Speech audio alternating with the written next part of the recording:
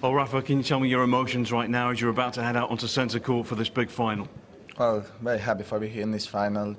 Well, for me, it's a dream for play the last 3 Sundays here in the final of Wimbledon. So right now, just focus on trying to play my best tennis. You seem quite relaxed.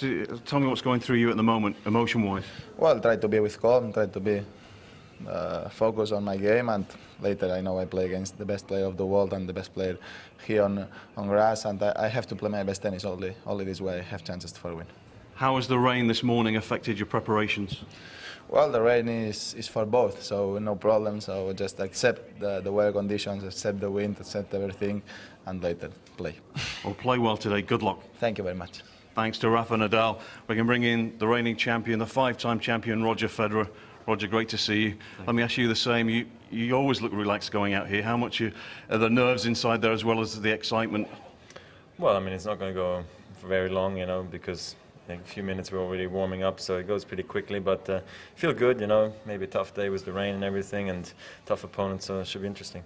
You've done this now so many times. Do you take in this ceremonial bit, the walk out there, or is it all kind of a, you know, you've got your business head on for the tennis alone? Well, it feels a bit awkward because you not carrying your own bag, so you feel a little empty and everything, you know. But I've gotten used to it, you know. I've played every match on center court, which you know is something good for me. You know, I know the court inside out, and I hope I can play a good match. That's really what I'm hoping for right now. And finally, let me ask you: you've been playing so well already this tournament. Do you feel that there's another gear to go up to today? We'll see. You know, it really depends on how the match turns out. I hope I got that extra gear in case I need it. So should be a good match. All the best. Good luck, Roger. Thanks.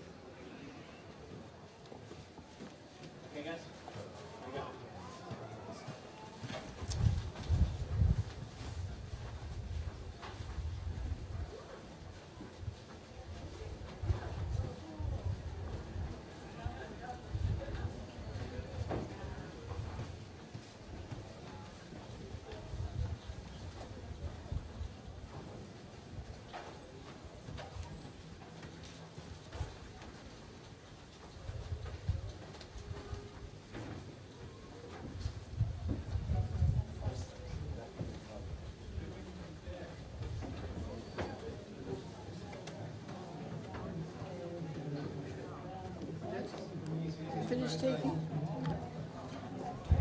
Sorry.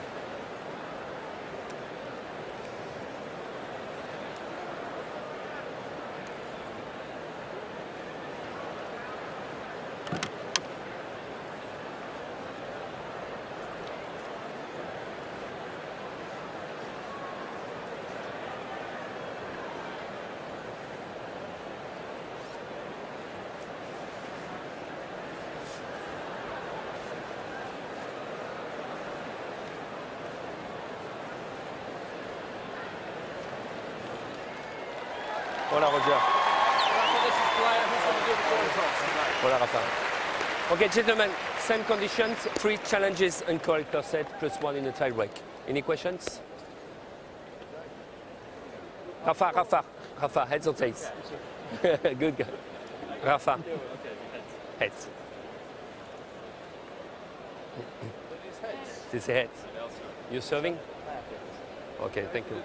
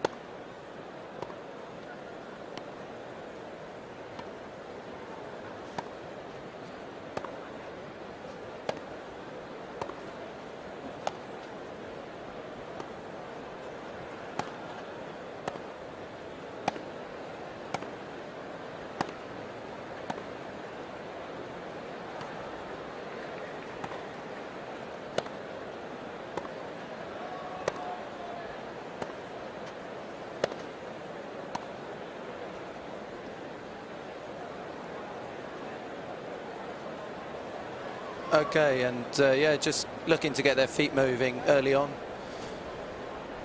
Problem with that ball, obviously. It's gone a bit soft, I think.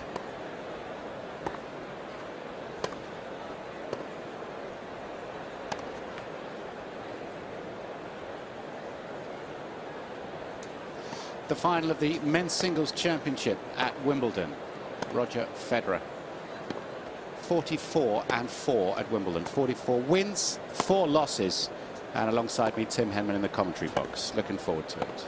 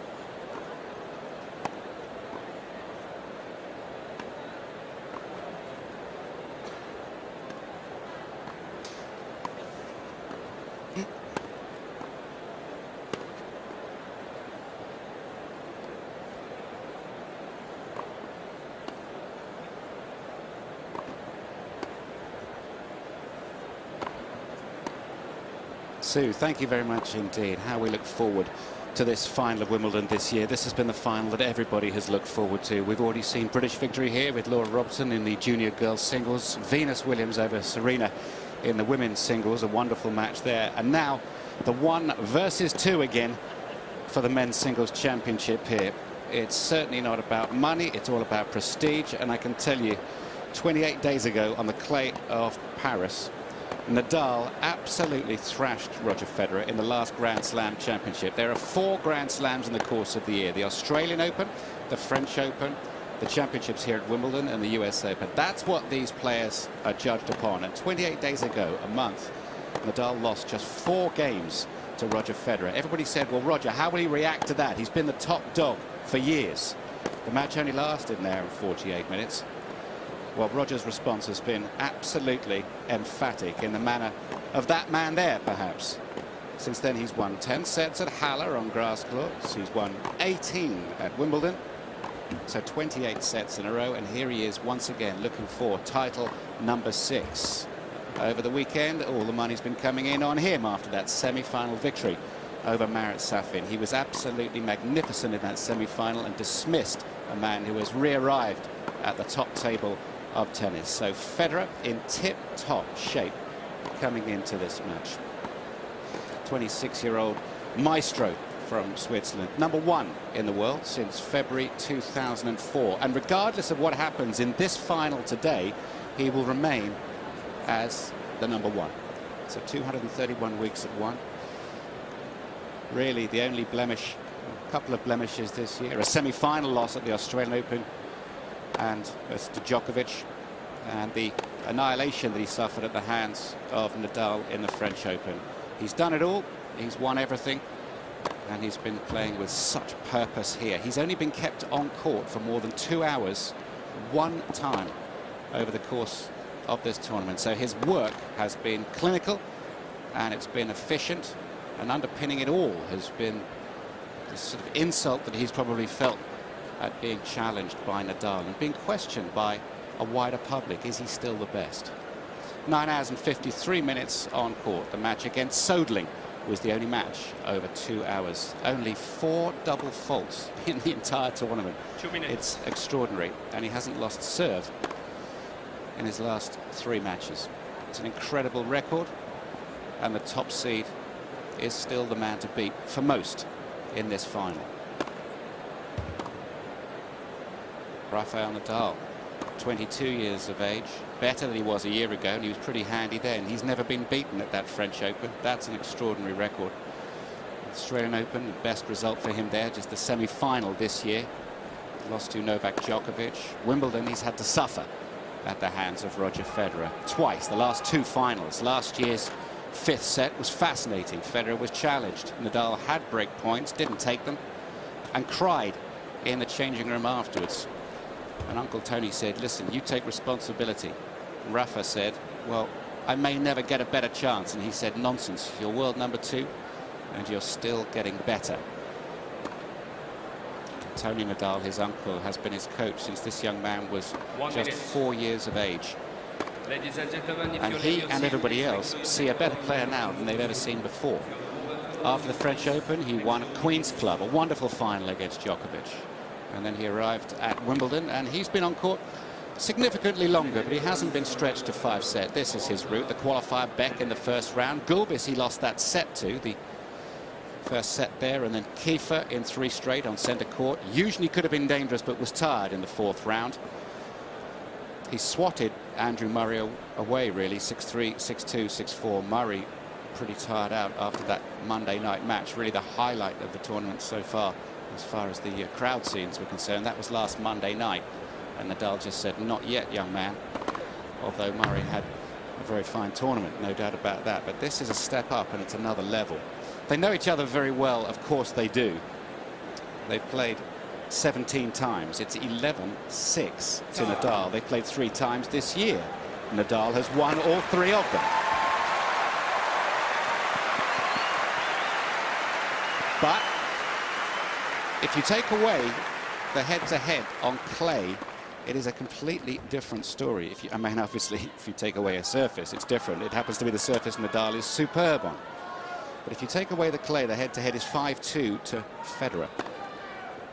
So Tim Henman, that annihilation at the last Grand Slam championship, but just a month ago, that humiliation at the hands of Nadal, does that affect Federer today as he sees Rafa on the other side of the net? That's what we're here to find out. I really think that it adds to the fascination. 28 days ago, as you said, there were a lot of people predicting that there would be some scars from that annihilation in the Paris final, but Federer has absolutely responded in the best way possible. Faultless in Halle, winning the title, didn't drop his serve the whole tournament, and now he's been just breathtaking the way that he's got through to the final without dropping a set to set up this match that we all want to see. Players came out on court at 2:23. Here comes Roger.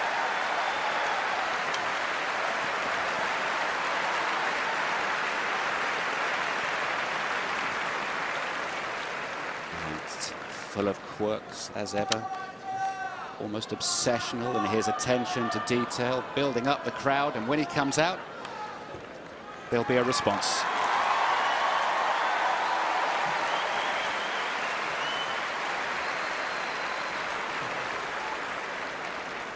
First set, Roger Federer to serve. The final Ready. of Wimbledon 2008. Here we go. Play. Let. First set.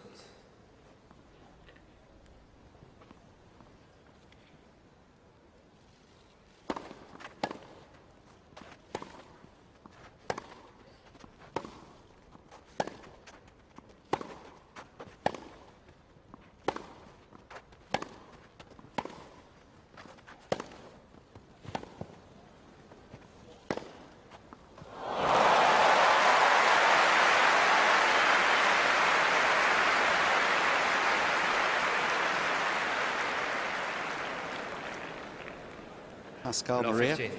35-year-old in the chase from France. He's done Grand Slam finals before, 4 of them. This, his first Wimbledon final. Let. First set.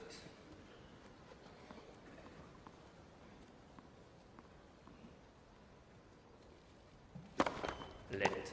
First service.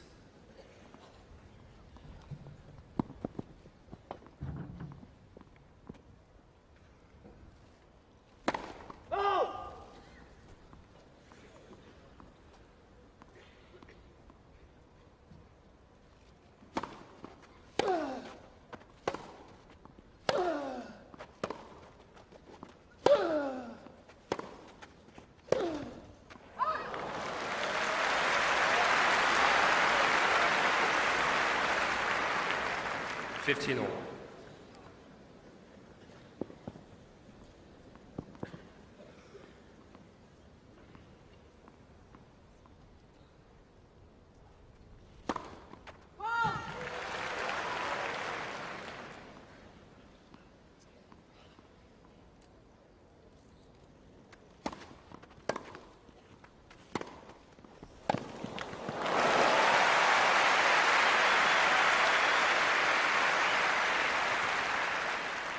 Thirty 15.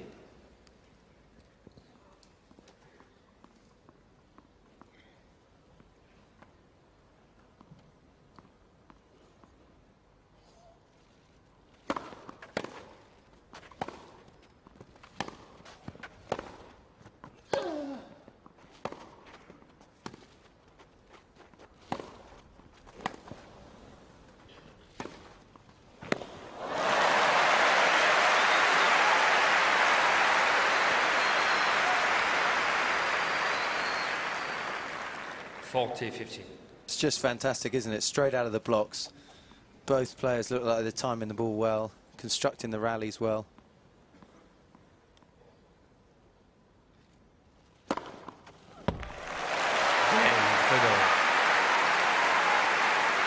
And an ideal start for Federer to get early service hold. First game. Fair enough to completely ignore the computer at this point with regards to number 1 and 2 in the world. These are the top 2, and whoever wins this match, Tim, top dog? I think so. I think for Federer, he's obviously been there for such a number of weeks, but if Nadal wins this match, then I almost feel it's inevitable that he's going to be number 1 in the forthcoming months, whether it's before US Open or after US Open. So Rafael Nadal to serve. if it needed any more importance, this match, that might add to it. Michael Novotny there, he's a physiotherapist. He's on standby for Rafael Nadal's right knee, we believe. Hurt himself against Yuzhny earlier on in the tournament.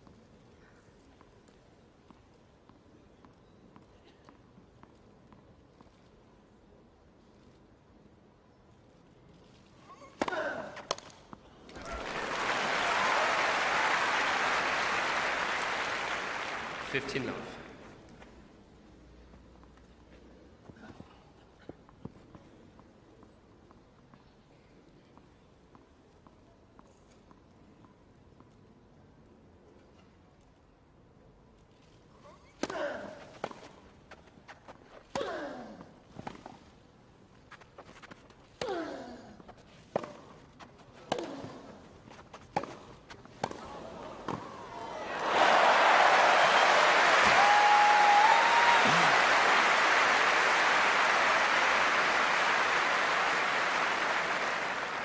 And what's the big 15. smile for, Tim? It's just pure class. Everyone asking, you know, whether there's any scar tissue from Roland Garros, and Federer's just come out ready to play.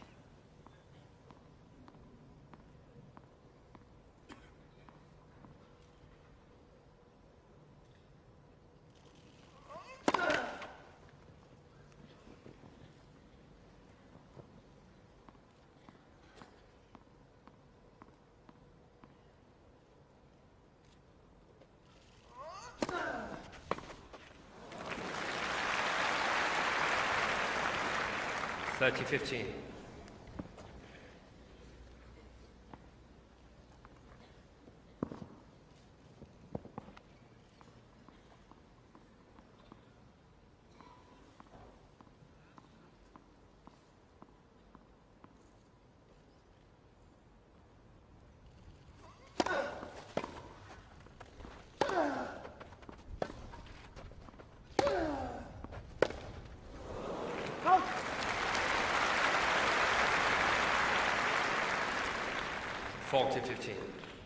Every shade of grey in the clouds today, I'm afraid. We don't expect to be on for the entire duration of the match, unless it's a quick one. A little bit of breeze just getting down into the centre court and swirling around in the bowl.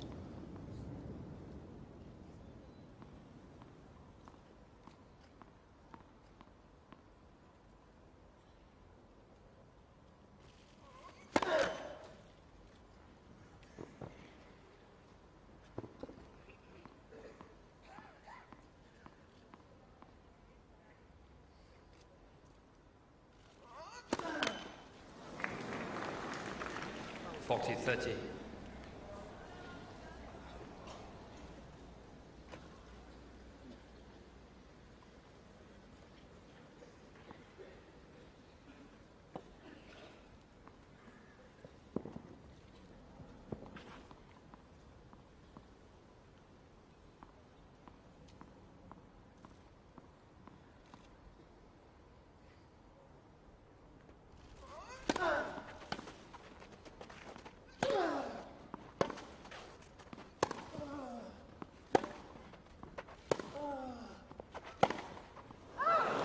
Again, Nadal.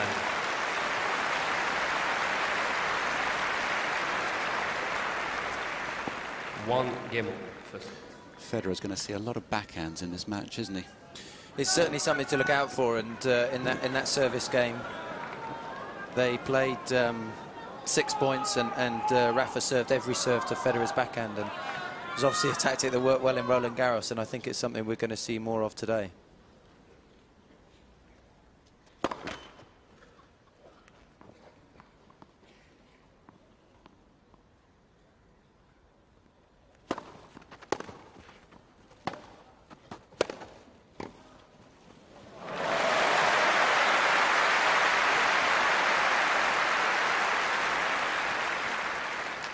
Fifteen love.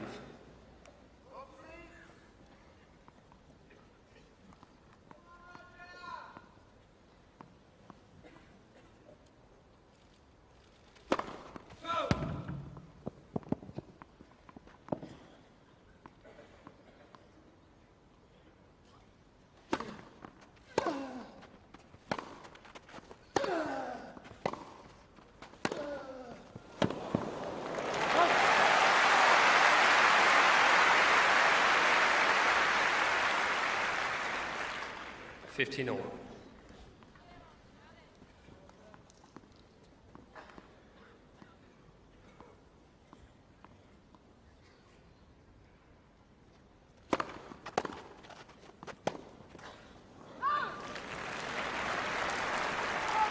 Fifteen 13. Good early ball return. Shortened his swing and got a very good contact on it. I think Federer was caught slightly off guard by the depth.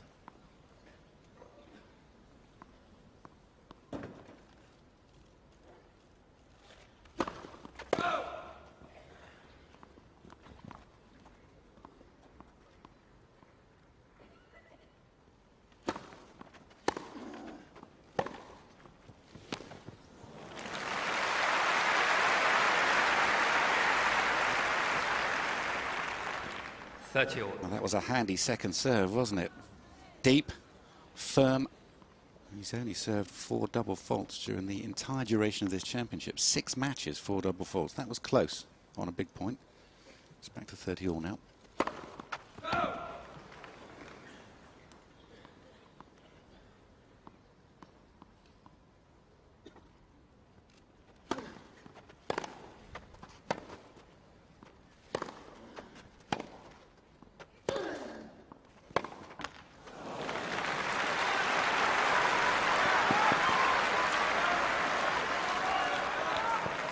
And of course, Federer's only dropped serve twice in these championships.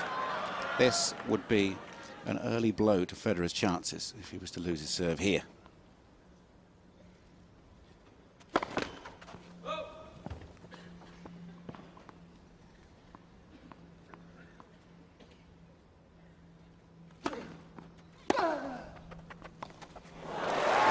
And a break of serve it is. First blood to the Spaniard in his attempt to win Wimbledon for the first time. Nadal leads 2-1. Fascinating early exchanges. 3 games played, just 10 minutes out on court. Not quite as blustery as it was yesterday for the women's final, but we had a delay with the players coming on court. There's plenty of clouds around. Let's check in with Jason Goodall. Thanks, Andy. There's always been a lot of talk about the fact that the courts and the balls seem to have had an effect on the type of tennis we see at Wimbledon now compared to a few years ago. So we analysed a couple of Federer's serves, both of which were hit at the same pace, 126 miles an hour. One was from his first final back in 2003, and that's the ball with the blue trail. And one was from this year's tournament, the ball with the yellow trail. Now, as you'd expect, there's no difference in terms of speed through the air. However, there's a significant difference in how the ball reacts once it makes contact with the court surface. Back in 2003, the ball bounced much lower and it reached the opponent quicker than it does now. Look at the speed of the ball when it reaches the opponent's baseline. It's now 9 miles an hour slower than it was. And it also bounces higher than it ever used to as well, which means it's now easier to both return serve and play primarily from the back of the court. And it seems Nadal has taken early advantage of that fact this afternoon. Thank you, Jason. With a break then, Nadal, 2-1.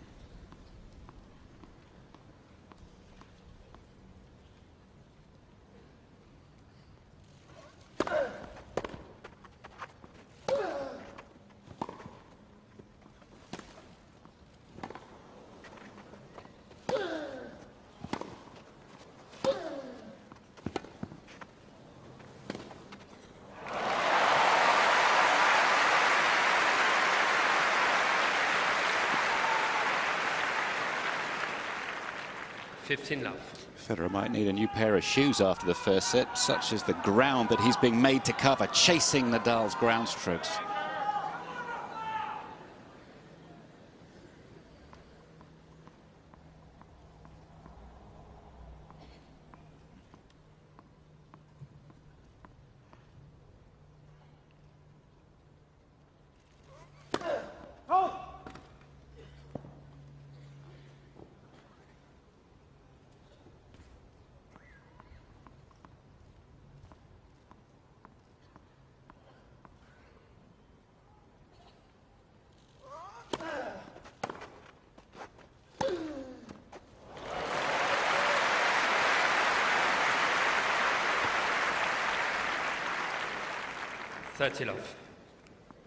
One of Federer's problems when Nadal's going to his backhand with the serve.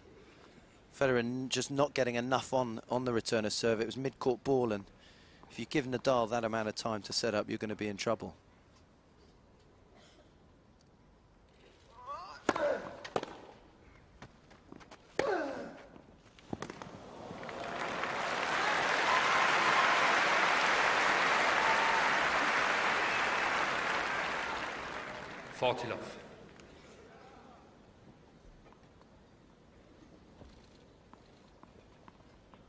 Still yet to serve to the forehand, Nadal.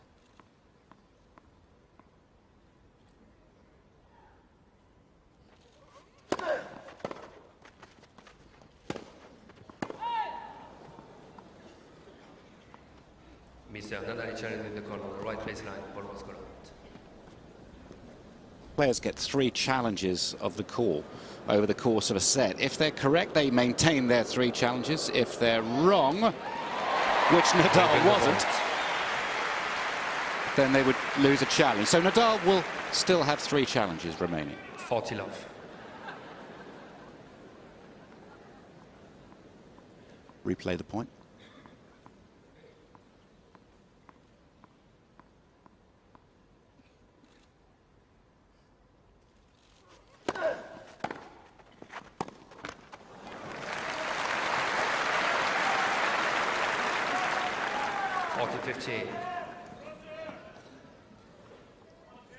Very different backhand return, that one. Just to confirm what Tim Henman was saying there, all the serves to the Federer backhand. 9 of them so far.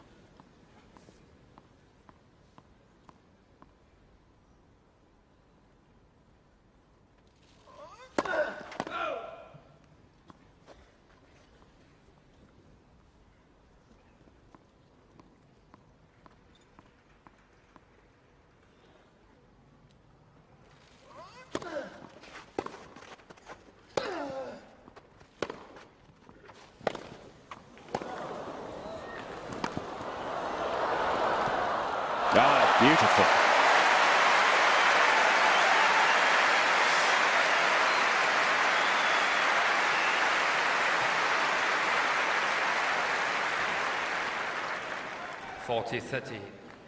Was never really any doubt that Nadal was going to get this. He's so quick around the court, always making an opponent play one more ball. And that can upset an opponent. It can bring errors. Not this time from Federer.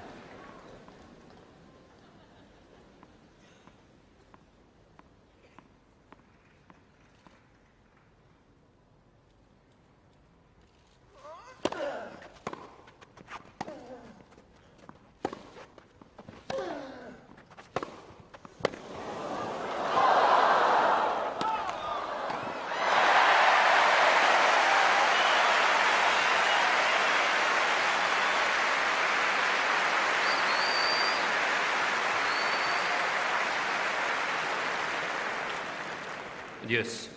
And this is the tactic that Federer is really looking to implement a lot. He's got to play strong to Nadal's forehand to open up his backhand. But the risk is if you don't hit that shot well enough, you're playing to his strength. So it's a do or die situation. The real balance, isn't it? Back to deuce from 40 love down. Federer with the look.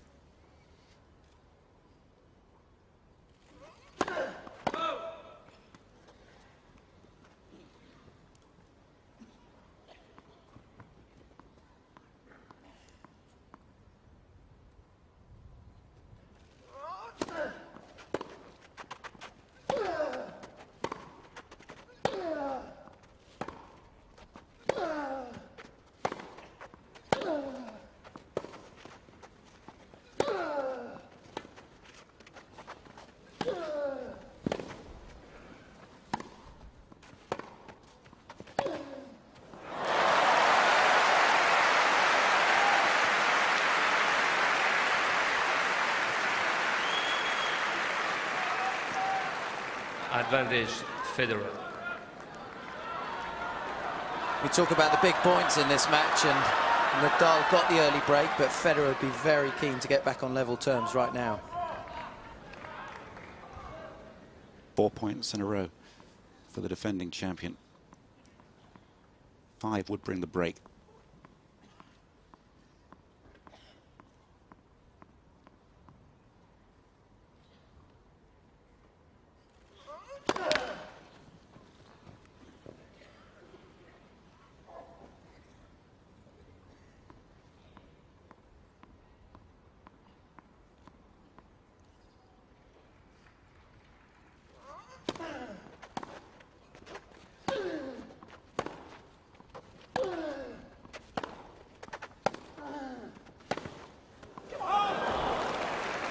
Yes.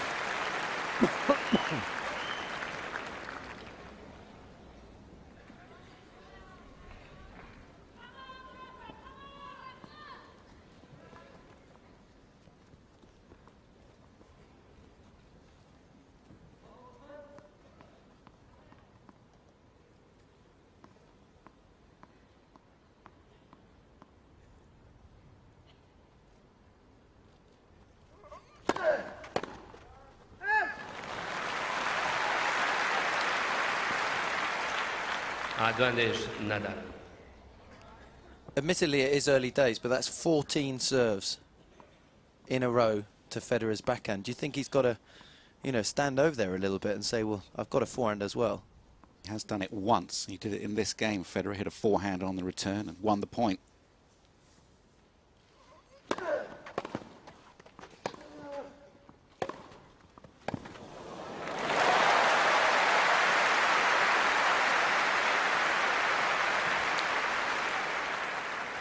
Yes. Well, maybe that's why the previous 14 went to Federer's backhand.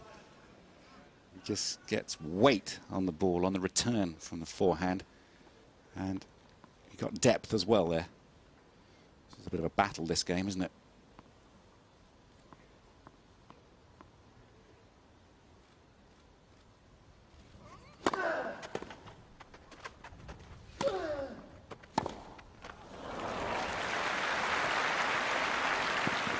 Advantage Nadal.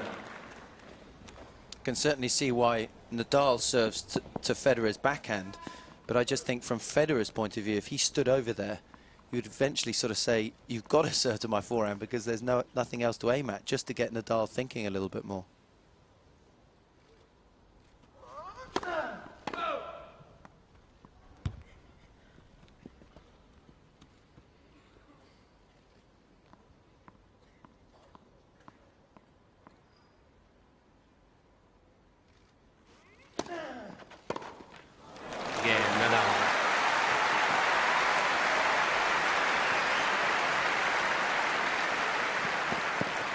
Nadal leads 3-1. Well, it's certainly lived up to its billing in terms of the tension out there on centre court. 4 games played at 20 minutes. 3-1 to Nadal in the Federer box there. Gwen Stefani. Husband Gavin Rossdale. Lots of others as well. We'll have a look back up there in a mo.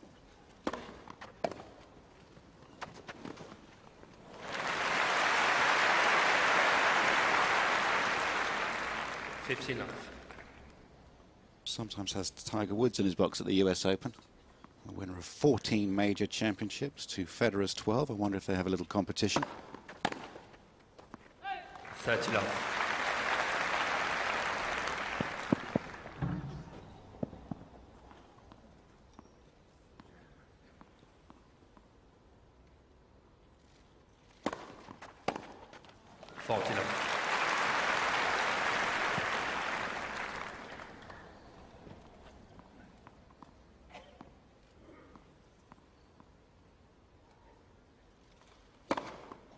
Game. Federer.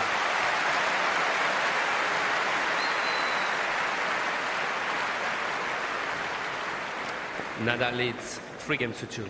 First set. Decent final, this. Fantastic last year. Intense the year before that.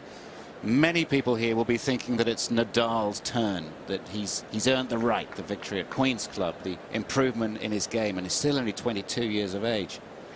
What do you reckon? He really is. He's not knocking on the door. He's absolutely banging on it. And you know, just the way that he started, he's made his intentions clear. He's been so aggressive from the baseline. And I think if there are going to be any sort of question marks from the Roland Garros final, this is where the start can have a really big impact. If Nadal can get his nose in front and win this first set, then that's just going to put even more doubts in Federer's mind. But other side of the coin, Federer's got to get back on level terms and see if he can squeak this set out. These sort of conditions make the conditions heavy. Nadal likes it heavy. And the ball picks up just a tad more moisture, maybe fluffs up a little bit more and slows the ball down. Just marginal, of course. As a kid who's done well. Already been to the shop, had a few extra minutes as the players were delayed by rain coming on the court, but we're well underway here, and it's Nadal with his nose in front.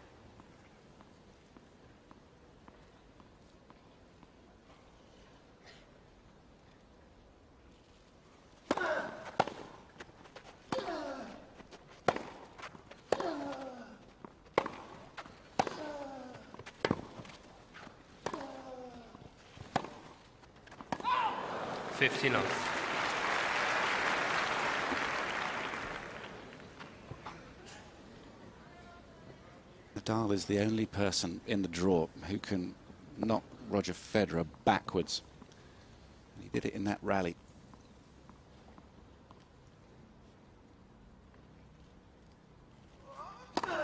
Left. First service. And I think one of the other aspects is those forehands that Federer really stepped into. They would have got a much weaker response against a lot of players. But the problem is, you know, he hit that to Nadal's forehand, and Nadal is so offensive with his reply.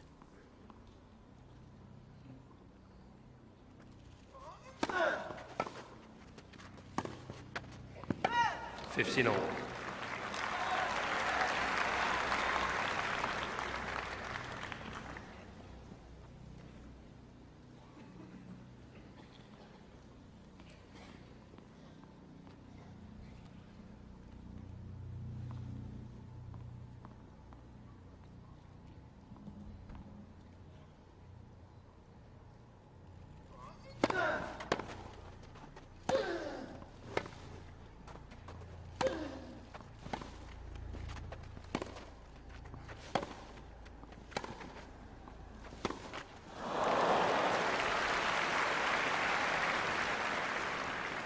$30-15. Half expecting a drop shot there on the backhand side. Had the short ball with plenty of topspin from Nadal, but still Federer tries to hit through the Spaniard.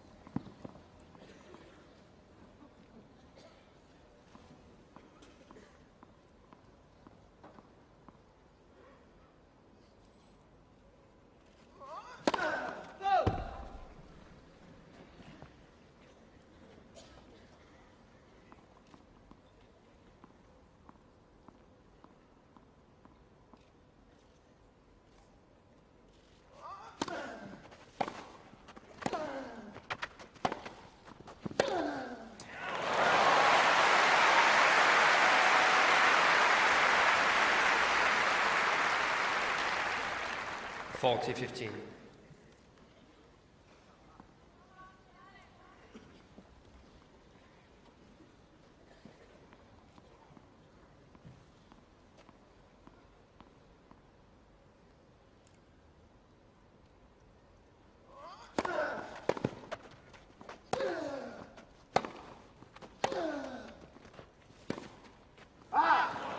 Again, Nadal.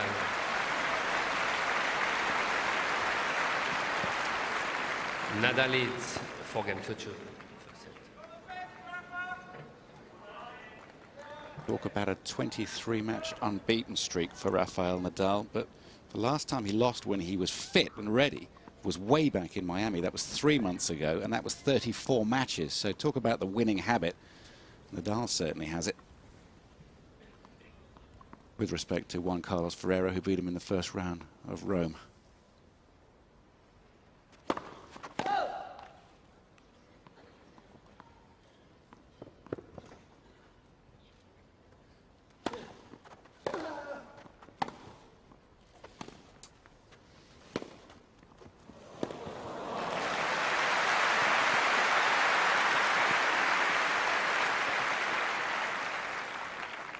$15 love.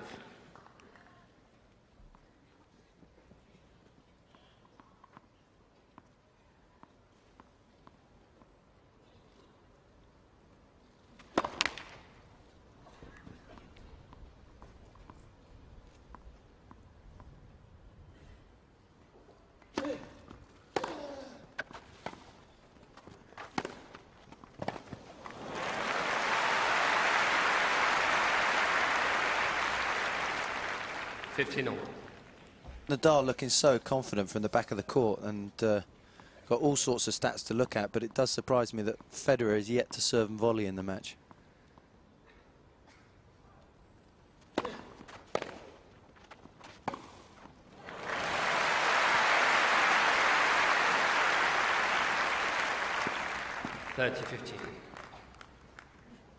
Virtually gave up serving and volleying in about 2003 and won 5 in a row. They have to serve and volley against Nadal.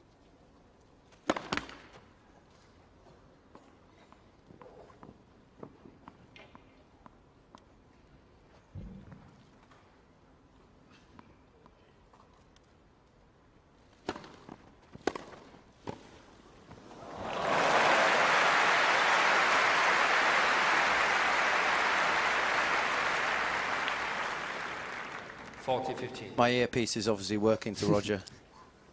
You did say. It makes the returner think, doesn't it? Exactly.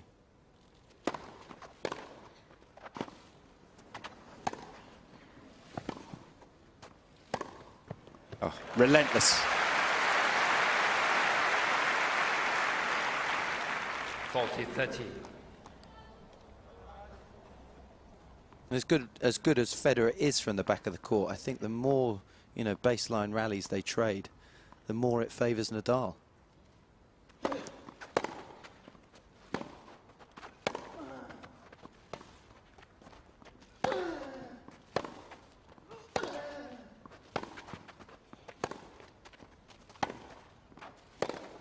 Again, Federer.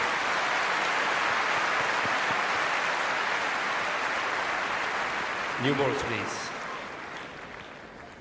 Nadal leads 4-3. First set. One of the elusive goals in men's professional tennis is to win the French Open at Roland Garros on clay and then to win Wimbledon on grass a month later. It's considered one of the hardest things to do in the game. Because of the change of surface, the change of conditions. Bjorn Borg did it from 78 to 80. He was unplayable on the clay. And now the modern Borg, if you like, is Rafael Nadal, who has a chance to become the first man in 28 years to achieve this double. And he'd be the only man to win Queen's Club in between as well. And how professional was it of Nadal to not only turn up at Queen's and satisfy his obligations, but to win the tournament as well. He gave everything. It's absolutely phenomenal, and it speaks volumes for him as a person and as a player. To see him on the Wednesday, 3 days after winning a Grand Slam on a totally different surface, and to be out there playing as if his life depended on it, it was a pleasure for everyone to watch. And I think it's just gone to even it's added to his confidence even more. Sure. It's a much bigger court, this centre court, than it appears. 15,000 people in here. Top ticket to have. Sun's out, no problem with the weather at the moment. Gentle breeze. Nadal with a break of serve still at 4-3. He's got new tennis balls to serve with.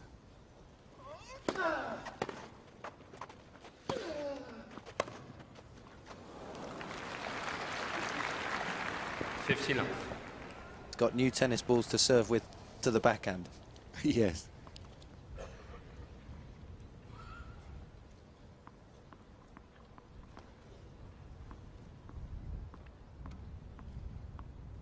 Forget gentle breeze, it's really picking up now. Late. First service.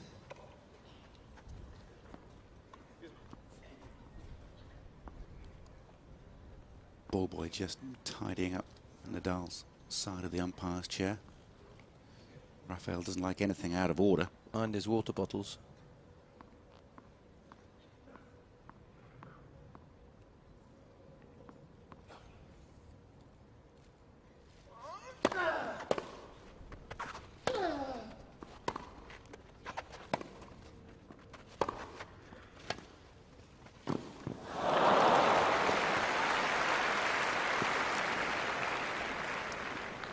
Love.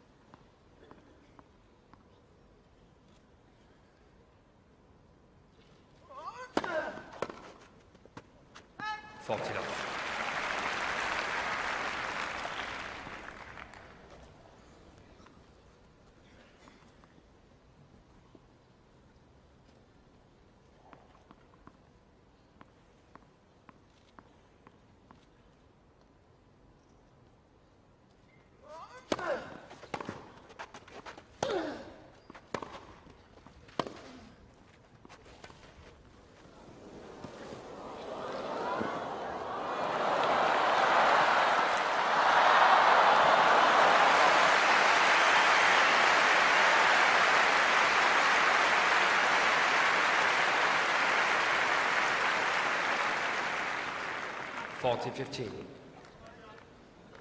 Might see more of this over the course of this match. Federer just throwing in a shorter ball, not necessarily a drop shot every time, and almost got to be careful with this one.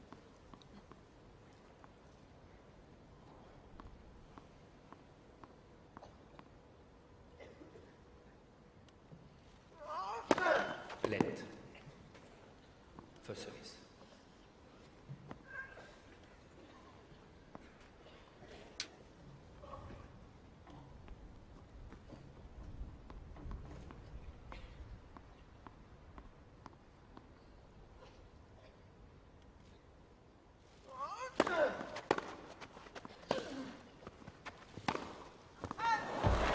Nadal.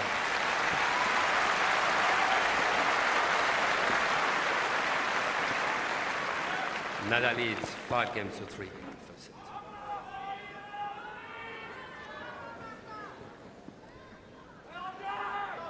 There must be a level of uncertainty after just over half an hour played here. Uncertainty in Federer's mind.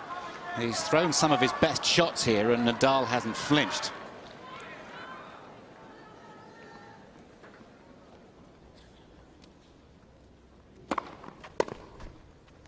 Ah! 15 off.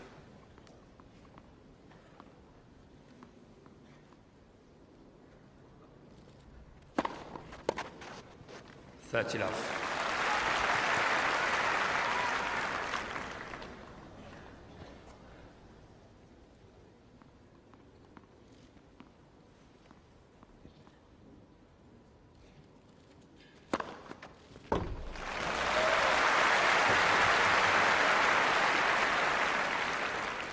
Love.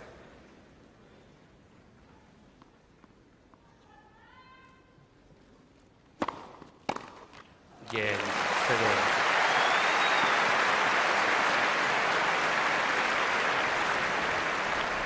Nadal leads 5-4, first set. So still just one break of serve in this contest. Crowd evenly split in their support.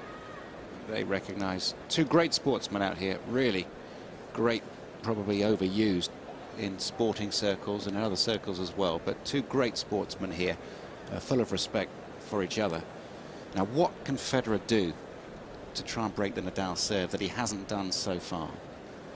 Well, it's a moment of truth in this set, isn't it? And talked a little bit so far, and there's been 27 serves from Nadal, and I think I'm right in saying 24 have gone to the backhand, so he's fairly sure where the serve's going to go.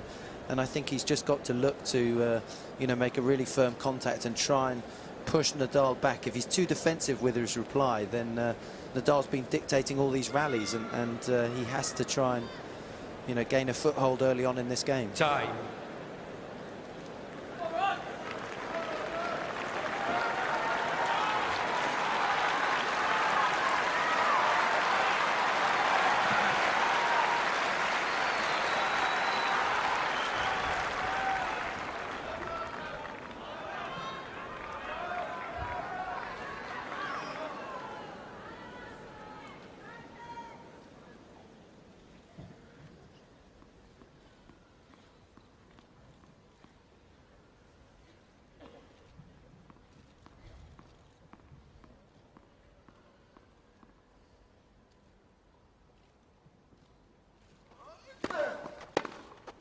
Ah!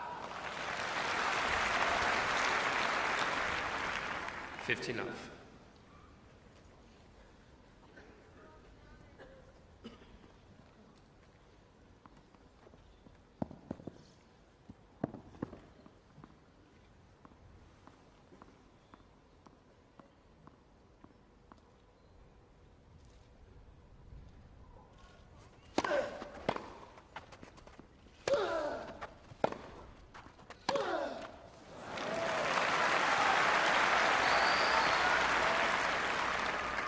Fifteen. 15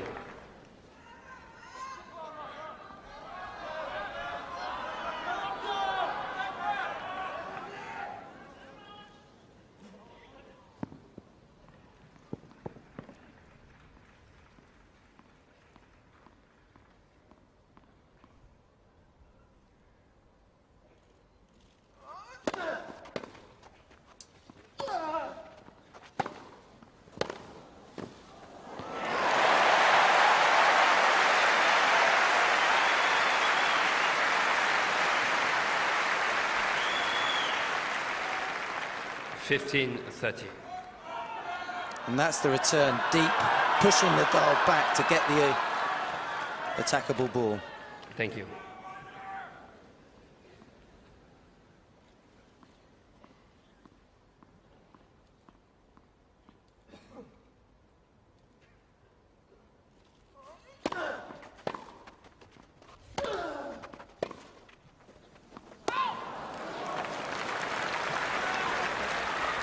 Mr. Federer challenging the corner on the right baseline. Ball was called out. To the naked eye, it would appear he's not going to get too much joy from this one. It appeared to go well long. We'll take a look at this Hawkeye system. Out indeed. 30-all.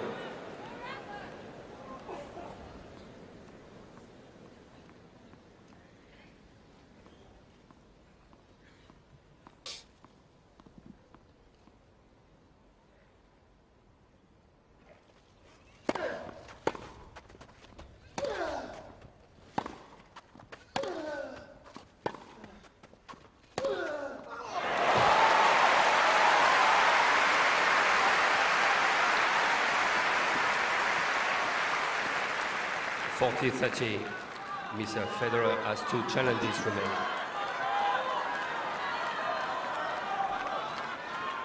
Oh, it's one of the sights of the summer, isn't it, this? Whack!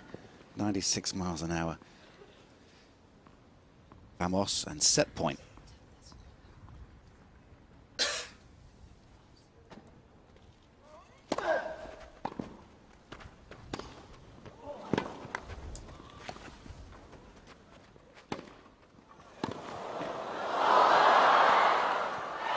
This is top tennis now.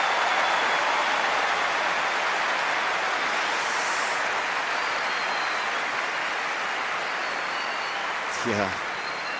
Well, nobody else can do this to Nadal. Hang in there and then pick the backhand off. And this was a shot that had to be played.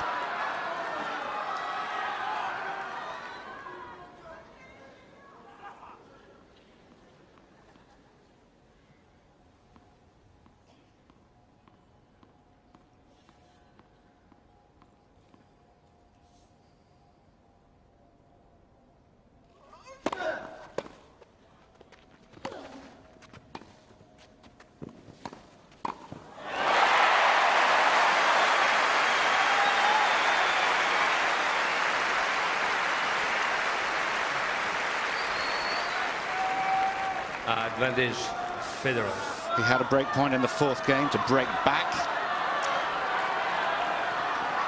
And another one now.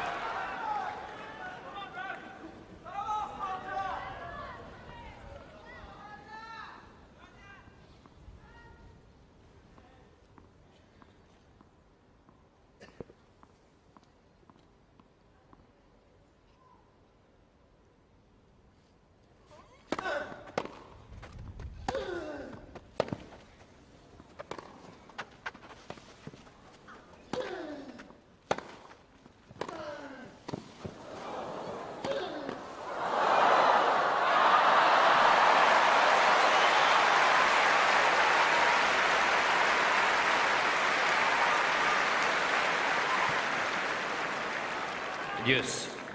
Well, I like that change of tactic from Federer, looking to get forward, taking Nadal's time away, making him hit a few passing shots. And he knew the importance of that point.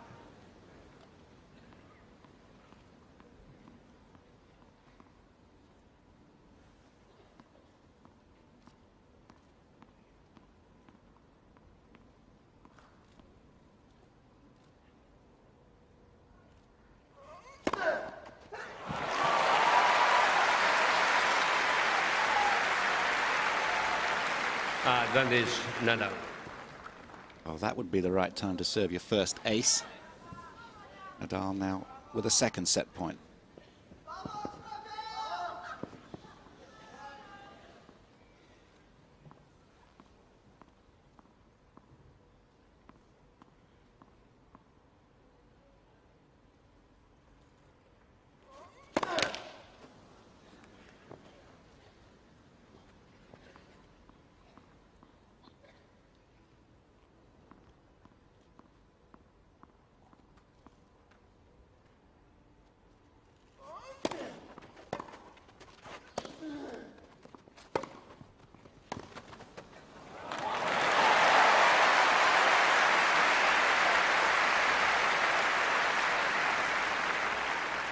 Yes.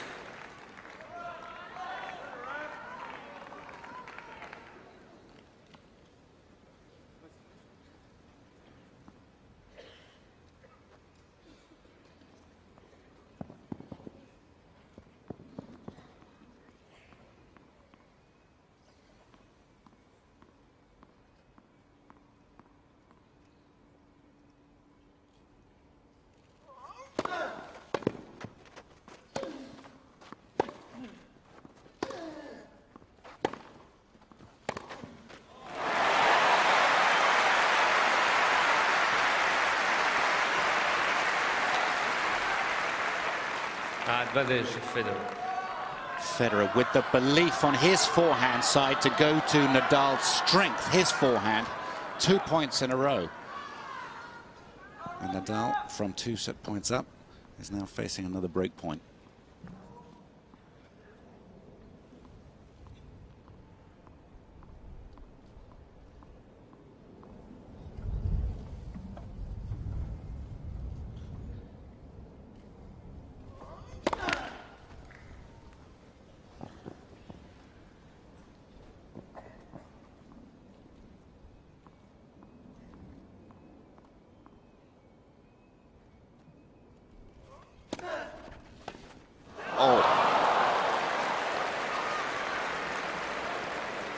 Yes. Oh, that's a real body blow. That was painful to watch.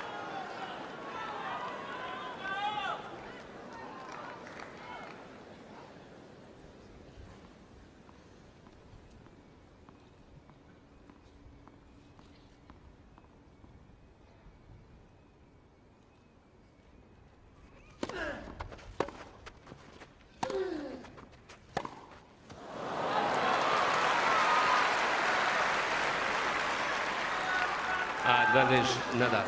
Nadal seems to be handling the strong gusts of wind better than Federer at the moment. And for me, those last 2 backhands, Federer wouldn't hit those shots against anybody else in the world, but against Nadal, he struggles.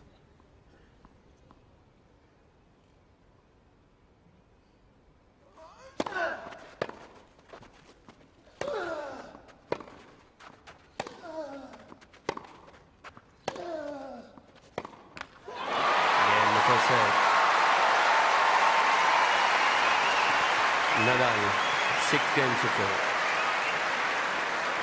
Well, that is some mental strength from Nadal there. We've seen it demonstrated all year.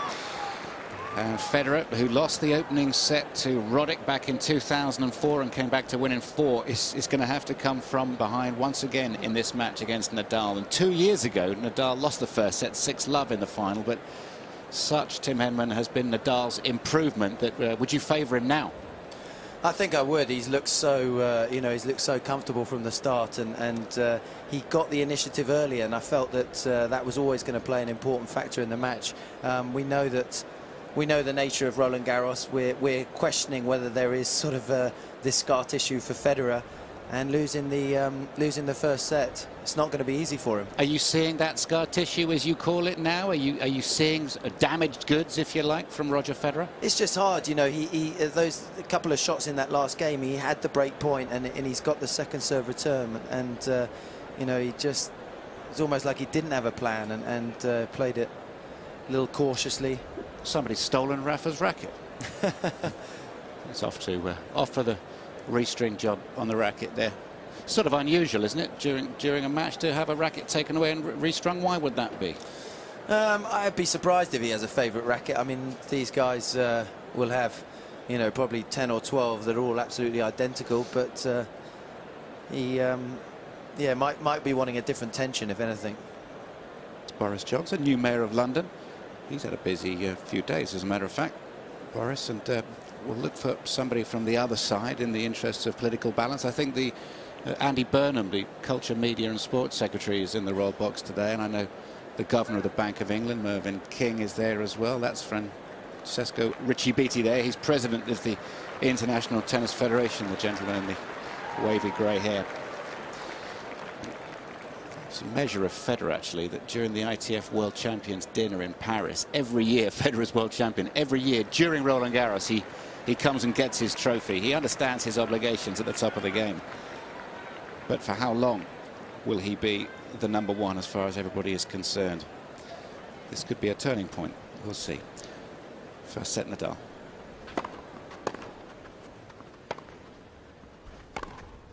Oh. 15 off.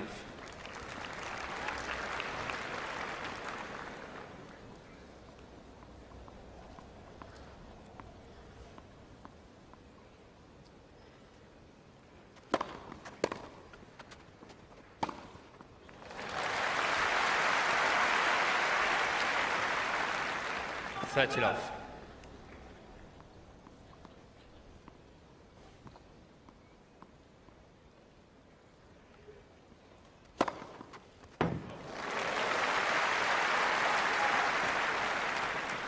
Off.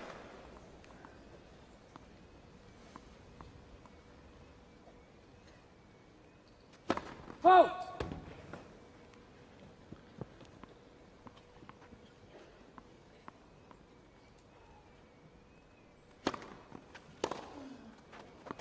Game. Federer. First game, second set.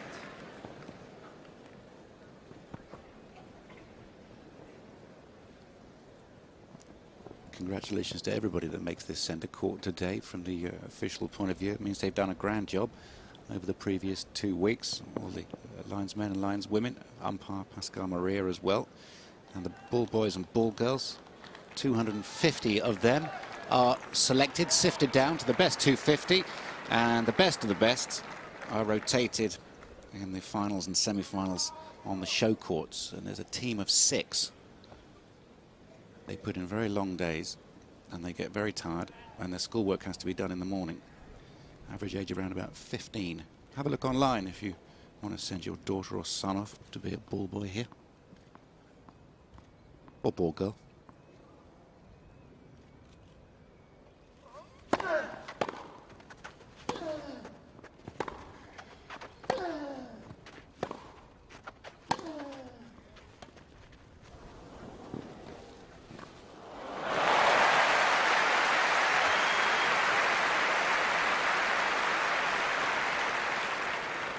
Love 15.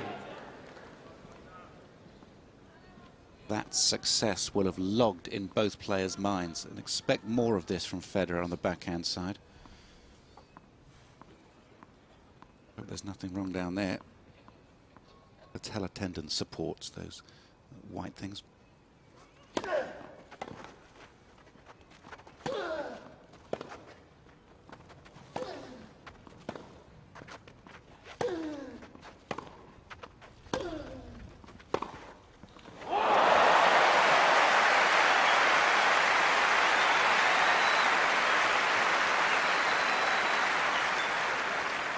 Love 30.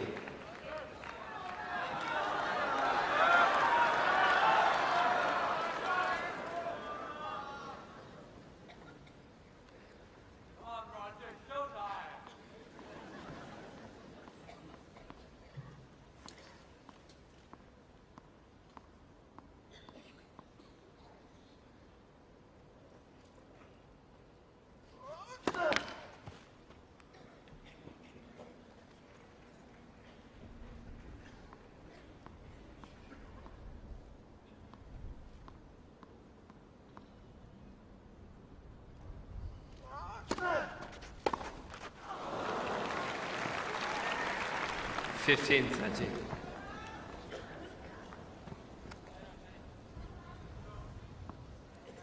Love 30. Second serve. It's unusual to see Federer pressured, internally pressured into that sort of error. Just a little bit inhibited, I think.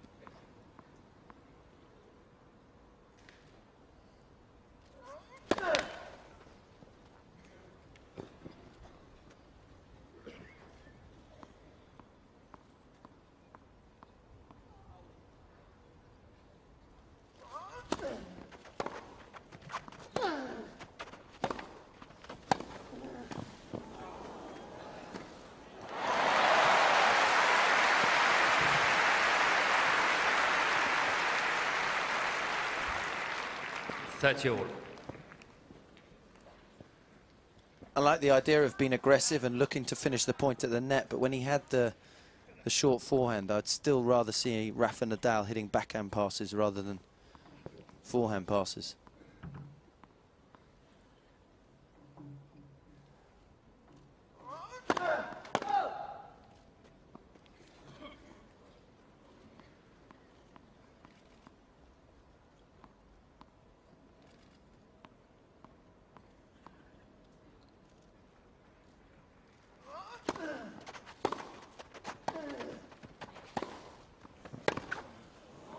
Not this time.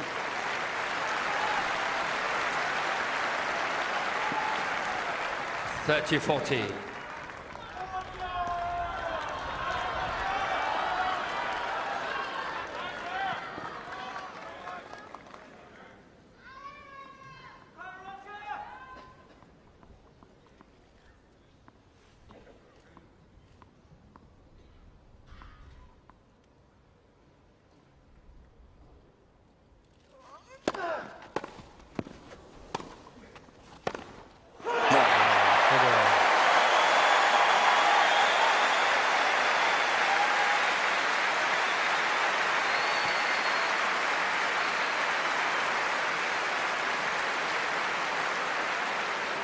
Federer leads 2 games to love. And this is what it meant to him.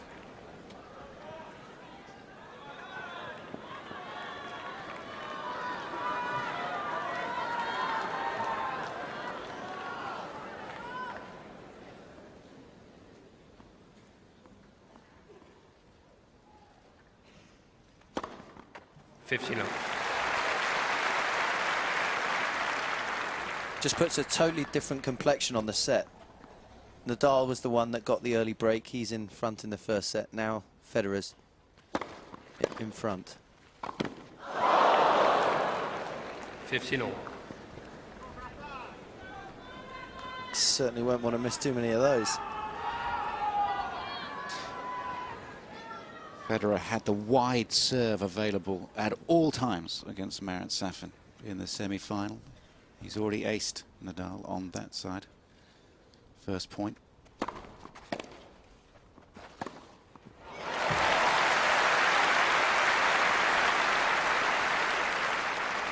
(30-15). It's been one of the features of his tournament so far, is the points that he wins when he gets his first serve in. It's been rising. Jason Goodall was telling him, rising with each passing match. It's been more and more dominant until now.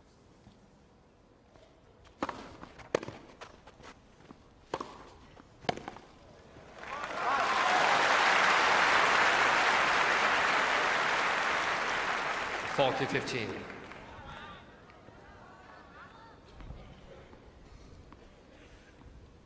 Roger's partner Merker there, and Lynette, his mother.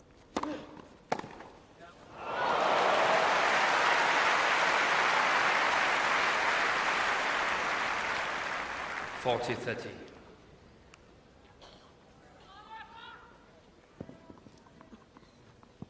Wait, please.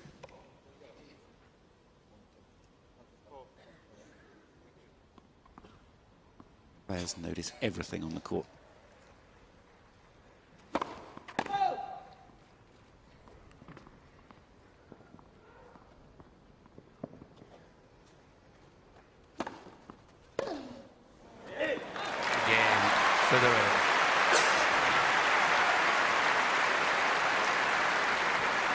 Federer leads 3 games to love. Second set, first set, Nadal. The players make of these two in the locker room. Do they have a different presence from others, or is Djokovic in the same group? No, I don't think so. I mean, Djokovic has made great strides, don't get me wrong, but these two, I think with their results, have separated themselves from the pack. And, you know, they've played the last Grand Slam final in Roland Garros. They've played the last 3 here. So it's a fantastic rivalry. And, you know, we sit here watching today's match, and I don't think anyone really knows which way it's going to go. Enjoying it here, enjoying it up on Henman Hill as well. So a lovely ticket to come in on a ground pass. Hello. Time. Having a super time out there, and the weather's holding as well. which is great news. But no space at all out there. Such is the interest in this final.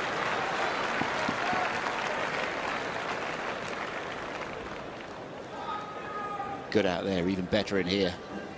Certainly is. There's a real atmosphere bubbling up in here.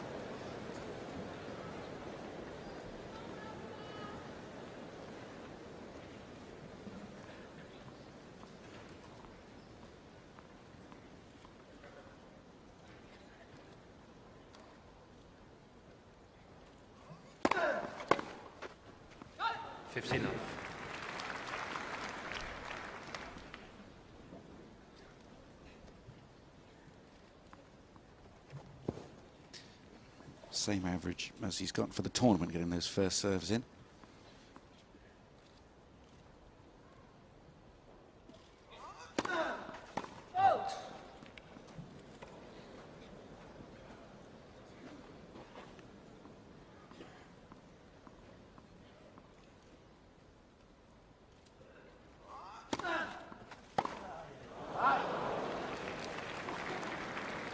Satilov.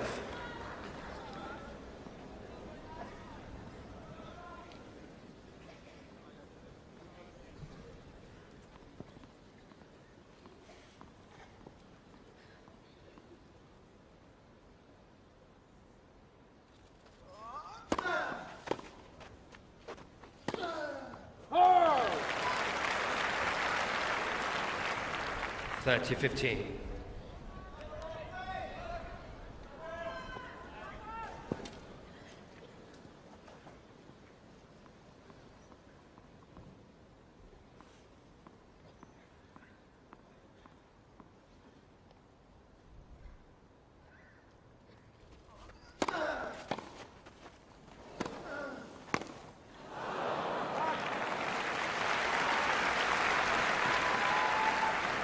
$40-15.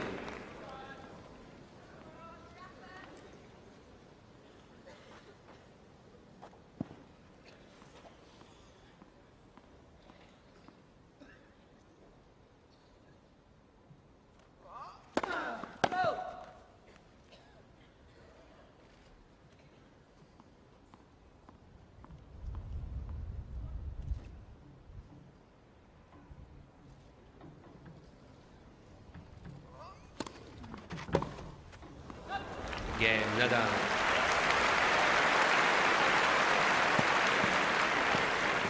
Federer leads 3-1, second set.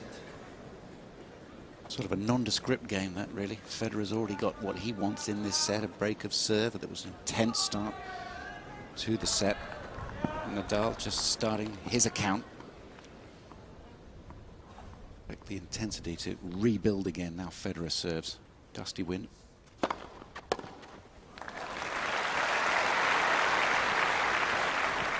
$15.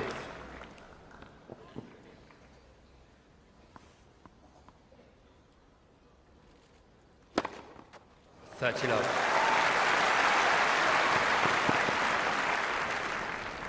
Federer definitely looking like he's finding that rhythm, that groove on his serve, which we've seen, which has been ever present this tournament.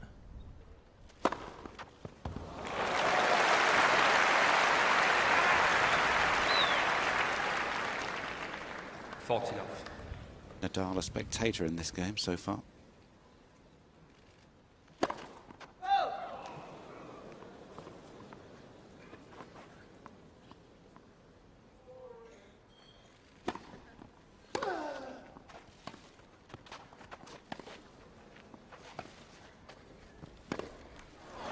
Again, Federer.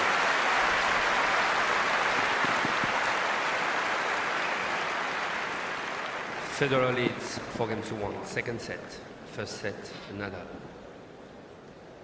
Just over an hour played. And the top man for the last 4.5 years, Federer, just pushed to his limit by Nadal. He's seen others come and go, although Andy Roddick may not appreciate sort of being written off. He's certainly one of the top 5-6 players in the world, but really, this is the greatest threat to Federer for the last few years, isn't it, in Nadal? And it's partly based upon phenomenal physical strength. Absolutely, and you know, Federer is certainly aware of how well Nadal has played and how much he's improved, and that's one of the biggest aspects for me this year is just how comfortable he's looked on grass, but the things that he's added to his game. His serve, for me, being a lefty, was always a bit mechanical, and now it's beginning to look more natural, gets a lot more movement on the ball. His backhand is just considerably better, much more aggressive, and that's before you talk about his forehand and his movement.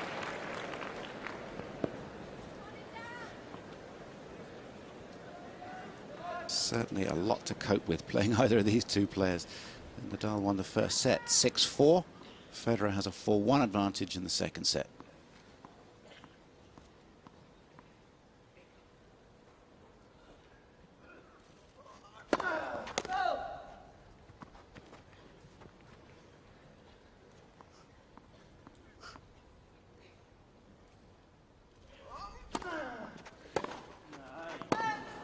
Enough.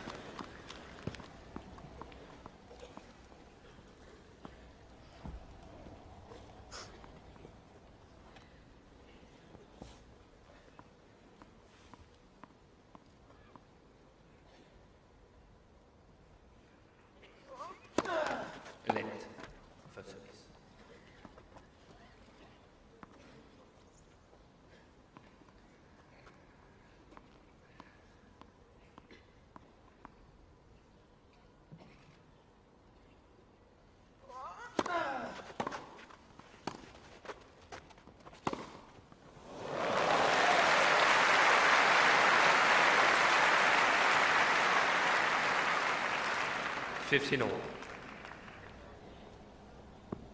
This is a position where he wants to be playing from up the court. Time to be aggressive with his forehand.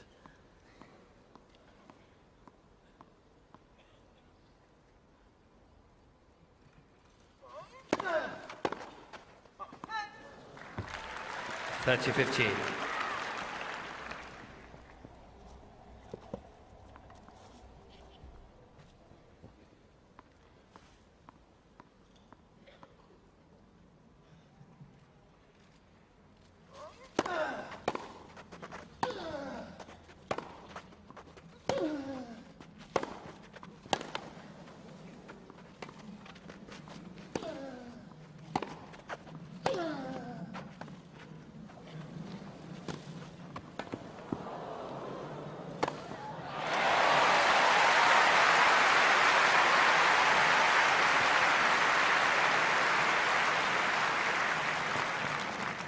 (40-15).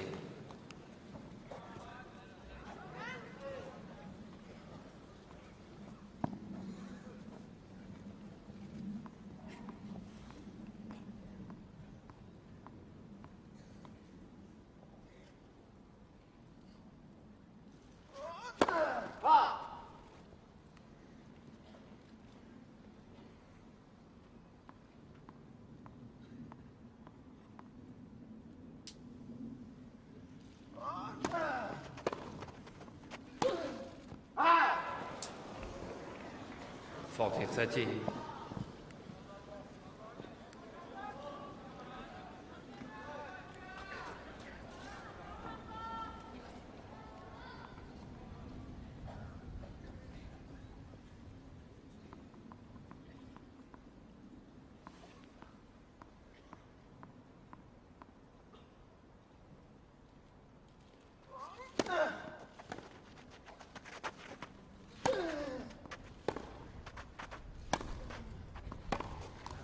Game, Nadal. New balls, please. Federer leads 4-2. Duke of Kent, long-term president of the All England Club. A full Royal Box, a full stadium. And just a sense that the crowd are waiting to see what happens in this set. Federer's got the early break. Can Nadal launch an attack? Players generally like to serve with new tennis balls. That's what Federer's doing now at 4-2 second set. Pin's gone over behind the umpire. leave it.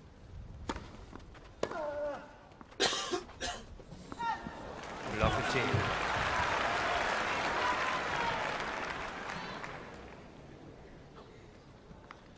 Nadal's got 20 or so supporters up in the players' box today.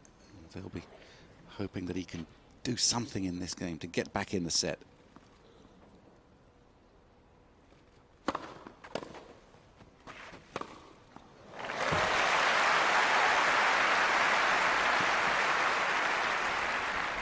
$15 all.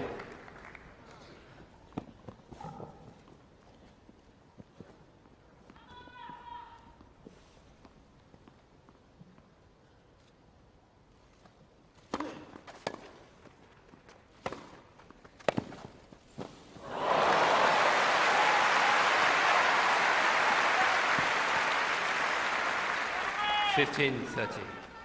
Just don't think there's anyone better at turning defence into attack. You know, this is chasing down Roger Federer's forehand, and Nadal able to come up with great pass on the run.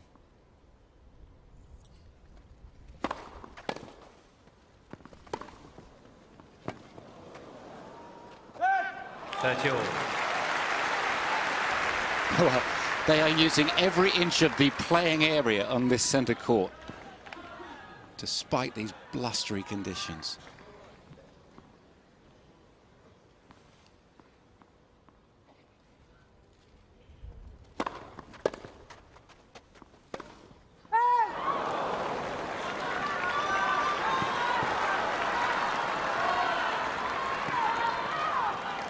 $30-14.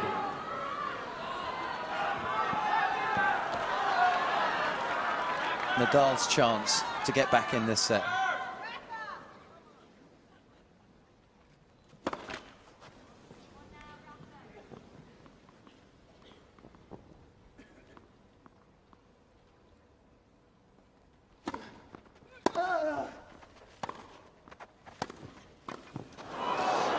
Yeah, he's picked him off. Yeah, Nadal. And Nadal is very much back in this set.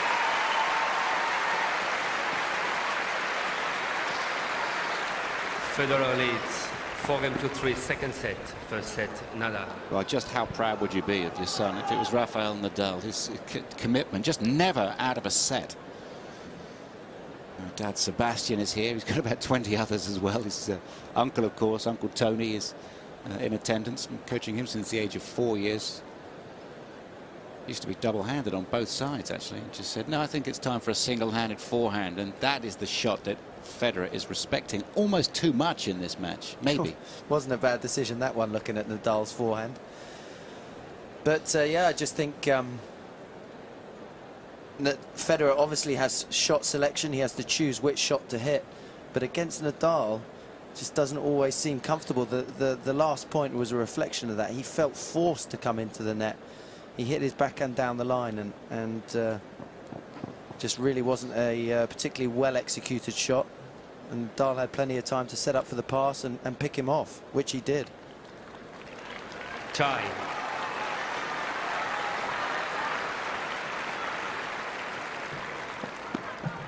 He likes everything just so, Nadal. He's been eating in the same restaurants throughout Queens, and then he went back fishing for a few days in Mallorca. And came back and set up his Wimbledon challenge. This has been their target all year, not the French Open, this. They want one outside of Roland Garros, and they may get one today.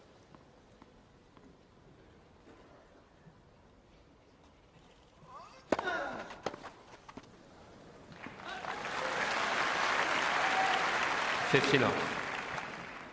The service personnel on the middle and upper tiers of centre court looking after everybody.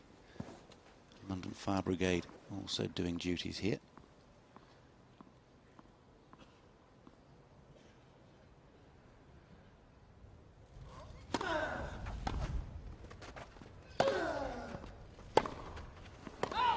$30.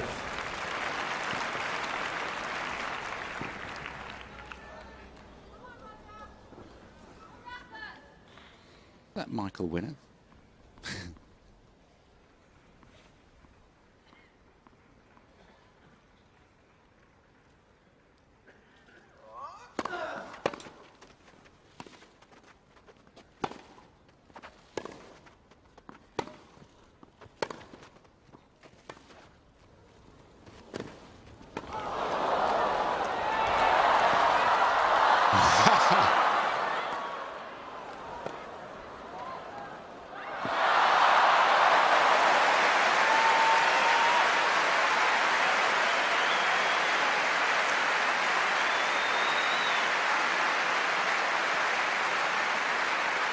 What have you got to do to win a point against Rafael Nadal? 30-15. He gave it the full whirling dervish in the middle of that rally. There was a ball on his backhand side. He overran it, had to turn around and played it on the forehand. We'll have a look at that later.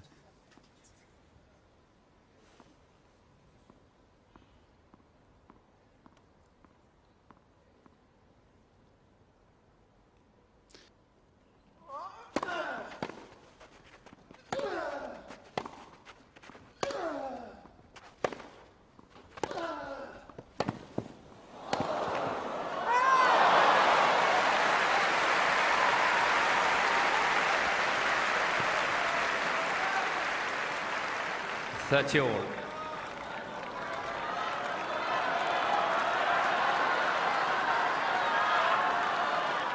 Still expected to make even that shot, didn't he?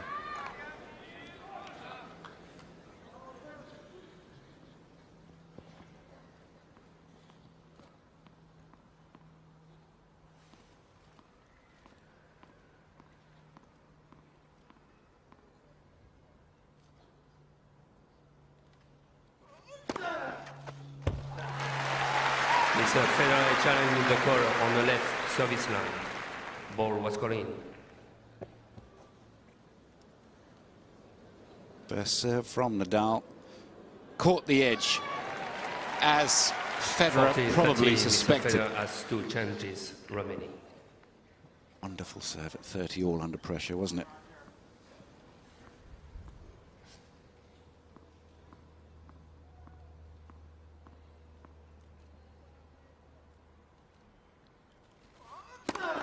Let.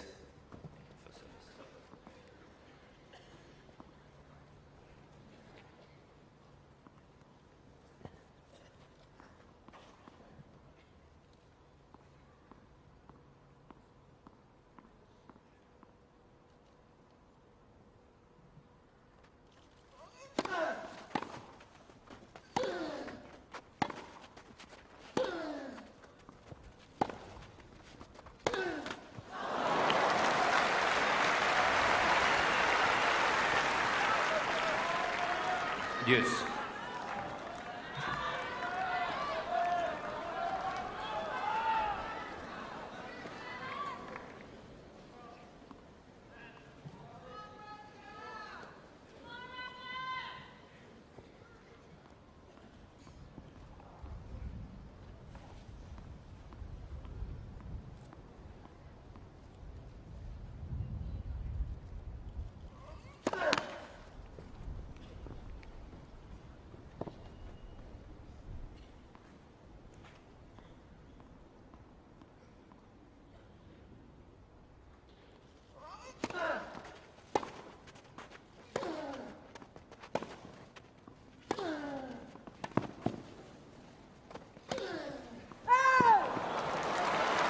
Mr. Nadal is challenging the ball on the left far side line. Ball was called out. I think this is in hope rather than expectation. Has to have been outside edge if it was in, and it, well, look at this. This is 4 millimeters. Advantage Federer. Mr. Nadal has 2 challenges remaining.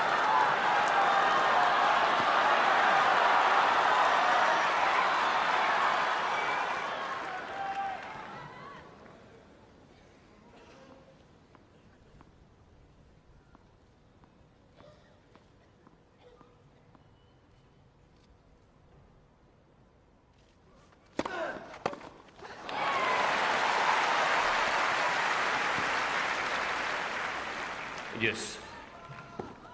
Nice little change up there from Nadal. He's gone to Federer's backhand so often. Big point there. Changed it up, went to the forehand and got the unforced error on the return.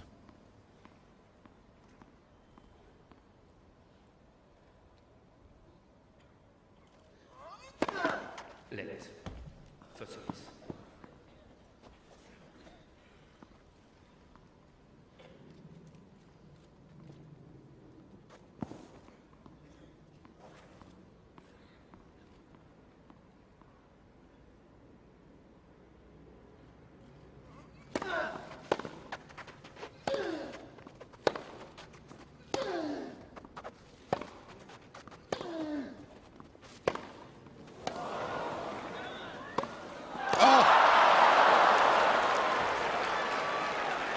Disappointment for the Federer camp. Advantage Nadal. Amazement from the crowd. Ladies and gentlemen, as courtesy to the players, remind to be quiet during the point. Right, he didn't miss it because of the noise.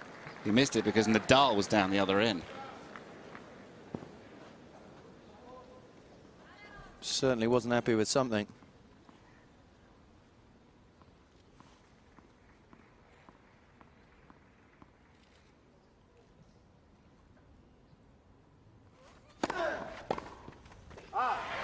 Again, Nadal.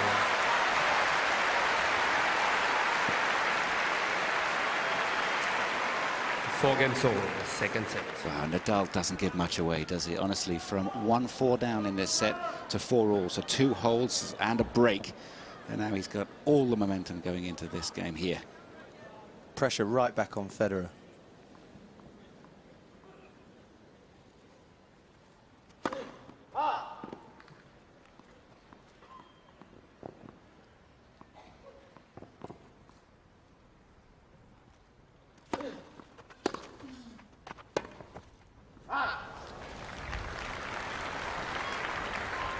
Love 15.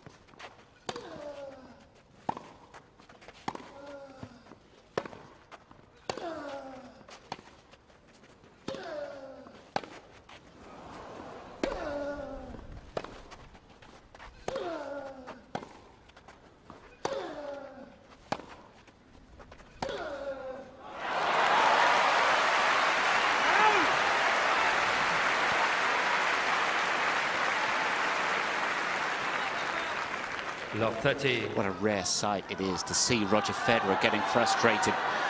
Nadal's the reason. He's an absolute rock from the back of the court, Nadal.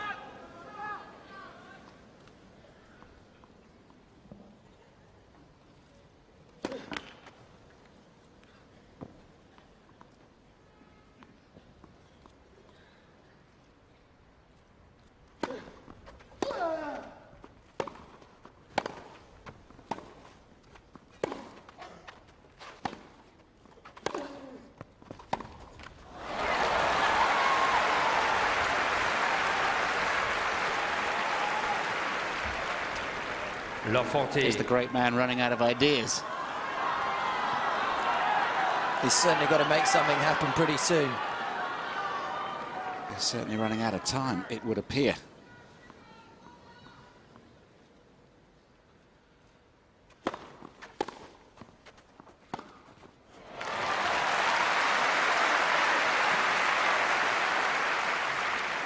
(15-40). Mr. Nadal. Sebastian. His boy still has 2 break points.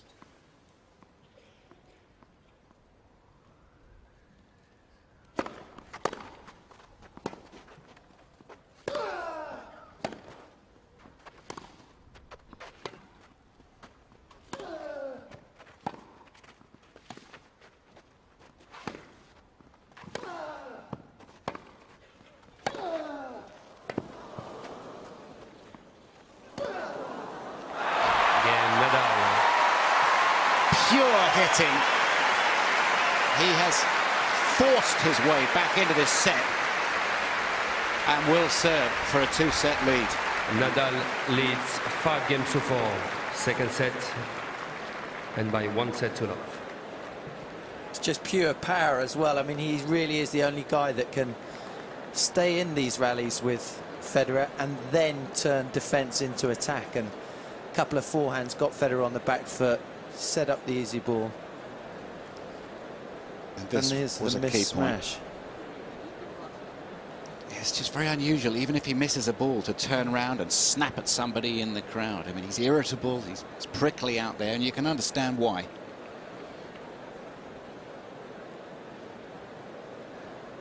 But Nadal's forehand is what's really irritating him.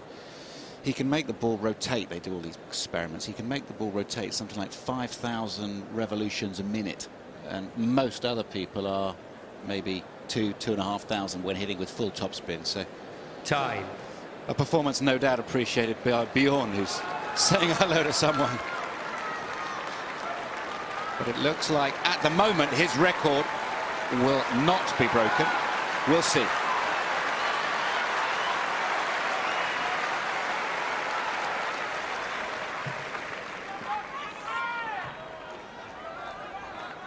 Roger Federer's father on the right-hand side there.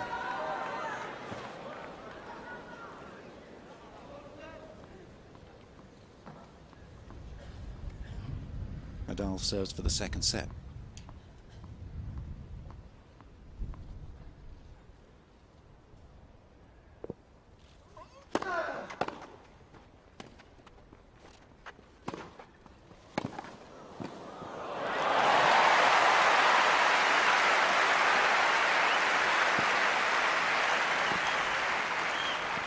Lot 15.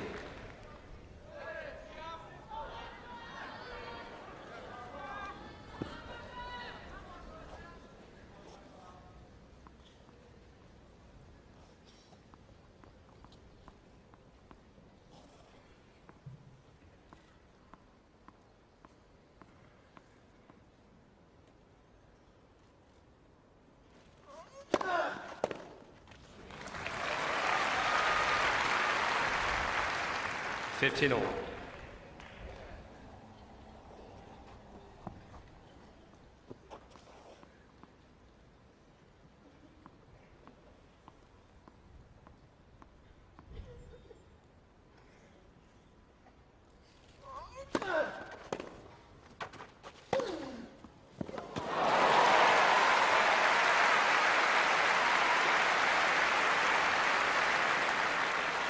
Thirty 15.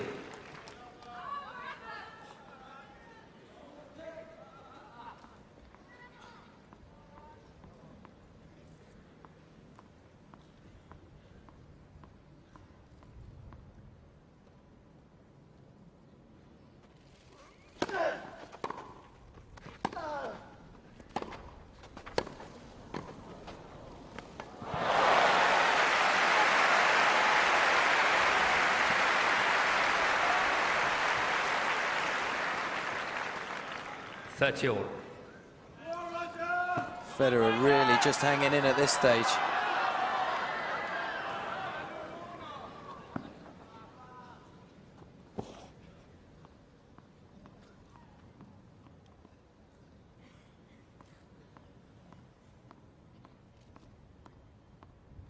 Domination warning, Mr. Nadal. Oh, well, is that really necessary at this point, Pascal Maria? That was a time violation. Supposed to be 20 seconds between points, and obviously he's taken a lot more than that.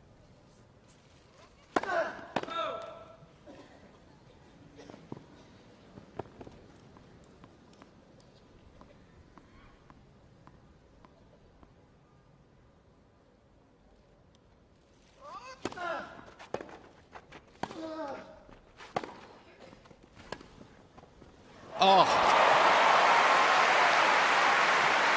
what a ball from Nadal.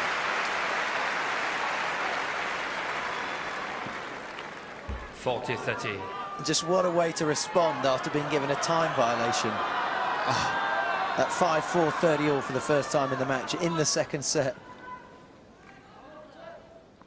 Up to an hour and a half of tennis, and it's set point for a two-set lead to the Spaniard.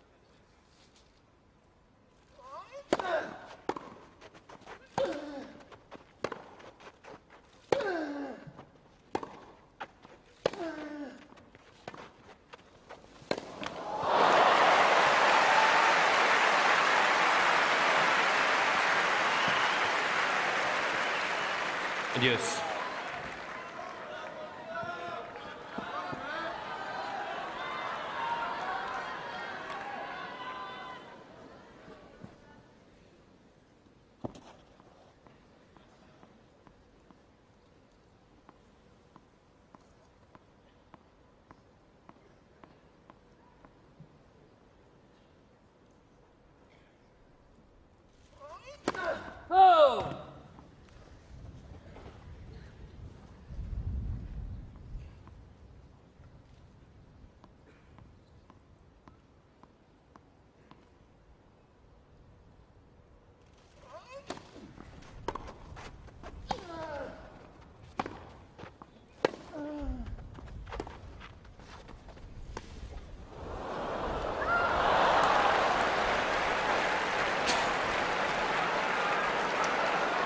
Advantage, Federer.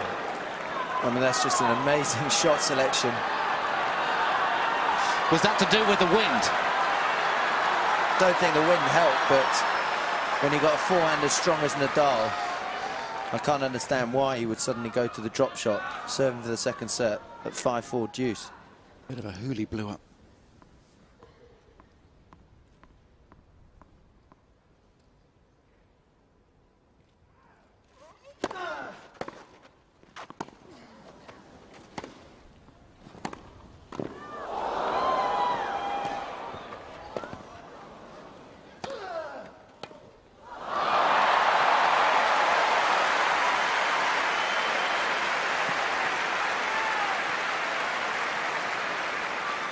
Yes. Oh, this is just iron will between the two men. They're finding it pretty hard to find the lines at this point.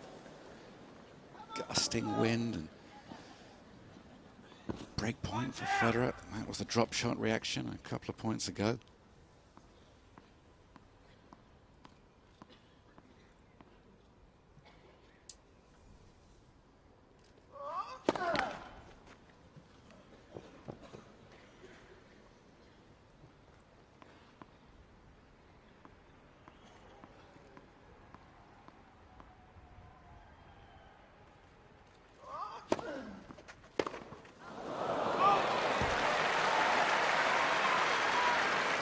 Advantage, Nadal.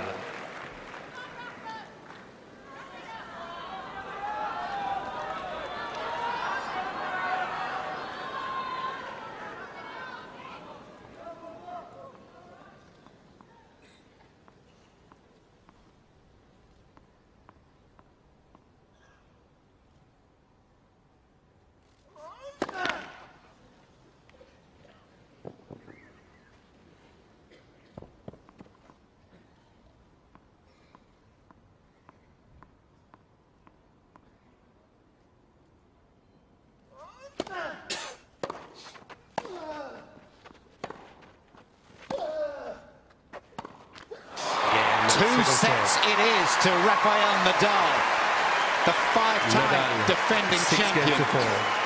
Well, he's got a mountain to climb now. Nadal leads by 2 sets to love. Well, one of the break points, one of the three that Federer had in that game. Well, that will be hard for Federer to take. I mean, let's not take anything away from Nadal, but I mean, they both had chances to win the point, but I mean, Federer will be confused. Absolutely, and I think it's the nature of his opponent that he plays these points. He puts himself in a situation where I don't think he can believe that he can lose that point, and unfortunately for him, it seems like time and time again he does lose them. And when you talk a point of that nature at a break point to get back into the set, it's going to be very hard for him to turn it around right now. Is there a way back in for Federer? There's no doubt he has the ability, but right now, down 2 sets, you know, does even he have the belief? And that's what we're going to have to find out. What's it like playing muscle man here? You've played him a couple of times yourself. You got to a tie break once. Yeah, just. It was towards the end of your career. I think they were both in 2006. But how do you set up a game plan against somebody as strong now? And he seems to have no weaknesses at all now. His second serve's improved. His backhand has improved. Everything's improved. And I want to say Nadal's game plan has worked so well today. But I think it's just his game style. This is the way that he plays. And it matches up so well against Federer. He's got obviously the huge heavy forehand going into Federer's backhand, and he's still improved the other areas. So it's going to be an uphill task for sure for Roger Federer right now. Thank you. Take your seat quickly, please. Thank you very much. Nadal 1 set away from claiming Thank you. Quiet, please. his first Wimbledon title. 2 sets to love to him.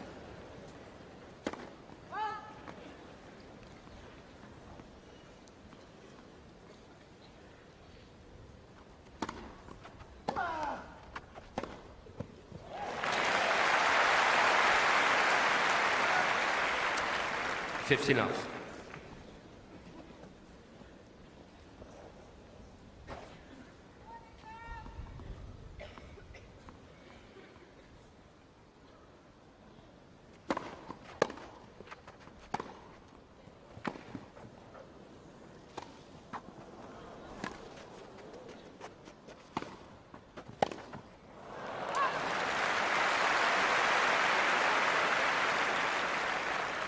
30 love.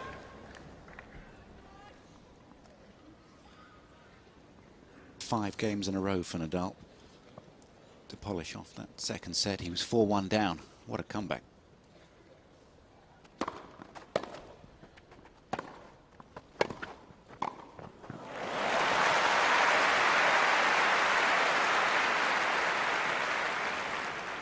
Love.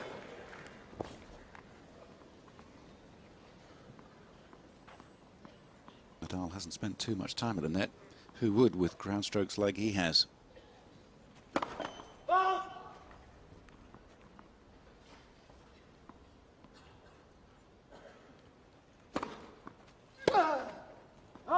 Game. Federer. First game, third set.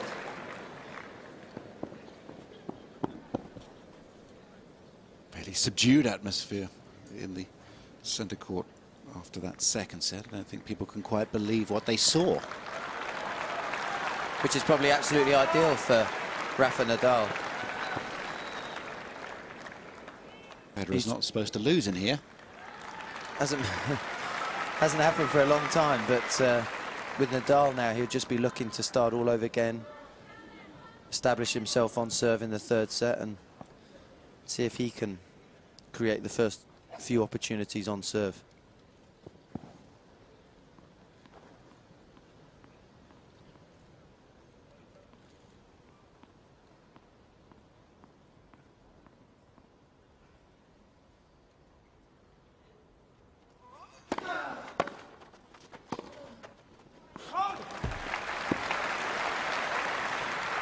Love 15.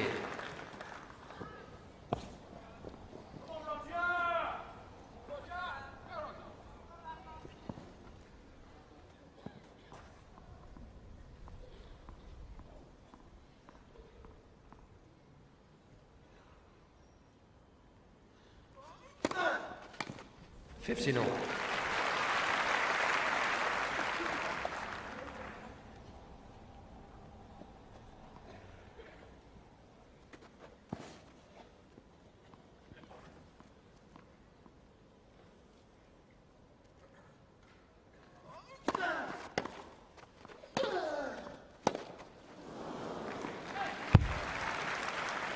$30-15.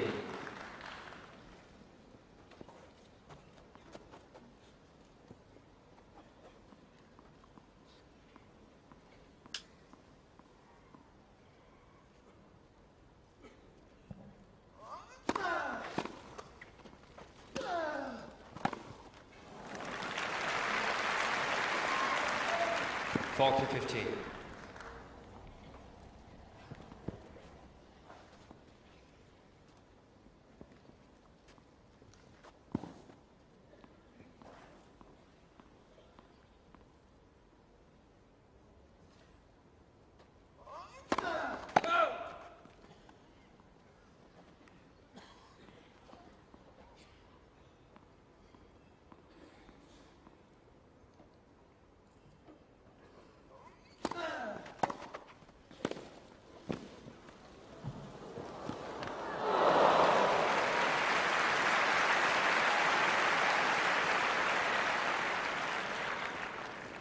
$40-30. Very, very nearly made this one as well. Federer would have been expecting the poke down the line here, perhaps even round the net post, which is allowed. Nadal almost picked him off cross court.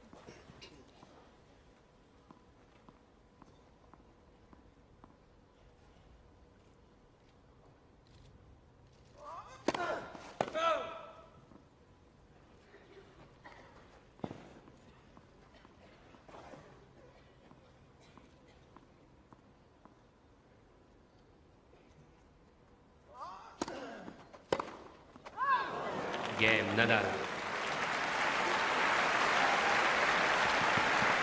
One game all, third set.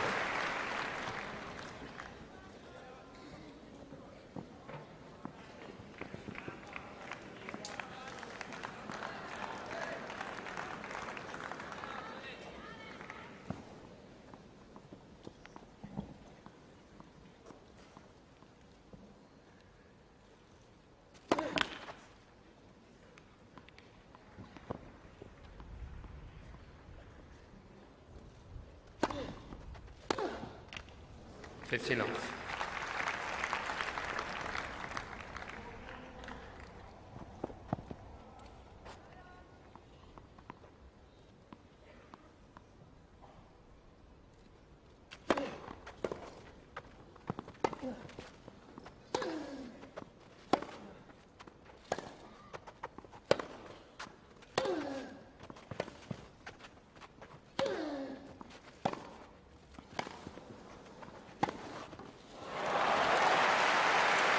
That looked a little bit awkward from Nadal. It really did. His right knee appeared to buckle as he changed direction. And this is an unusual... Normally, Rafa bounces straight back up again. Oh, don't tell me. Oh, this is horrible. There's Michael Novotny. He's a trainer, physiotherapist, and he'll be looking at this nervously. He has been there waiting for treatment or to offer treatment if necessary to Nadal. So he was alerted to the right knee problem before the match. He will have known all about it, of course.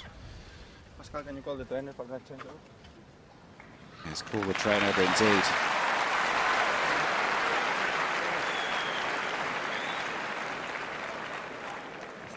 It came with, see the right knee there?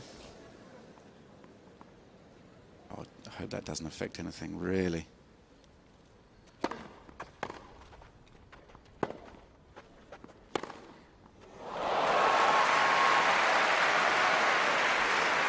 Haven't seen this expression on Nadal's face. Watching him throughout Queens, the French, or during the 6 wins he's had at Wimbledon. We'll see at the changeover. 40-15.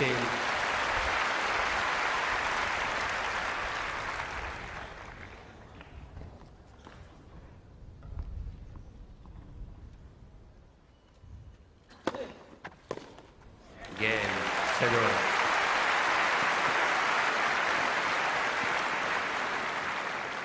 Federer leads 2-1.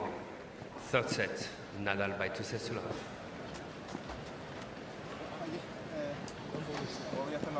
Well, Roger Federer would not want to gain any advantage from an injured opponent. I mean, let's listen in here.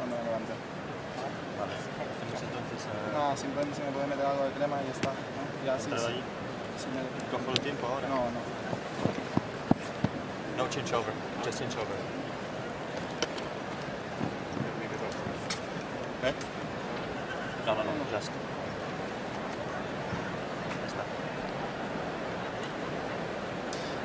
Now what happens here is that the trainer will make an assessment of the injury, and after that assessment he will then say, I've made the assessment to the umpire, who will then say 3-minute injury timeout, and that's when treatment can take place. And you can see the strapping he's got on both knees. That's just taped to help support the kneecap up. It's patella tendonitis. Tim? Fingers crossed there isn't any damage here. That's not comfortable at all when you're going for the split step and you just catch the inside of your sole and your legs go obviously in opposite directions. But one of the biggest things is actually how you lose confidence in your movement. And with that playing such a big part of Nadal's game, he loses half a step, then it's going to have a big impact on the game, but hopefully that won't be the case. No injury timeout called, just within the usual and allotted time for changeovers.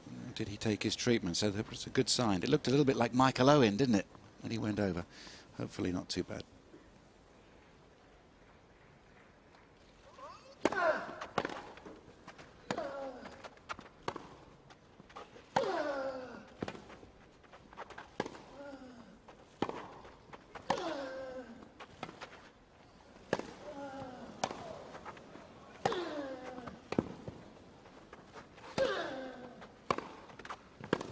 Good.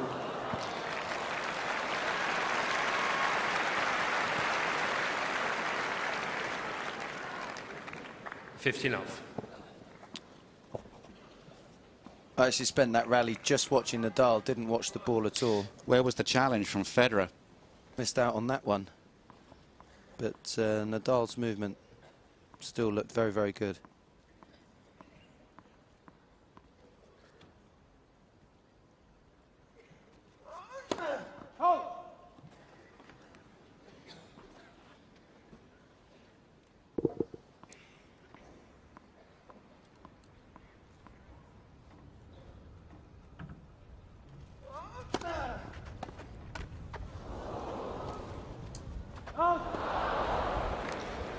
15 all.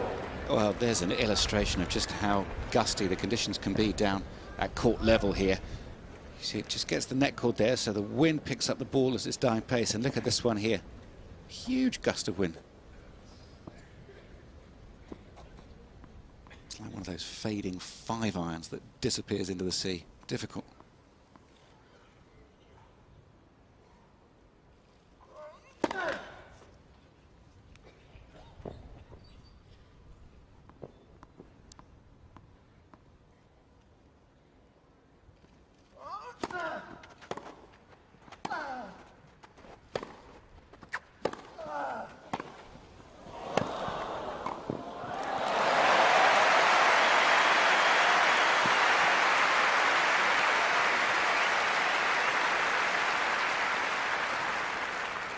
Fifteen 30.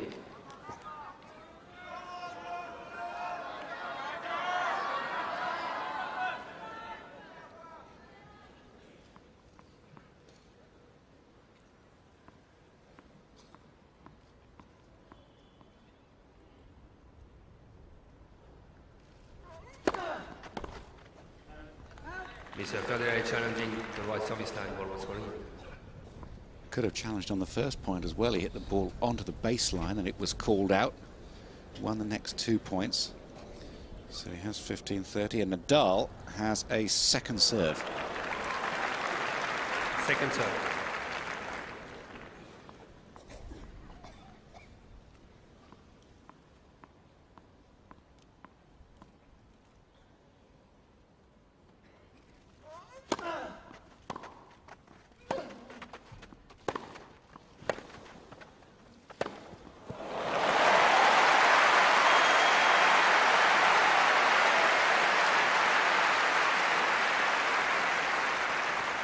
Fifteen 40.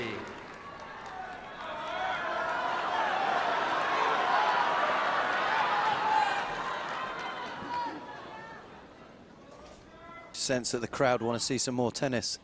Starting to get behind Federer.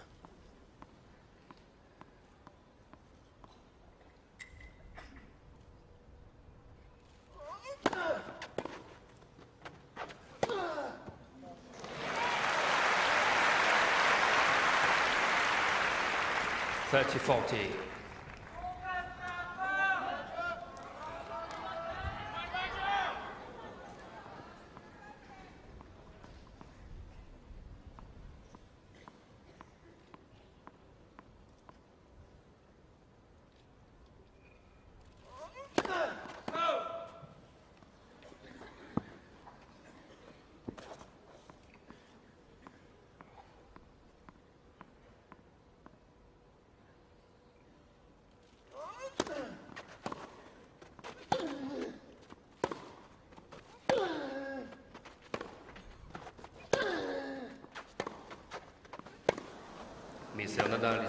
Nadal stopped his play there.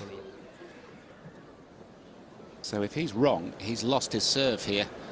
In other words, if the ball is good, it's a break to Federer. Oh. And considering that line has been thickened through people running across it and actually spreads out, that was an amazing call from Nadal. 4 millimeters out, never in doubt. And back to deuce.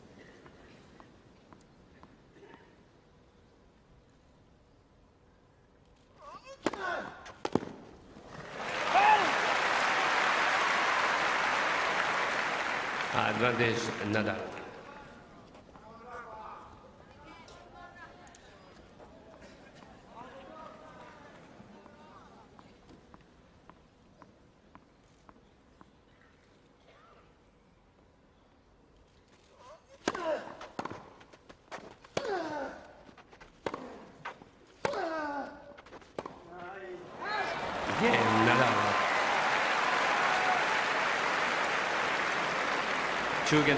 Third set.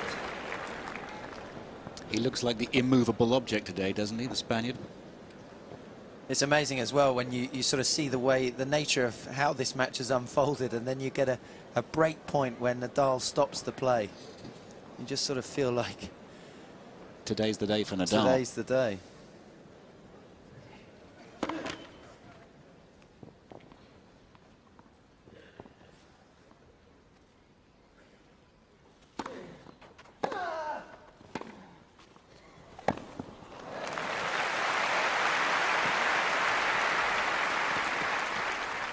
Off.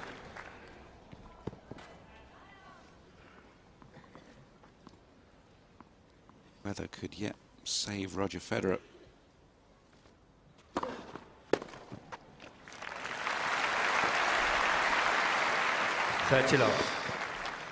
Court coverers are on standby here on centre court as the dark clouds loom. Neil Stubley and his 16 helpers.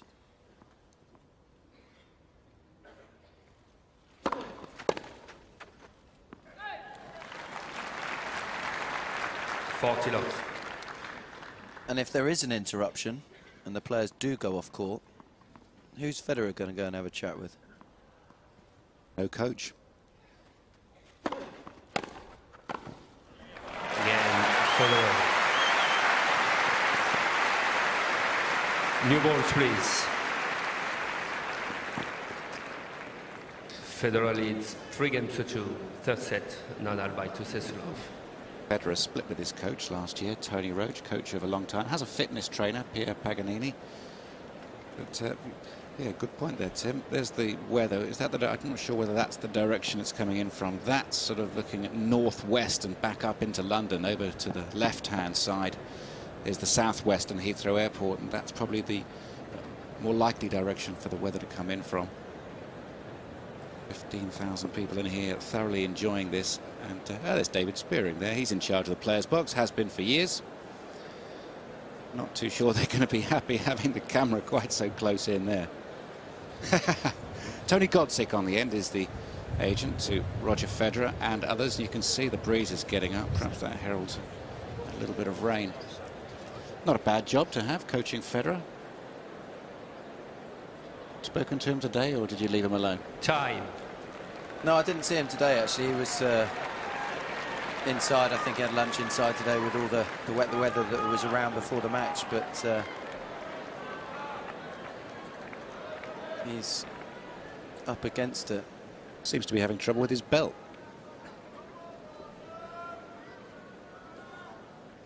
New tennis balls here. They go through the court a little bit quicker. They slip off the surface, and generally it's thought they help the serve.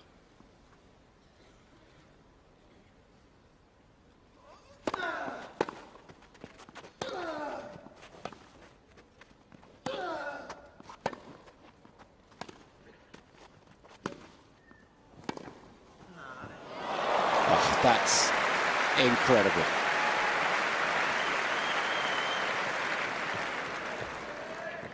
Off. Not a lot Federer does wrong here, but that is just unbelievable strength and so much right hand in that, hooking the ball back, and wonderful to start the game in that way.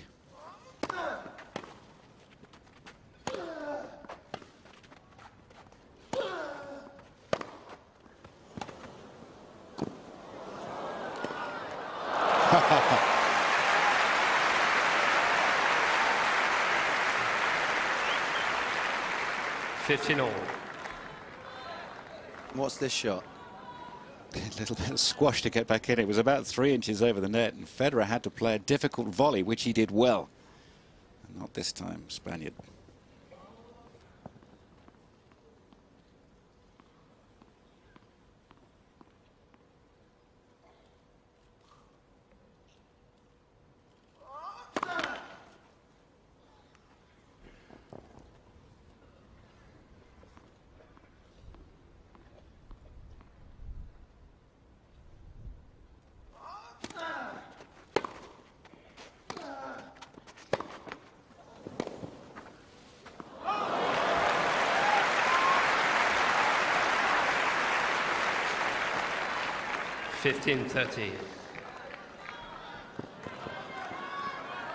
Certainly looking a little darker overhead, and if there is going to be an interruption to play, sure Federer would like to go back to the locker room and break up. 15:30, got a half chance here.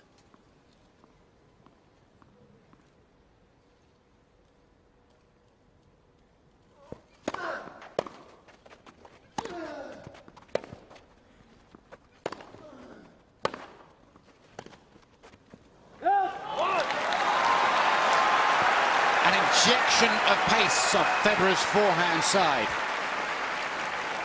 And the challenger 15-40. unable to cope on this occasion on the backhand side.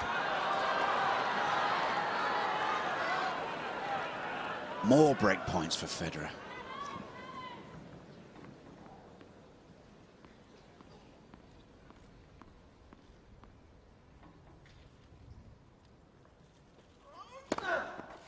Coach was good. No need for Hawkeye on that one. An immediate overrule from Pascal Maria. Absolutely right from the chair.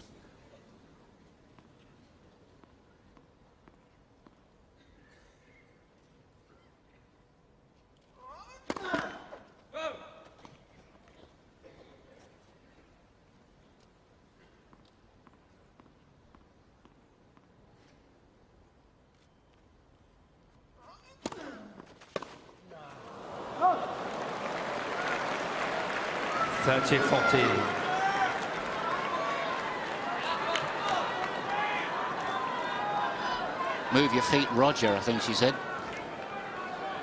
Certainly when you've had all those break points and you've only managed to get one, it just seems like they get harder and harder to take advantage of.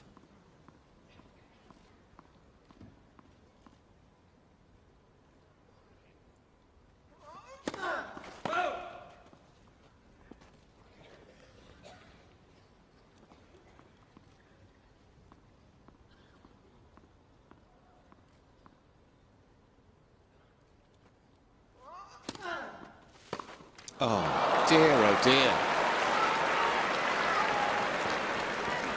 Yes. Strangely subdued from Federer here. Strange. 2-second serves at 15-40 and lame returns, really, by his very high standards. And Nadal let off the hook, back to deuce.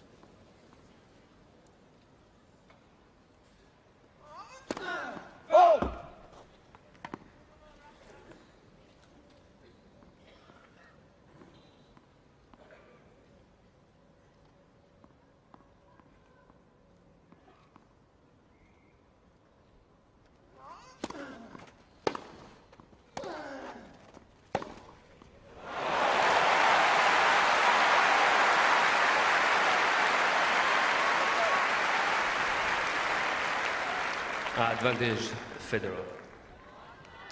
What's he got to do differently?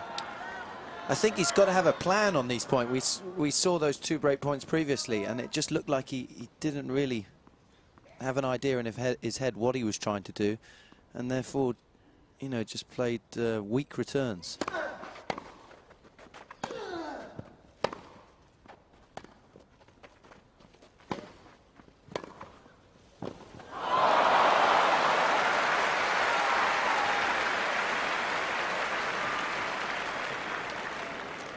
Yes. Granite-like resistance from Nadal, and is that perhaps the last point that we're going to see? Absolutely in the wrong place for Federer to play the ball, so well done to Nadal again. 3 break points saved. Heavy weather overhead.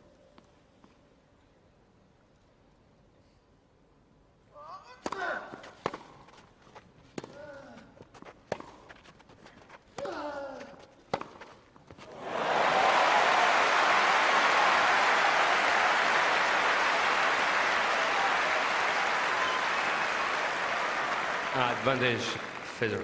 It's brilliant, isn't it? They play a point to the juice box and it looks so easy. Forehand winner straight down the line. Play the point from the ad box and it's a totally different story.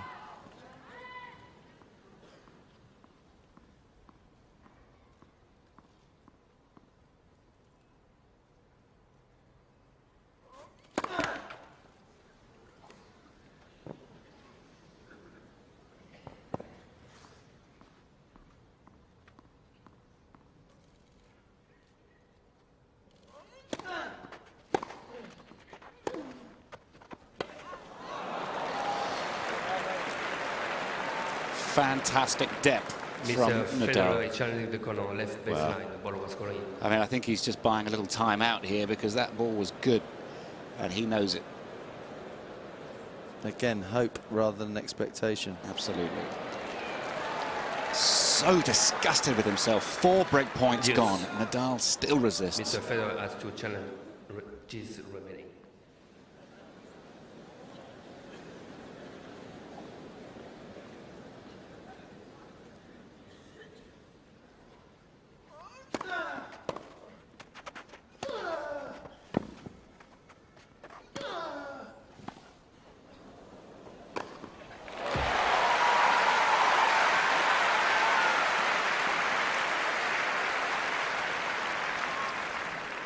Advantage Nadal.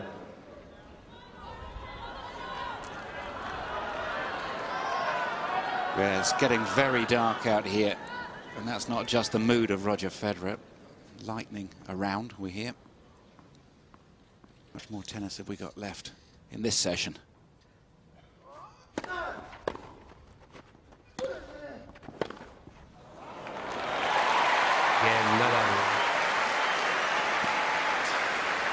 What a battle for Nadal to win in that game.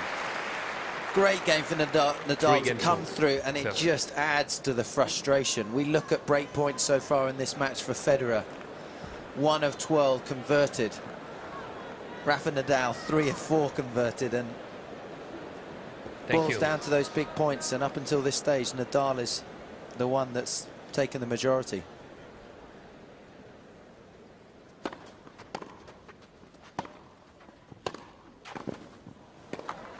Oh, he's got him again.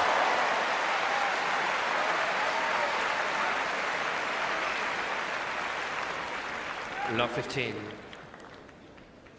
Did a pretty solid volley as well, but Nadal gets down for this and flicks it. Just catches the tape, but great shot.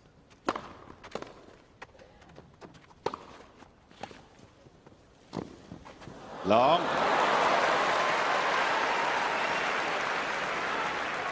Love 30.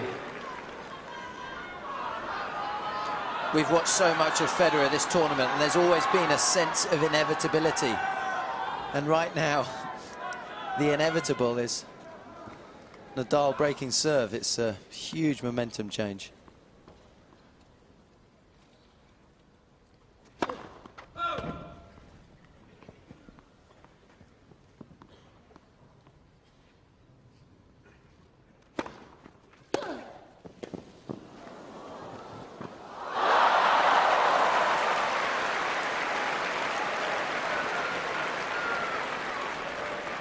Love 40. Nadal has been sharp in every element of his game during this final.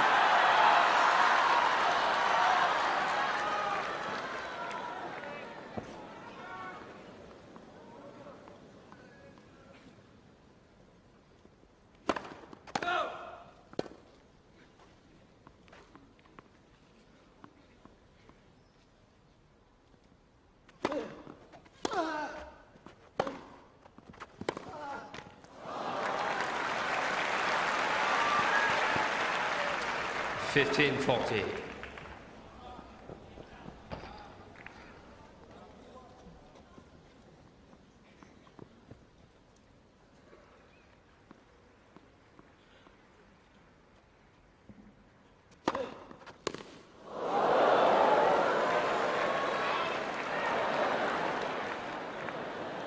Thirty 40.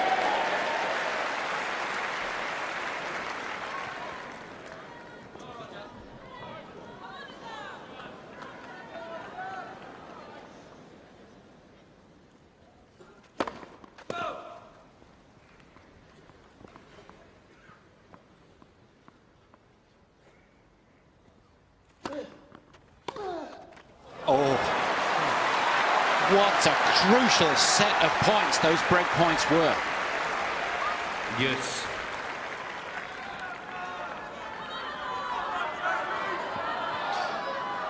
He speaks a number of languages. Merck is saying, "Allez, that'll do."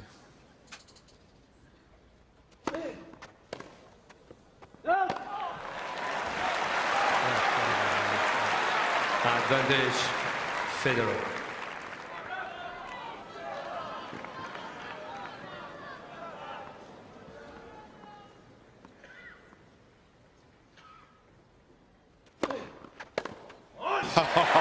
Again, Federer.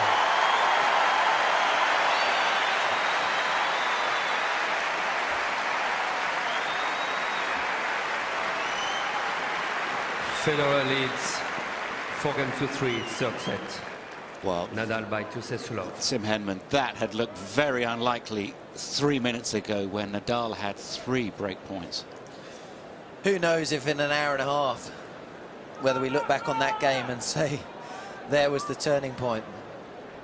Because I think if Nadal had gone on to break there, especially after Federer had break points in the game before that. Absolutely, it'd be very difficult to see Federer coming back if he had lost his serve. But yeah, you've got to take your hat off, you know, sign of a champion that from love 40, 5 straight points to hold serve and keep his nose in front. And of course, we've got the weather closing in and the players will feel that down on the court. There's Brad Gilbert, former coach of Andy Murray. Was he 4 in the world as well? Always got a word, always got a view on sport, knows every statistic just about for all the American sports. And here come the clouds and here come the players.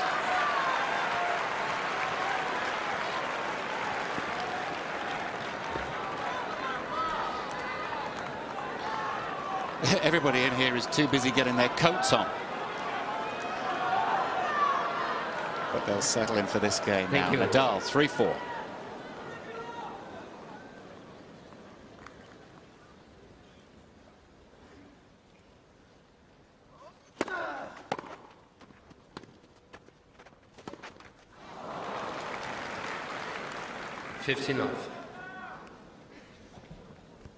They're ready. Yeah, they've just been taken out of the packets, those tops, haven't they?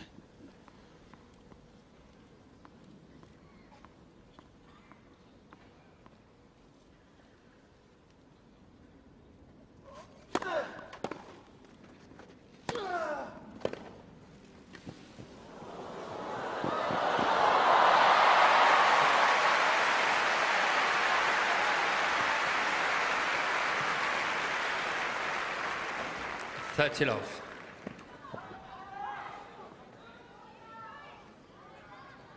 Too low to do anything with on that occasion.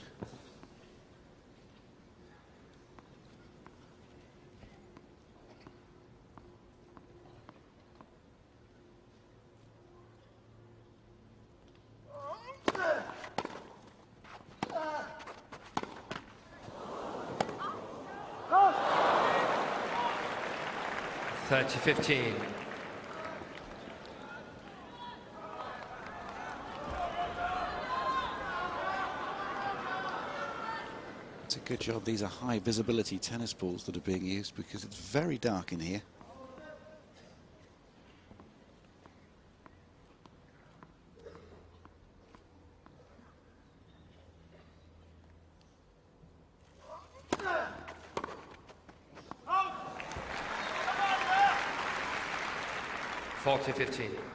Certainly is pretty dark, and it really does emphasize how much you've got to focus on each point and not become distracted about the, you know, potential rain. Is it going to come in a minute or 5 minutes? Just focus on the next point. Again,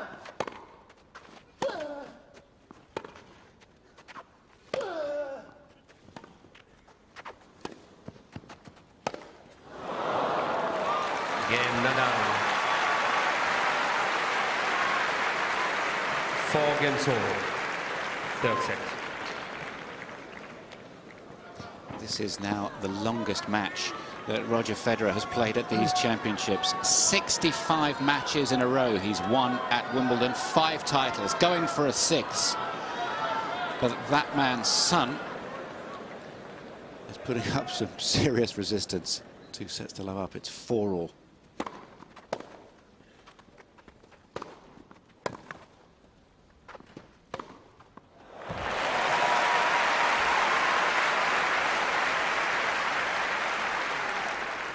Love.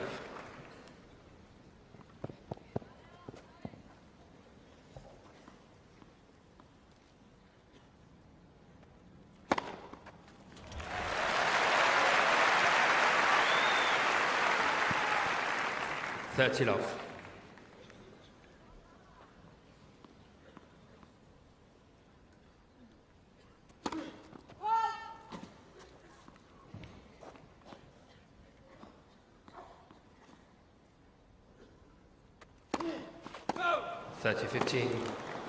And that is the first double fault he has served since the 4th round here. And obviously the first double fault this match.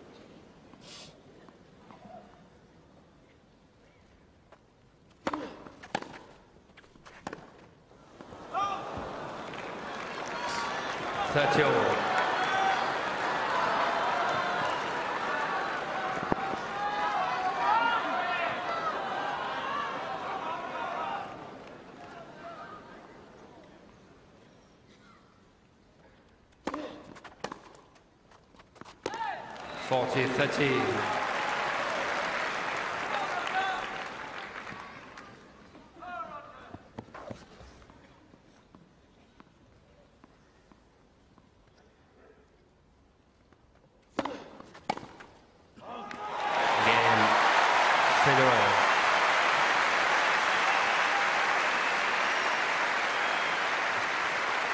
Federer leads 5 games to 4, third set.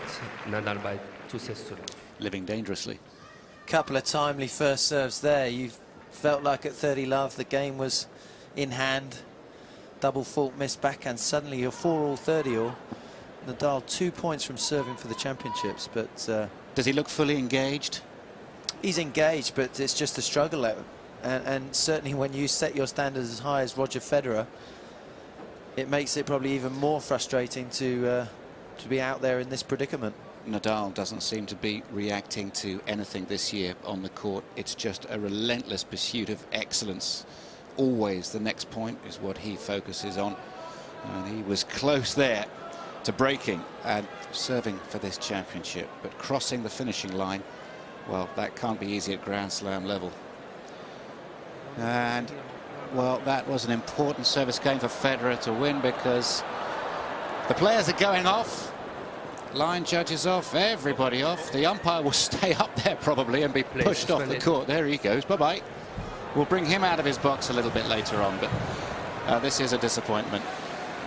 17 court coverers pulling the court cover over, respectfully not running Roger and Rafa over. But that's it for the moment. Shame, we thought this would happen. We'll see whether or not they'll actually inflate this cover into its tent-like shape above the court.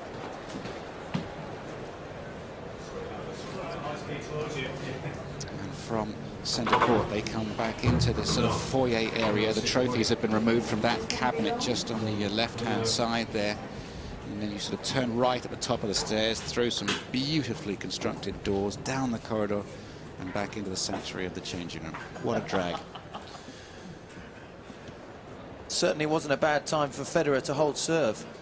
Suddenly he's up 5-4, and when they do resume play, Nadal's going to have to come out and serve to stay in the third set. You always think when a break is taken that it favours the man who's losing.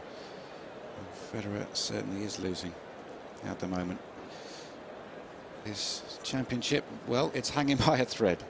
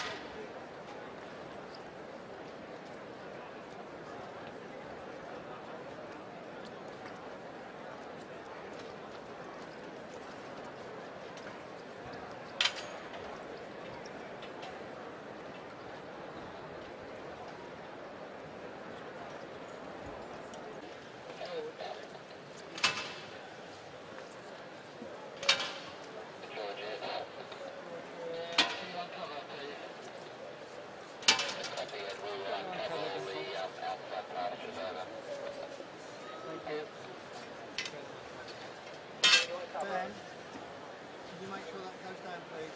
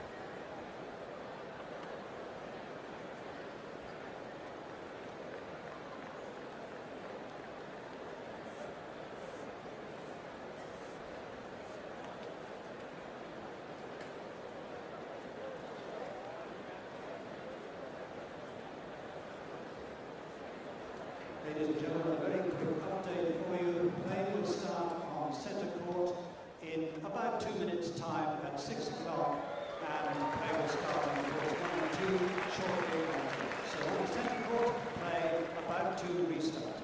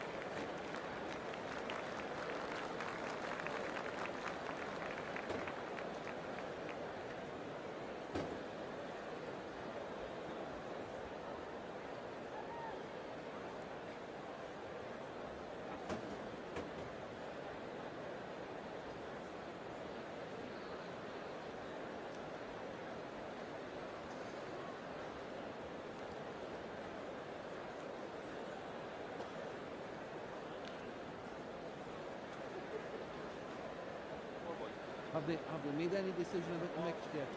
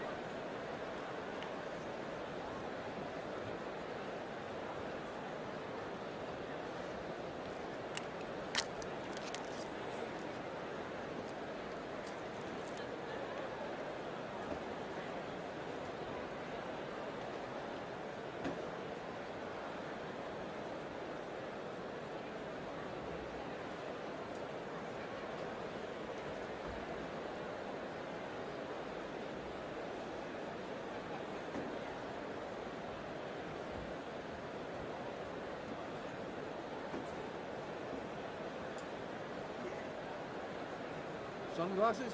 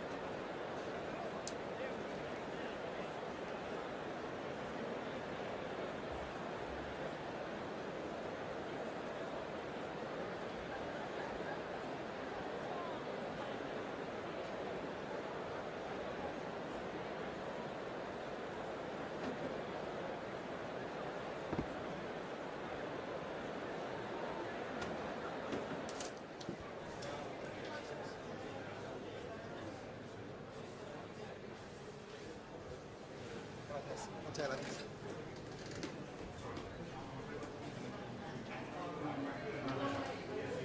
Good luck.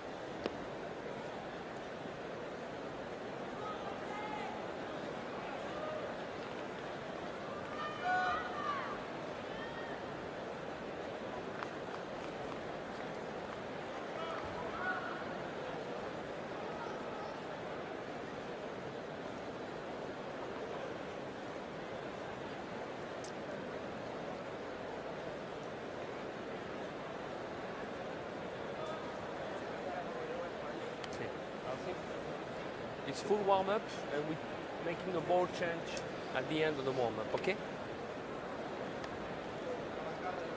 See, Roger. Roger.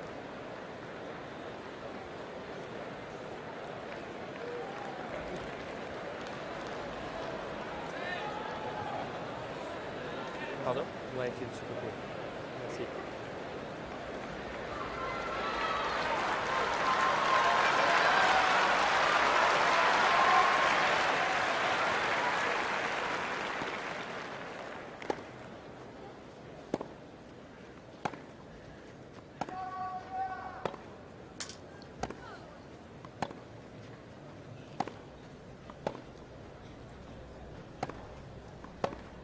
Sue, thank you very much indeed. An hour and 9 minutes the players off court here, so they'll get a full 5-minute warm-up. And Pascal Maria back in charge. Everything nicely dressed up here on the court again. I wonder if the sense of theatre will build straight away. I wonder who that will help with the two players. If you were one or the other going into that break, Tim, who do you think you would have rather been in terms of taking advantage of this enforced intermission, if you like? Well, certainly it can be advantageous for Federer. He was the one that was really struggling. He's lost the first 2 sets and managed to hold his serve at 4-all to be up 5-4. So not the easiest time for Nadal to come out and serve to stay in the 3rd set, but you'd certainly rather be in Nadal's shoes up 2 sets to love and knowing that you've just got to win 1 more set to be the Wimbledon champion. How has Nadal's performance been so far compared to other years? I mean, the entire grass court season, he's been such a force, hasn't he? Right after the French Open, he won Queen's Club. Could have easily lost his quarter-final match against 6'10" Ivo Karlovic. Came through that. Then a semi-final with Roddick, and then a wonderful final with Novak Djokovic. But a sense that he's the man this year?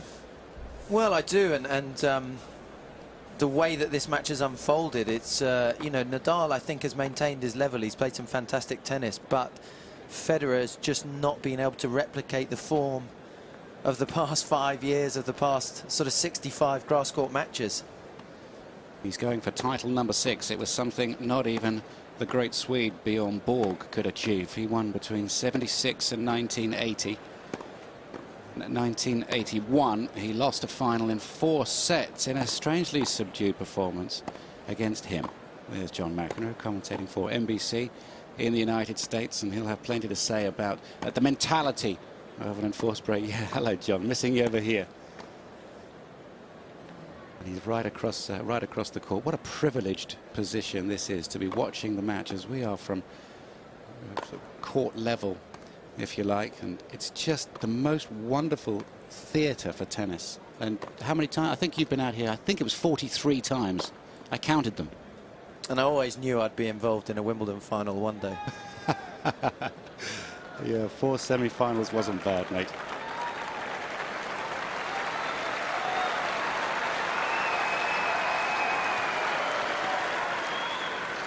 Alan Mills, for more than 20 years, the referee of the championships. Andy Jarrett, a former British Davis Cup player, has taken over those duties. That's his wife, Jill, next to him. Hasn't been too bad as far as the weather is concerned this tournament. Just a couple of breaks here and there, but we understand the forecast is fairly horrible for tomorrow. So finishing the match tonight would be exactly what the referee's office want, and everyone else who dresses up the whole championships. All the miles of cabling and everything else that has to sort of go in, and it's all got a schedule, and it all runs pretty clockwork. See, next year we'll have a roof on this centre court. The retractable roof will be in place. There'll be 10 of those big struts that you can see above centre court. Each one of them is the length of a hockey pitch. There's going to be 10 of them, and there'll be a lovely retractable roof. They weigh 70 tons apiece, so you can imagine the scale of the engineering project required to refit the centre court. And as soon as this tournament is over, the cranes will go back in, and this phenomenal lifting operation will take place. And you can just see the runners down both sides of the court there. And it'll take, they reckon, about 10 minutes, given varying climactic conditions, around about 10 minutes for it to close. And they'll be pumping in 143,000 litres of air-conditioned air into the centre court before play can begin. So that's going to take a little bit of time as well. So probably 20 minutes or half an hour as a break. Impressed with all those numbers, Tim? That's good stats, good knowledge. Yeah. 2 minutes. Championship number 6, Roger Federer aiming for William Renshaw. And, you know, this is how far you have to go back. This is 2 centuries ago. This is the sense of history that Roger Federer will feel, no doubt, because he's reminded every time he steps into a press conference about the history of the game and how he is closing in on so many records. 12 Grand Slam championships for him. It was 11 for Bjorn Borg, 5 Wimbledons and 6 French. And the only one that Federer hasn't won is the French. And he was annihilated by Rafael Nadal just a month ago in 3 straight sets. He's lost 2 straight sets here.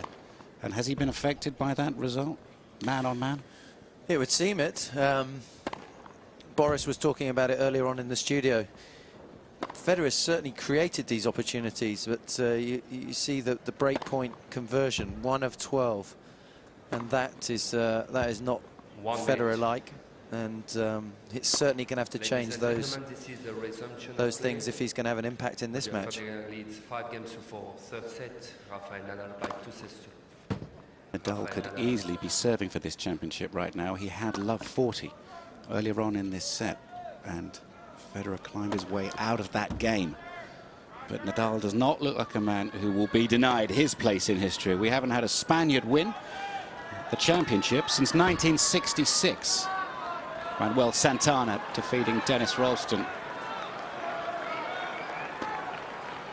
They've played 5 Grand Slam finals, these two. 3 French, 1 by Nadal, 2 Wimbledons, 1 by Federer.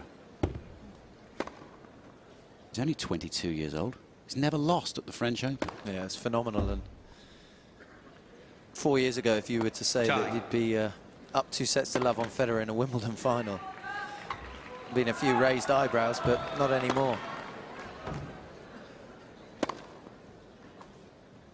Federer has come back from 2 sets to love down against his opponent today and won in 5 sets. It was a long time ago in tennis terms. Nadal was a teenager. It was Miami, and it was in the final. It's one of the big early season hard court events.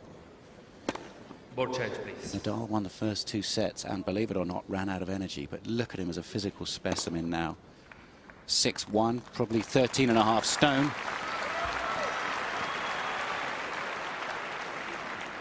Got a pair of lungs that are like billows. I mean, they're just incredible how he can run around the court. Here they come.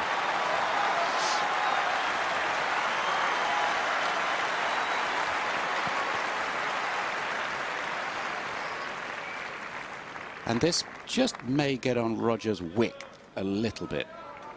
Nadal taking his sweet time, as he does. I mean, the umpire has called time already.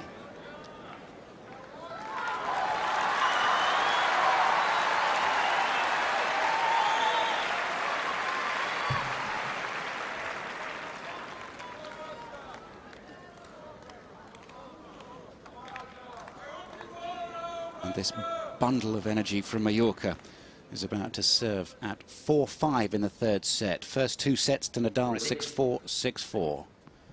Part 2 of the Wimbledon final.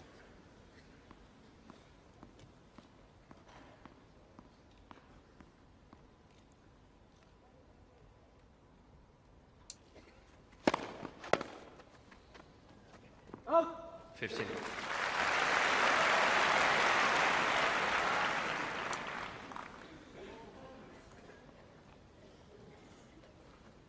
Comes out after this break and serves 121 miles an hour straight down the middle. That equals his fastest of the match.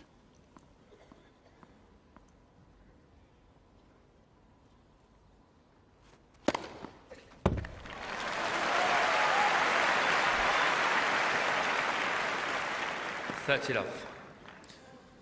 Doesn't look like it's upset his service rhythm, the rain delay.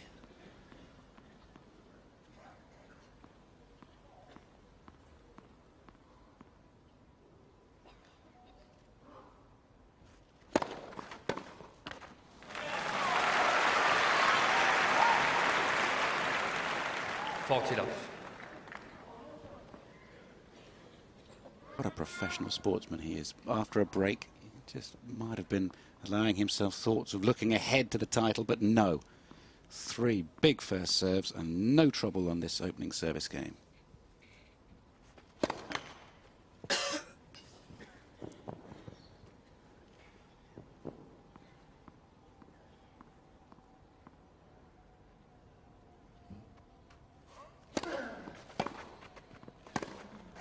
Oh.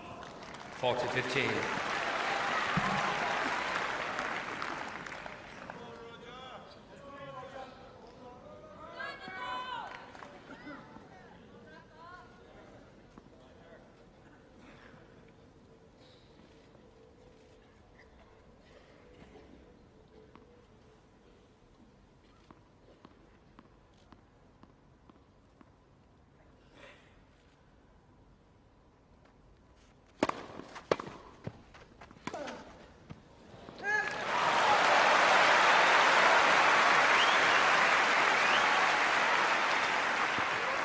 $40-30.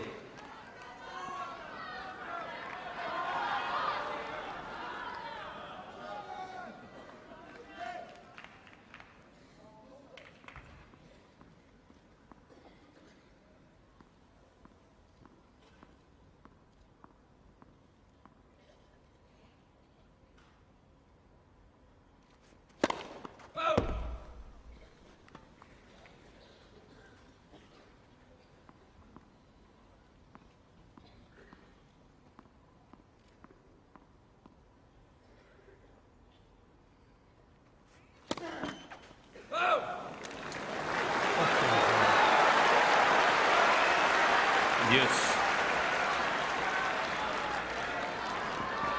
Hello. This has turned round.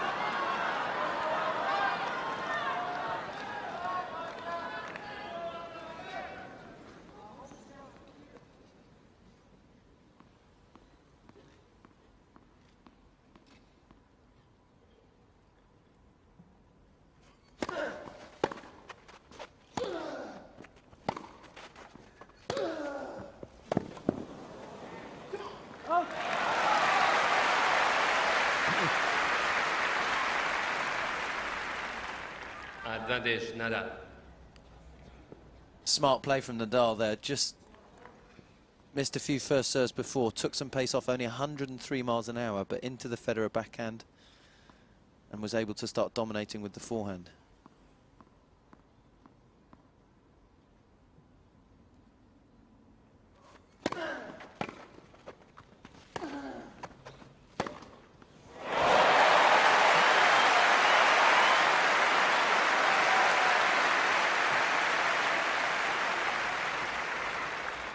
Yes.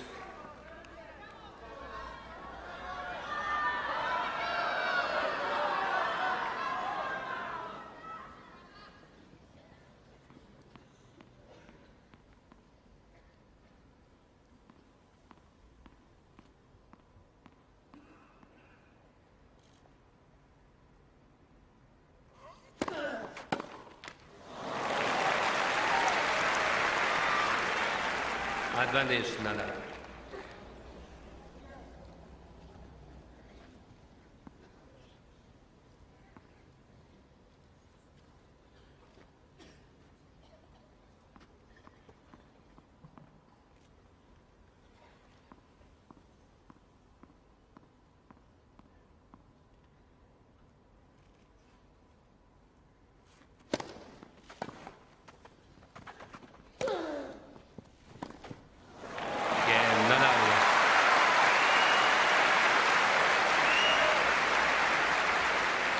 Five games all, third set. Nadal's forehand is a weapon the like of which we haven't seen in tennis before. It is a shot that seems never to break down.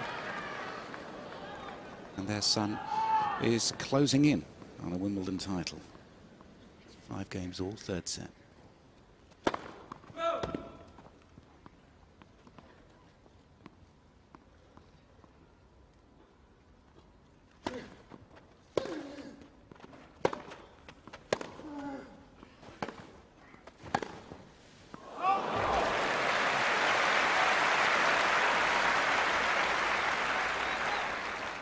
15 love.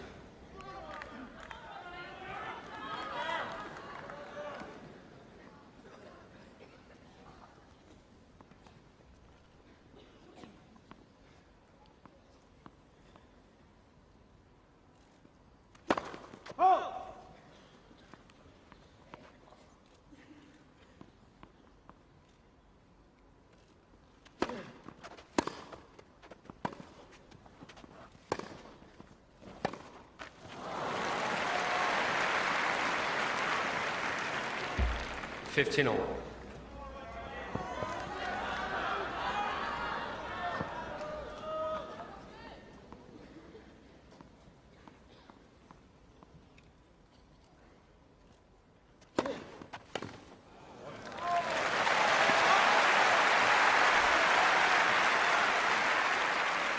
$30-15.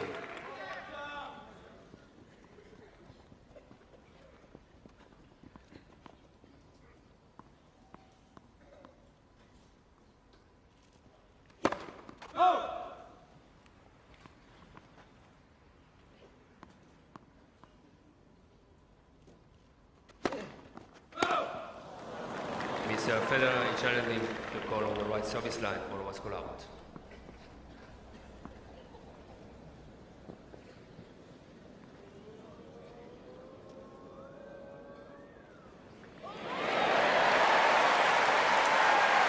First service.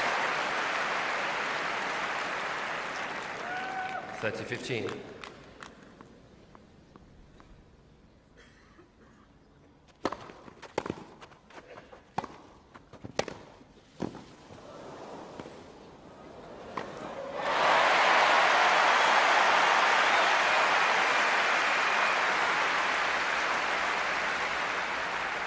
$40-15. Fantastic pickup there from Federer. This is tipping, powerful, pushes it deep and gets the easy overhead. Again, Federer.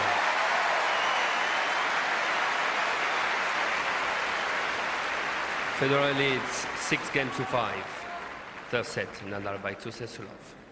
Federer wasn't always a big fan of Hawkeye, and it's certainly played a big part in that game. 30-15, it would have been a double fault. He would have been serving at 5-all, 30-all. In actual fact, it ended up being replaying the point and winning it to be up 40-15. He's having to dig deep against Nadal, isn't he, today? Absolutely, and at this stage of the match, every point, every opportunity, every half chance is just critical, and you know, if it does go to a tiebreak, it will be the last roll of the dice for Federer to see whether he can stay in the match. He's looked the champion-elect for the entire match, hasn't he, Nadal? Yeah, he's been absolutely fantastic, and he's just played his style, which obviously matches up so well against Federer.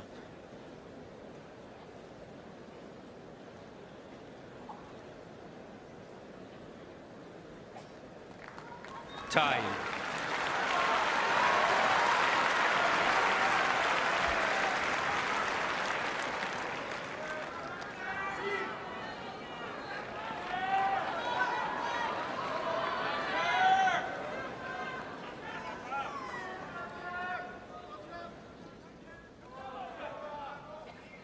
Bit of a Christmas hat, really.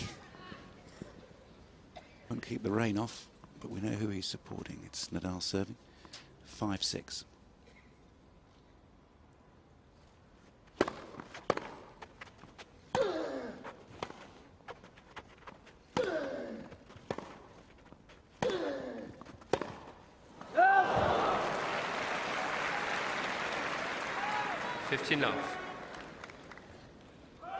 He could crack rocks with that forehand. It is so solid and it's hit so hard.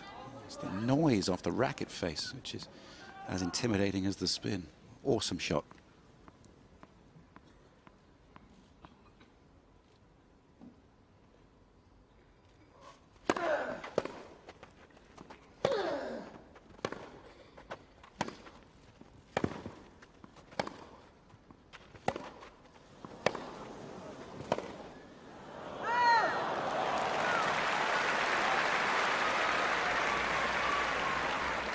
$30.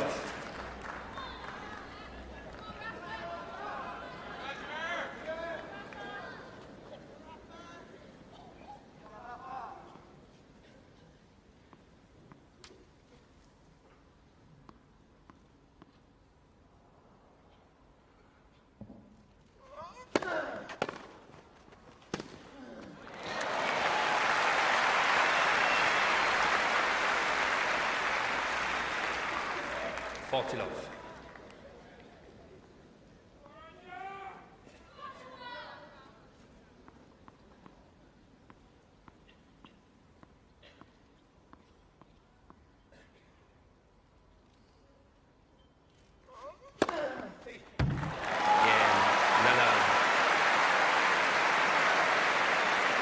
Six games all, third set tiebreak. Both players receive one additional challenge. Neither player has lost a tiebreaker in this championship so far. Federer's won all three he's played, Nadal's won all four he's played. Something has to give.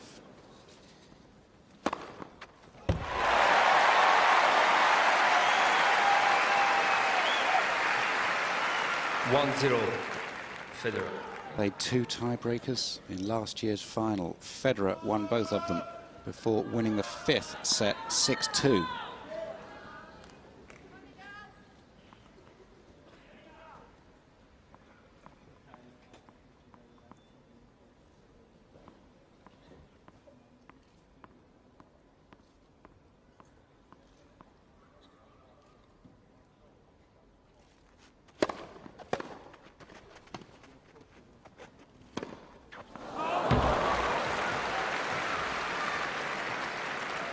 One all.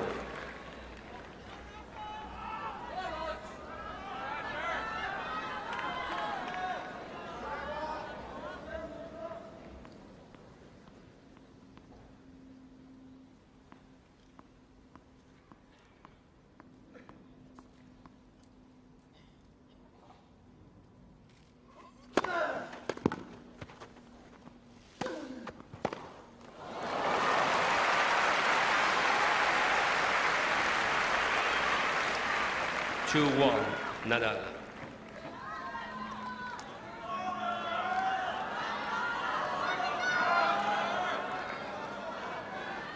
Nadal bristling with energy. Looks like he can't wait to play the next 2 points, which Federer will serve. Oh, challenge. Challenge the corner left baseline, ball was gone out. Nadal is staying on that side of the court, just wandering back over now. Forehand from Federer, Hawkeye says, was just fine.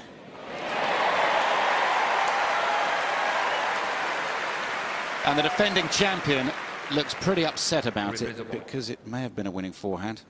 Replay the point, 1-2.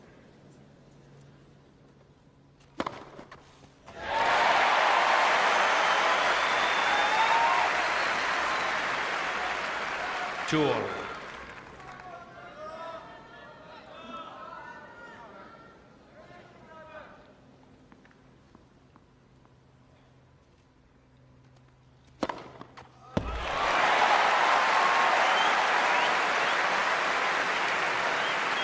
Three-two, Federer. Memories of the 4 break points that Nadal had at the beginning of the fifth set in the final last year. Federer served his way out of trouble there, and they were 2 important points, make no mistake. Next 2 points will be served by Nadal.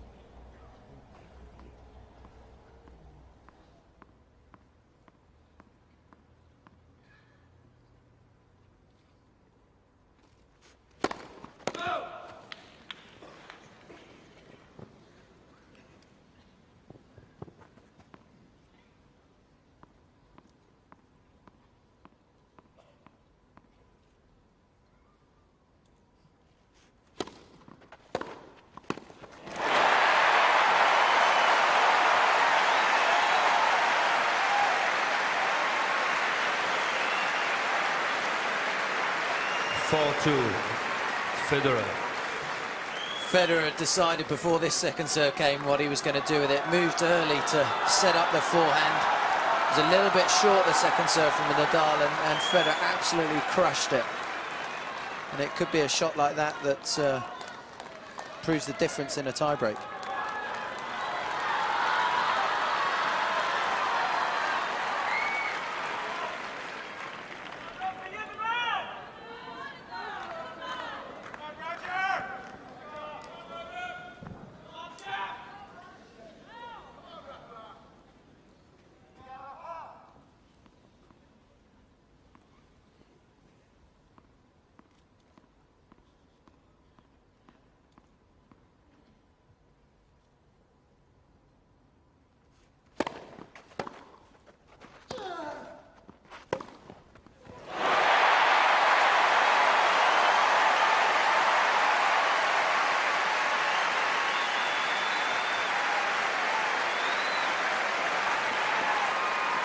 5-2. Federer. Well, there's no mistaking what the crowd want, and it's no disrespect to Nadal, but I think they'd quite fancy some more tennis. Thank you.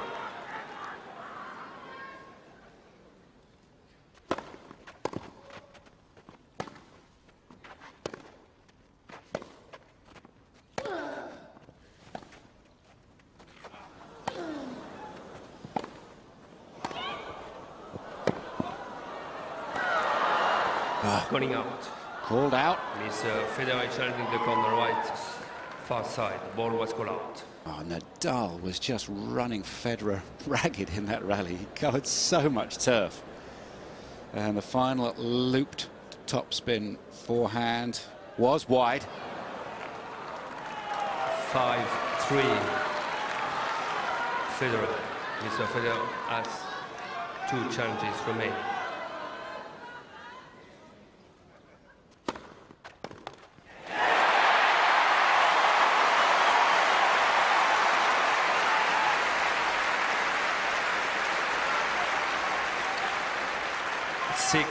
Three, Federer.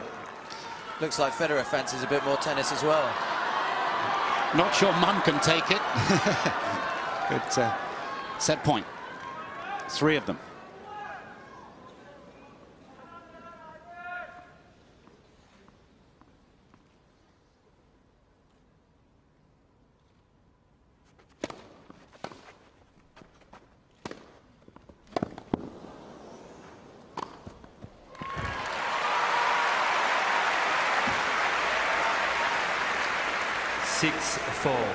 Federer.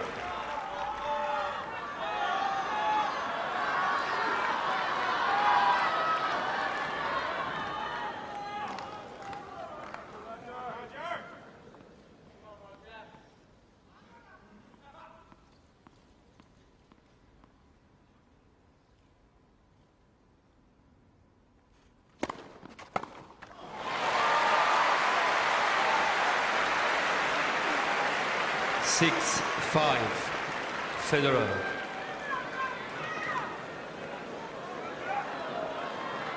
There are easier people. Sorry. And then there was one. Indeed. And easier people to serve to than Nadal.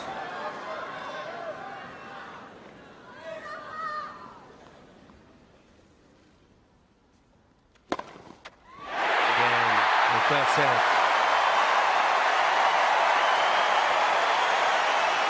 Federer. 7-game 2-6.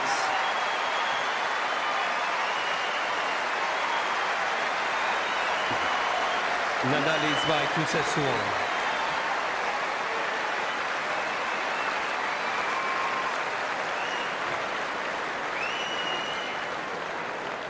Well, that wasn't so much as of a cheer as an eruption. And it's out of, as I say, no disrespect for Nadal, but they really want their champion to go down fighting if he's going to go down. And what serving in that tie-break when he needed it. Unbelievable response from Federer. There was the big forehands, the second serve return from Federer on Nadal's short second serve, the big inside-out forehand winner, and a fantastic ace to finish it off. And he certainly has not given up this match. He takes with him onto court a very placid air. Nadal is more of a bristler on court, more electricity to his movement. But Federer producing the goods in that tiebreak, so we'll go to a 4th set here. 2 hours and 35 minutes of tennis played so far. They had a break of a little over an hour and just played 3 games and a tiebreak there. Time.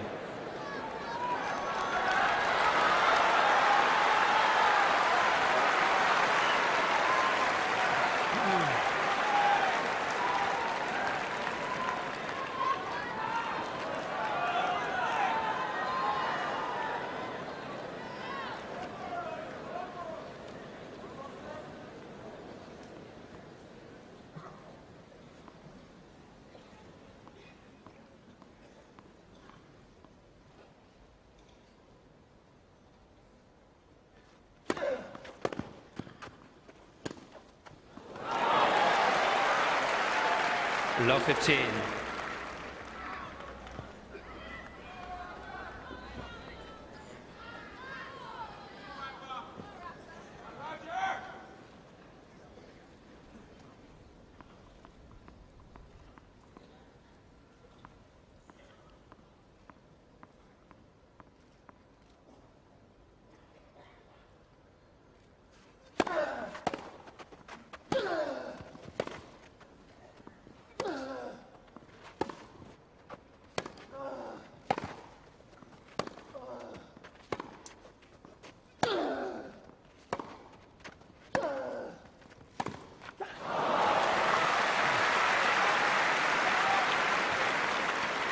$15 all.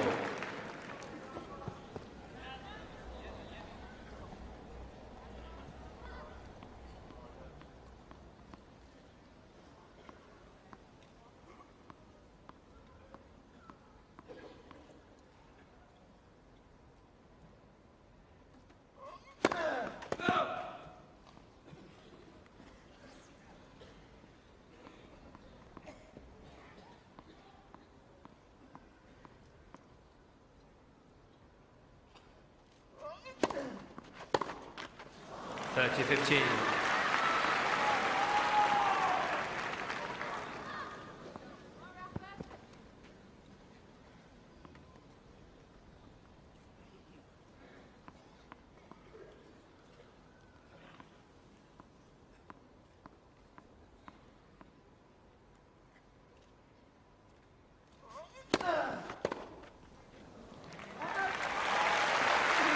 $40-15.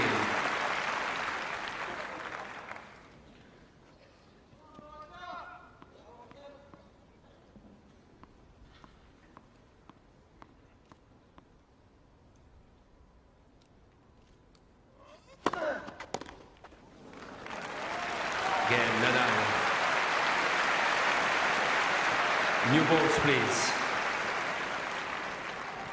First game, fourth set. Fair enough to say that they're playing for the position of best tennis player in the world here, despite what the computer says? I think so, and if Nadal does win this final, then I really think it's only a matter of time before the ranking, the computer reflects that. Federer, the defending US Open champion. Nadal, quite a long way in front in the race this year, so there's enough at stake with this tournament, let alone the rankings.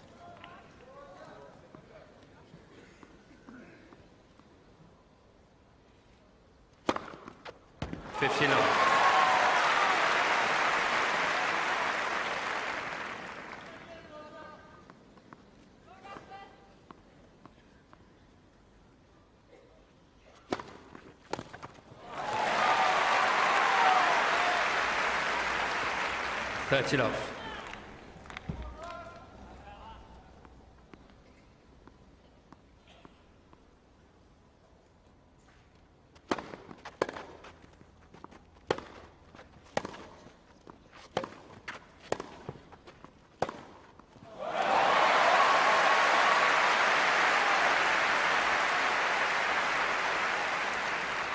$40 love.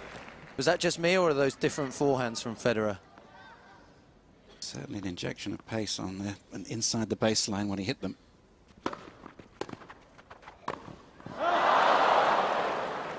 $40-15. Everybody who has a bit of a hit and a giggle at a park, school or club, it's okay. He misses too.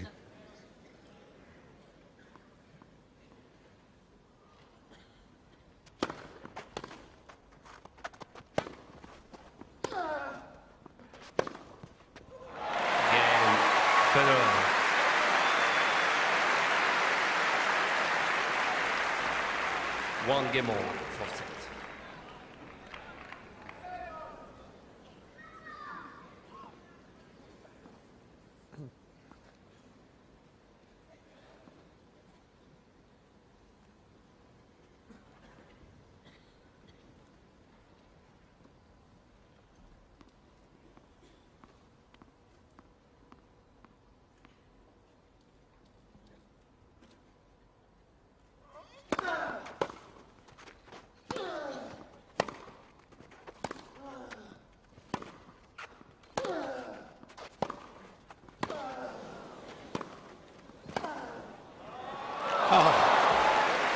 fantastic point.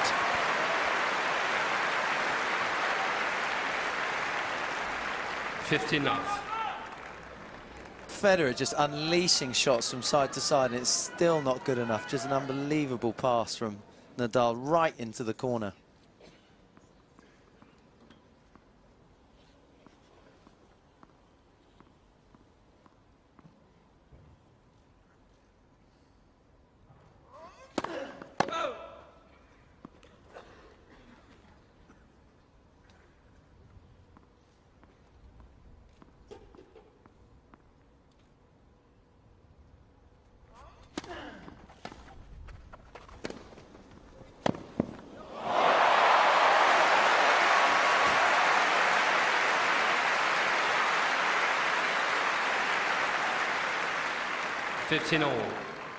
You can find some words for this if you want. It's just unbelievable. On the run. Flashed it across in front of Nadal. Just a little neck cord tickle as well for good measure.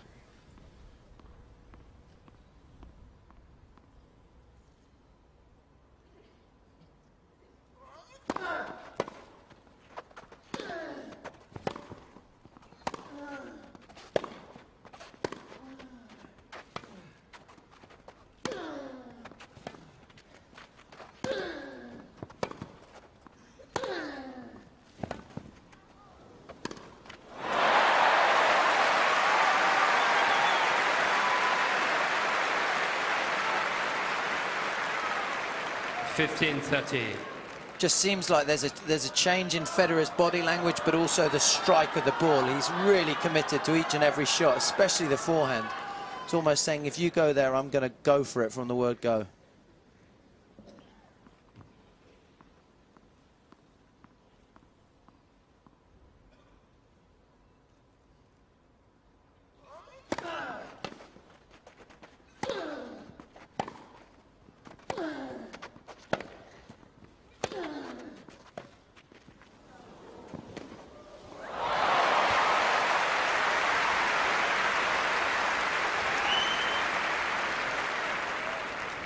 Now, this is the best that tennis has to offer, and it's pretty good.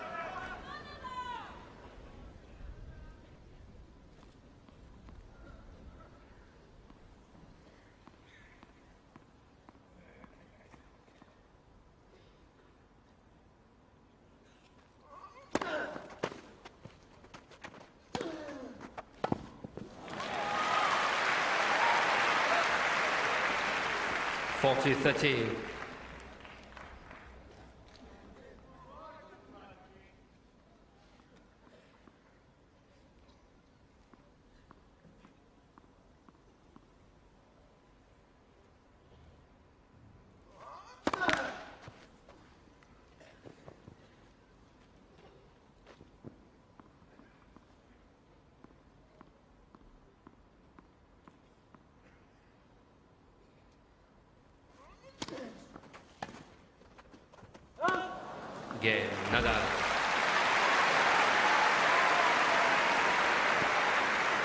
Nadal leads 2-1, fourth set, and back to set. Oh, that was an amazing game of tennis. It really was. It was fascinating, that third game of the fourth set. Nadal coming through. There's Blair Mans. He shared the court with both these players. He did the coin toss earlier on. He did it on behalf of the British Lung Foundation. He's had his problems, but he's okay now. 13-year-old from Gloucester, and that charity was nominated by John Barrett, who for many years gave us the benefit of his words and wisdom from this commentary box. You can win for the sixth. Well, you could, but you have to win the next two sets, Roger, and he'll be painfully aware of that. But winning that third set tiebreak from Federer, well, the roof almost was blown off here. The tennis now is elevating in standard, Tim. Absolutely, and you know, all credit to Nadal. It seems to me that Federer is really going to go for his shots, and especially with the forehand. But whatever he's throwing at Nadal, Nadal is responding.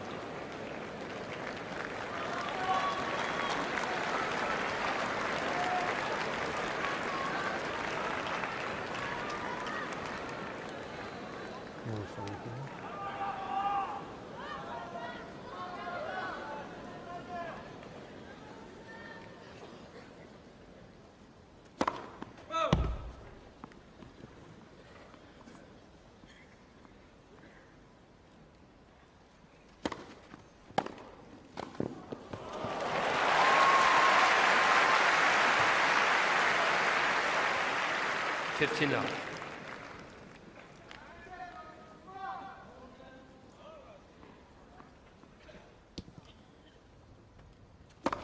Love.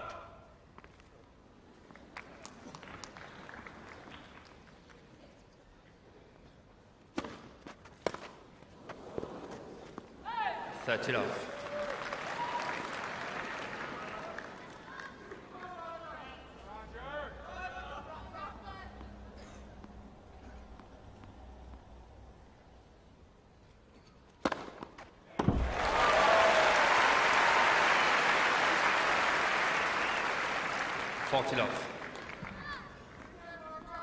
16th ace for Roger Federer.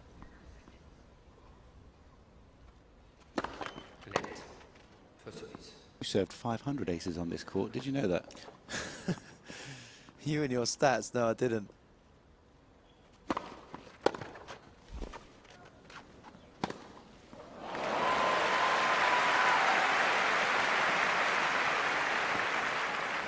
$40-15.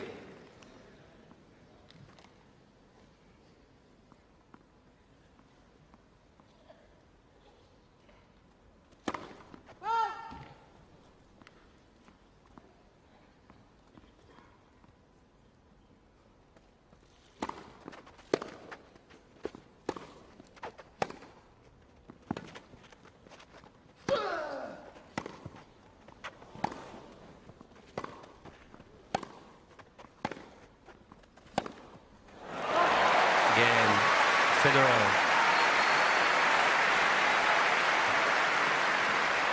2 games all, 4th set.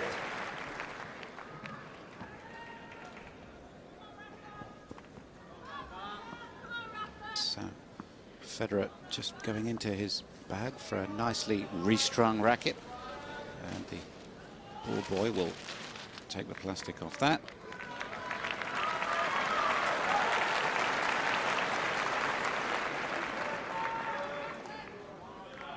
Likes to receive serve with a new racket before he serves with one.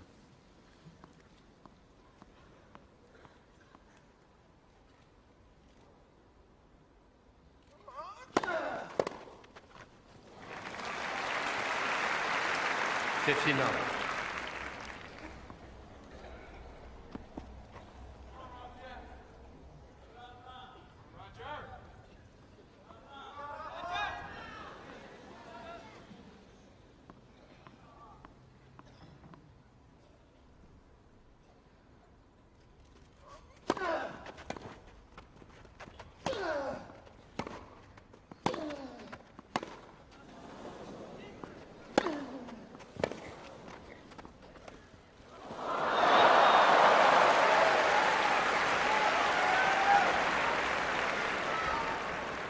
$15 all.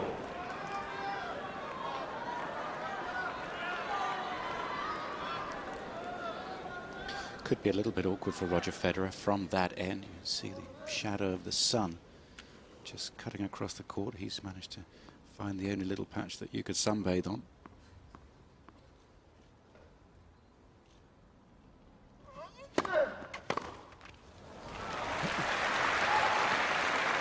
$30-15.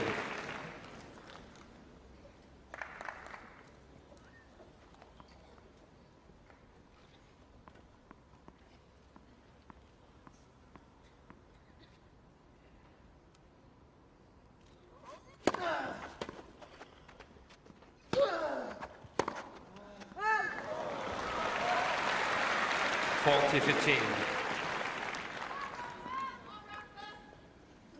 I think Nadal will also be enjoying serving first in this set. Federer wins the 3rd set, trying to get a bit of momentum, but Nadal seems like he's able to keep his nose in front at the moment.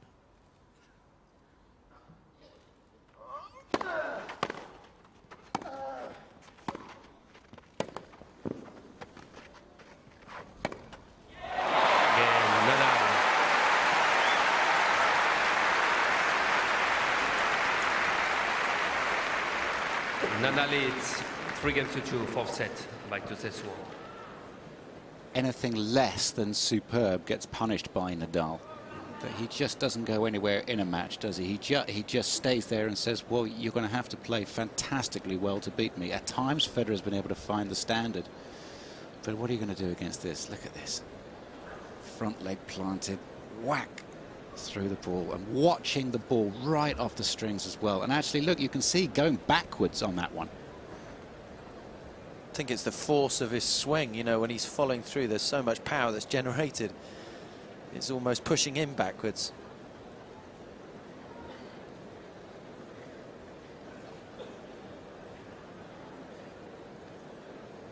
Well, long may this last. We've had our rain delay of a little over an hour. Federer came back and won that set, and here we are in the fourth.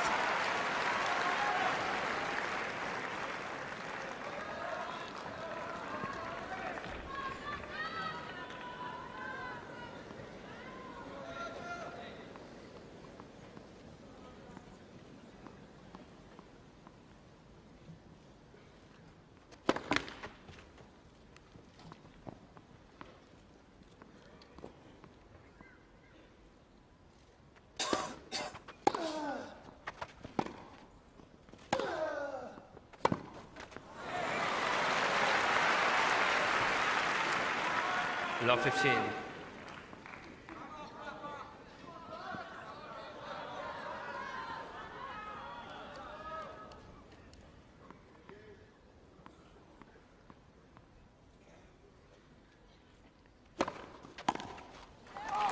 On.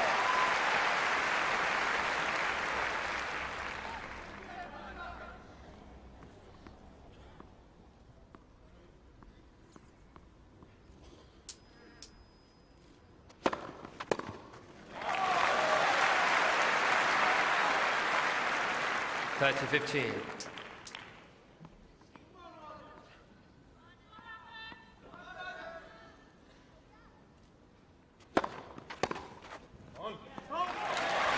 Nadal is turning the corner right of his line, ball was gone in.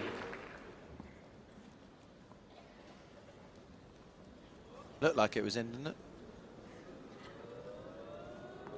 Hawkeye, in all its wizardry, 40-15. agrees with Tim Henman.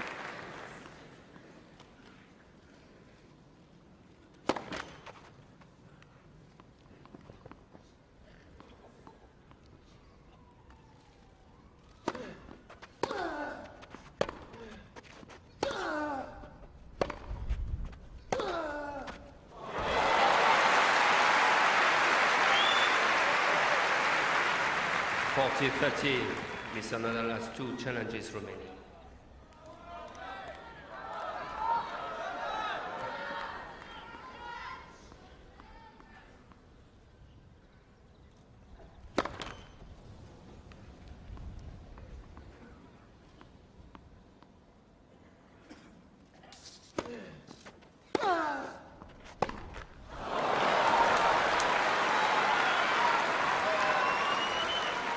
Deuce.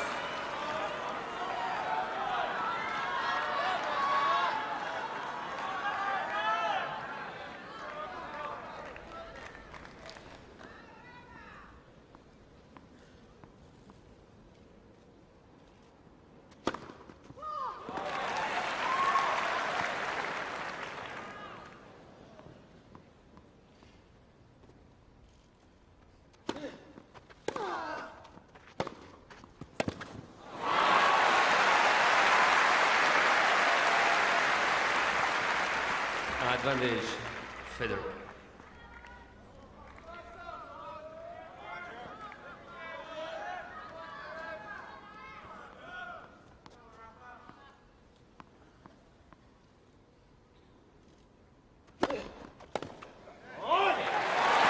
Again, Federer.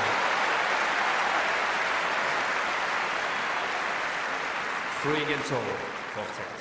Well, this is now the longest match at the championships for Rafael Nadal. Both players, of course, have won 6 matches to get through this 128-man draw. Just this final opponent to beat. Nadal's been close already. He won the first 2 sets, 6-4, 6-4. Federer won the 3rd set on the tiebreaker, 7 points to 5 in the breaker. It was close.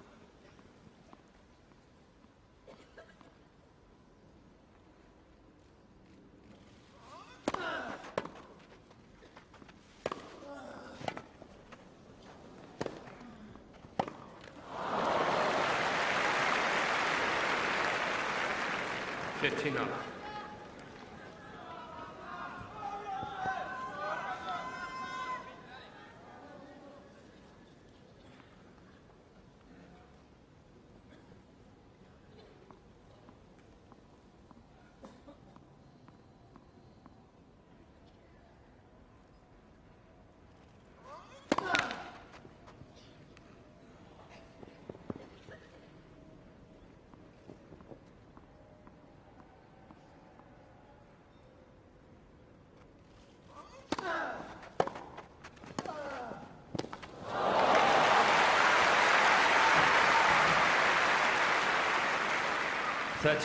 So impressive. Nadal just refuses to even give Federer a half chance in any of these service games. He played such a strong first 2 points. Much easier when you're up 30 love on your own service games.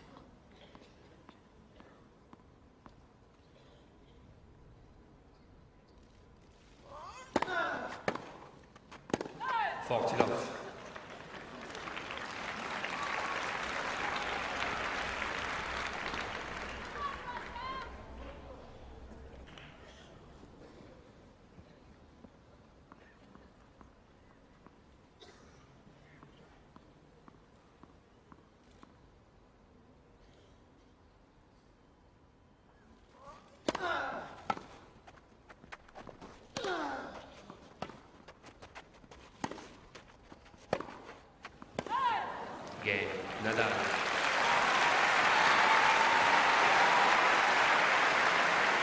Nadal leads 4-3, 4th set by 2-3. Federer's on a 65-match winning streak on the lawns in grass court tennis. 65 matches. The last time he lost here, 2003. So you can see what Nadal is up against. And Nadal on clay had the 81 match win streak, which Roger Federer put an end to. So is there going to be a bit of a role reversal today? Despite the rain earlier on, plenty out there. And they're very welcome to the final as well. I'm sure they're enjoying and feeling the intensity, despite not having a ticket, perhaps, to come into this centre court. That has been such a wonderful feature of the tournament over the years. Time.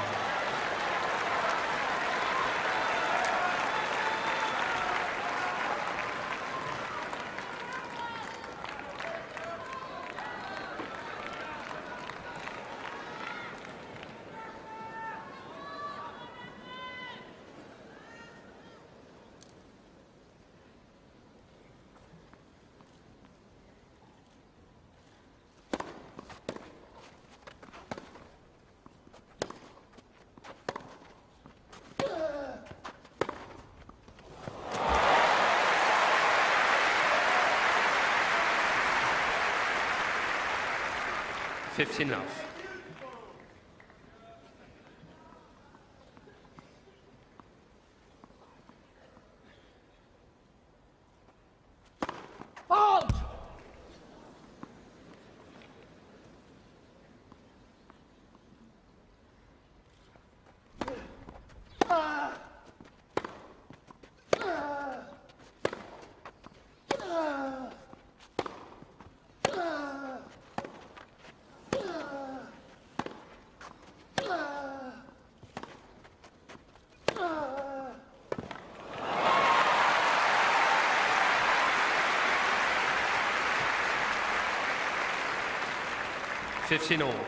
Looking for the Andrew Murray bicep shot after that. That was muscular from Nadal, it really was, and it sent a message.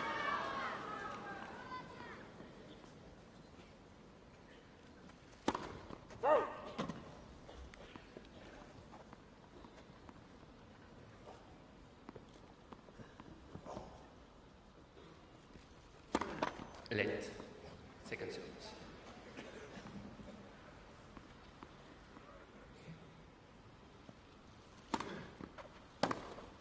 On.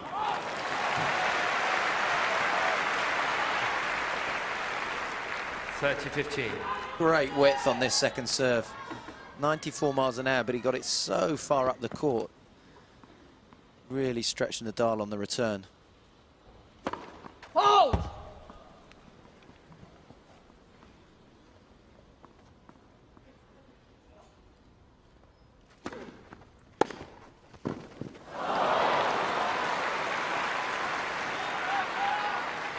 Thirty-all.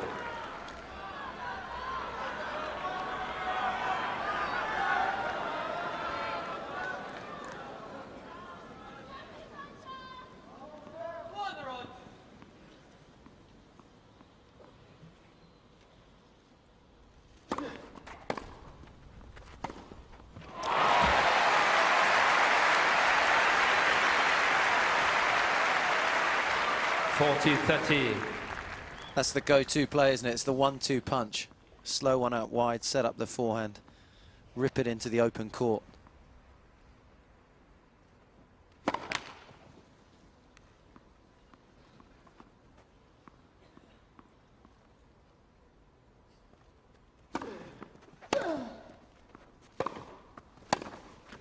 Again, Federer.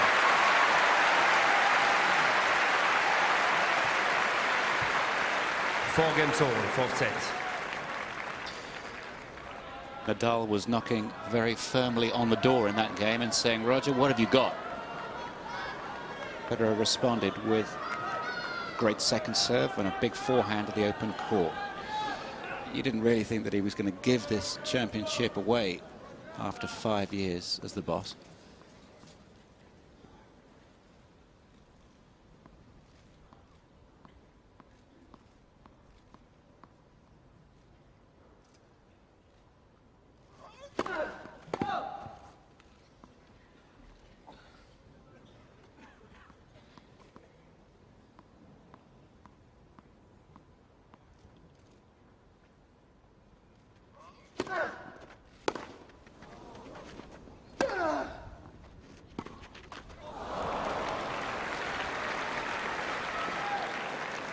Enough.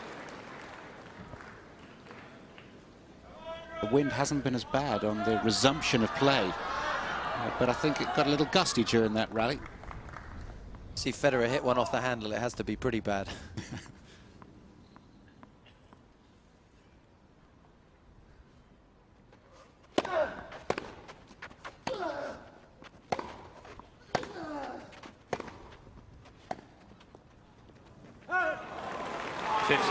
Yeah, the wind has definitely picked up.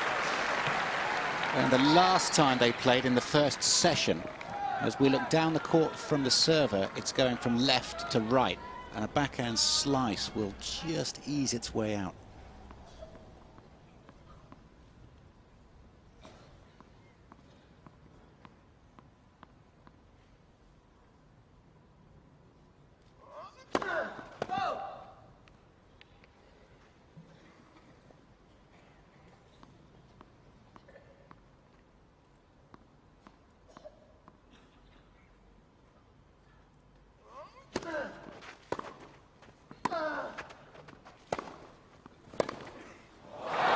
He's made that backhand.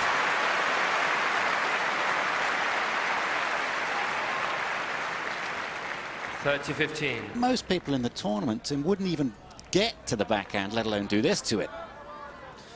It's all the right signs from Federer. He's looking to hit the forehand on Nadal's second serve. He sets up the point, comes in on the right ball, and Nadal's still got the answers.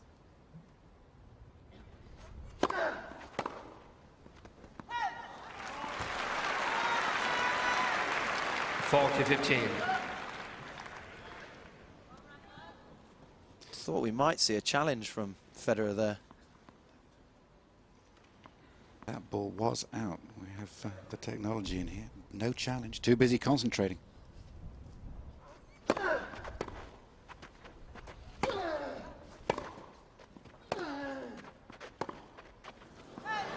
Nadal.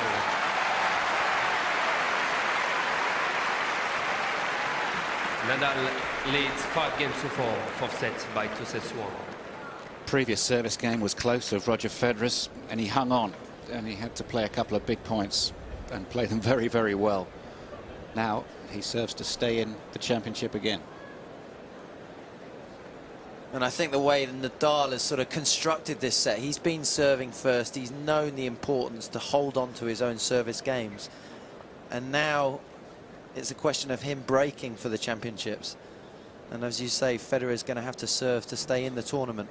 Nadal's not known as a man who's afraid of the winning line. Goodness knows he's crossed it enough for French Open titles. But to win a Grand Slam, to win Wimbledon on grass, away from the French, away from his beloved clay, what an achievement it would be. Time.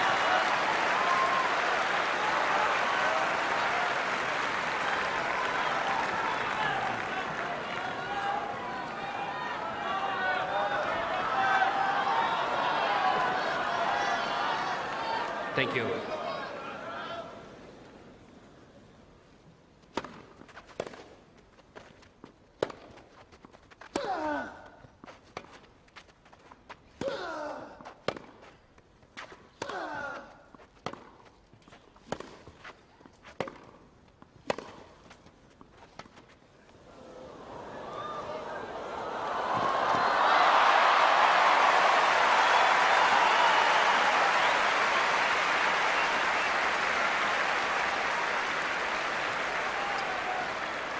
Love 15. Federer threw a lot of fine shots at Nadal there. Nadal responded.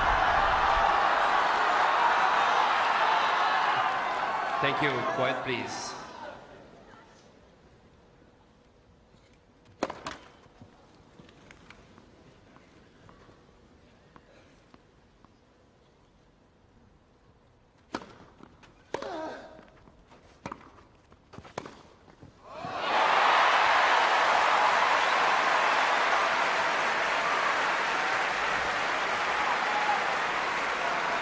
Love 30.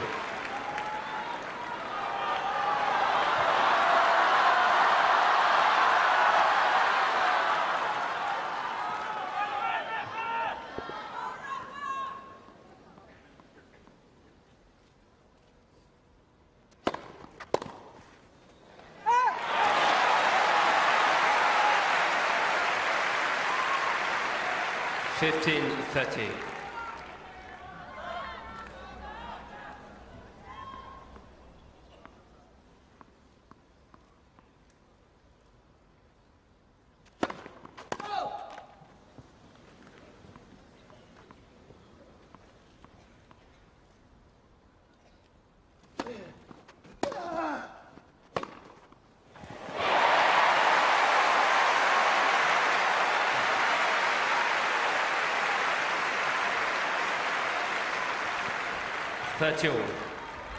It's going to live or die by that shot.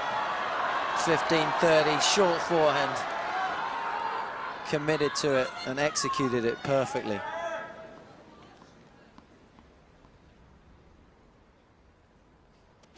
Whoa.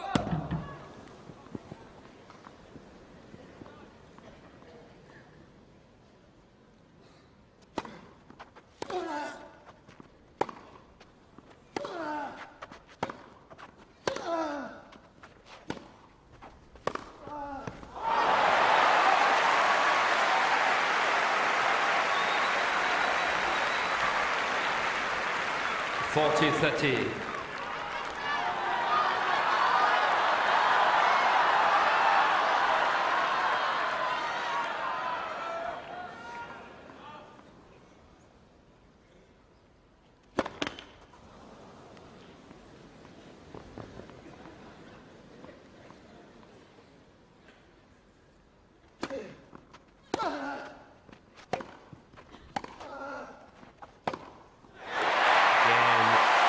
Federer. New balls, please.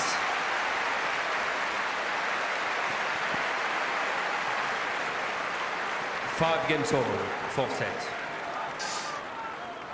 Man of steel. Got to take your hat off to Federer there. 2 points away from relinquishing his title.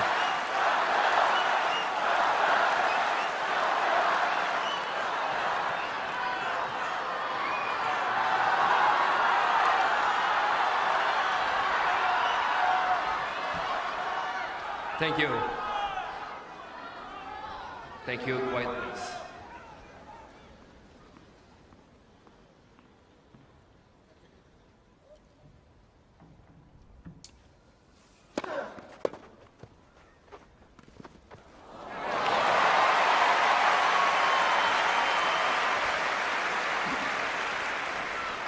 Love.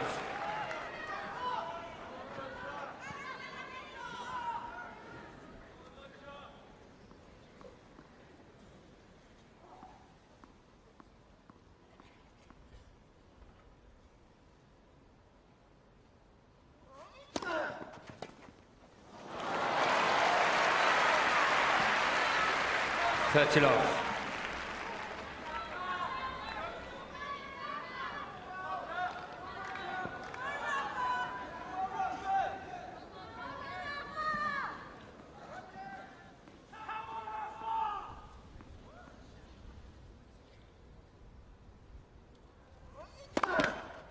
First service.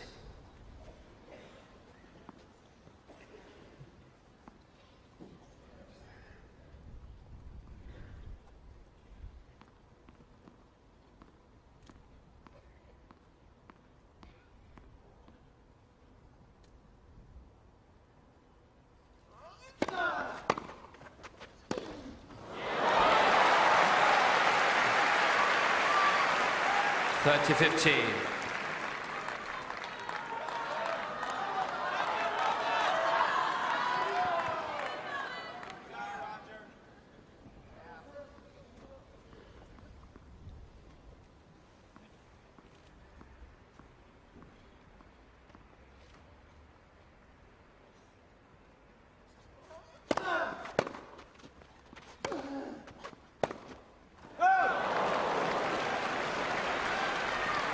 (40-15).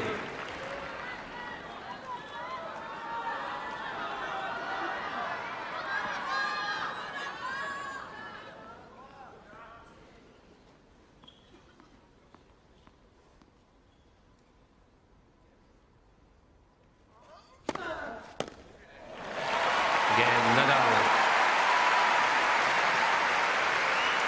Nadal leads 6-5, fourth set by 2-1.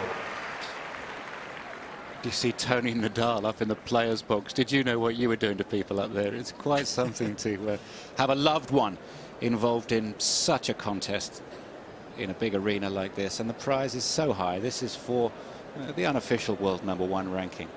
And whoever wins this contest will be the holder of 2 of the 4 majors, the Grand Slams that we talk about in tennis all the time. So they know what they're playing for. And really the balance of power in tennis was being played for the last time they played in this final, and it went 5 sets. Federer won't fancy another game like he just had on his serve. Weather seems to be okay for a moment, plenty of time.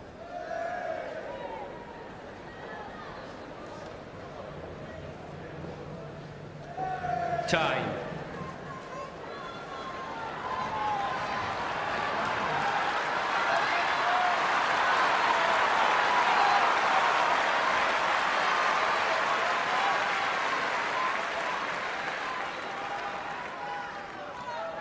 For the second time, Federer serves to stay in the championship.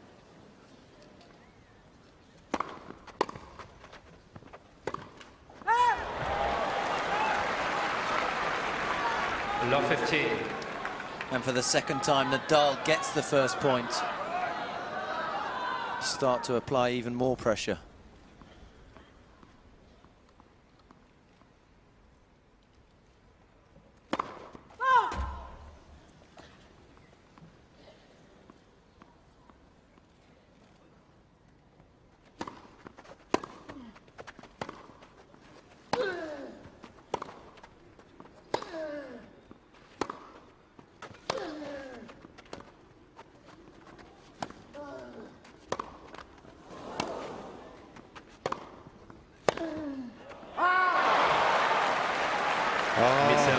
Challenging the call on the right far side. Ball was called out. Well, there was a huge sort of breath out for Nadal.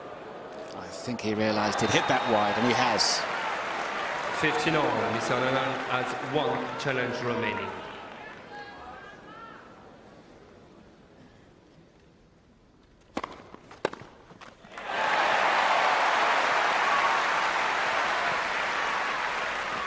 (30-15).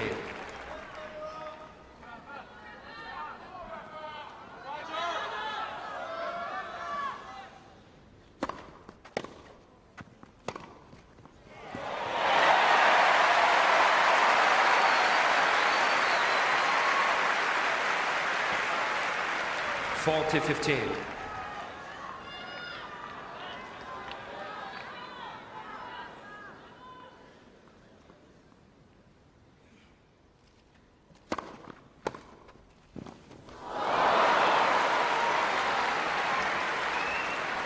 (40-30).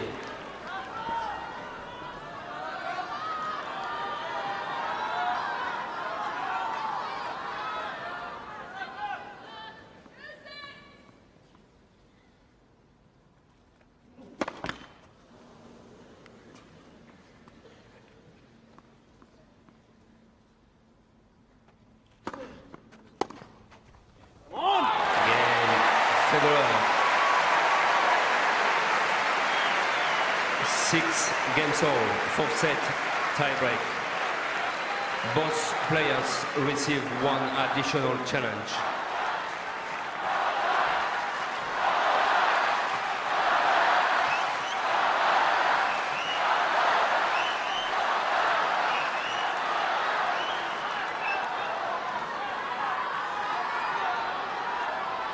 Thank you. Thank you. Quiet, please.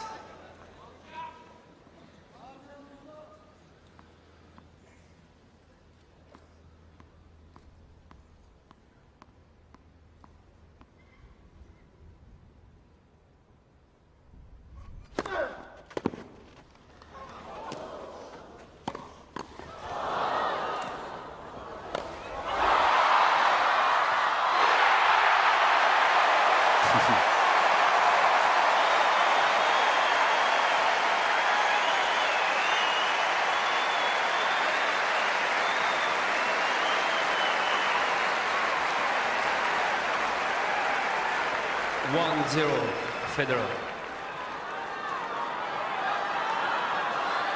Well, if all 7 points in the break are going to be like that, the crowd are going to lose their voices. 1-love, Federer.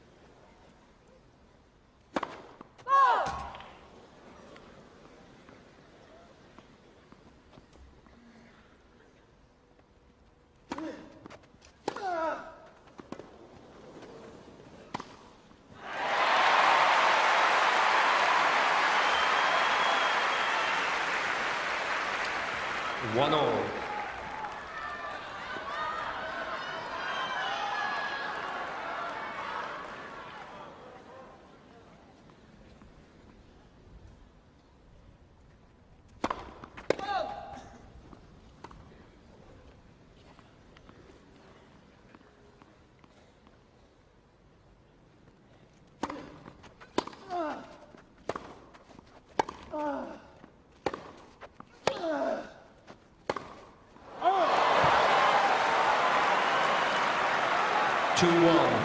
Nadal.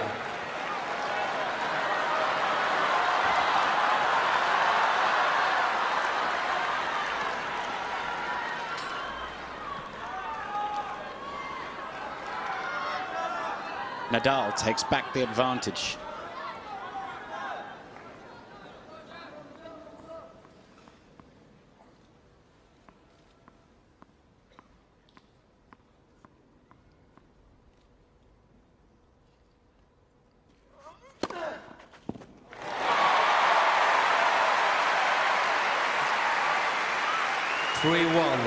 Nadal.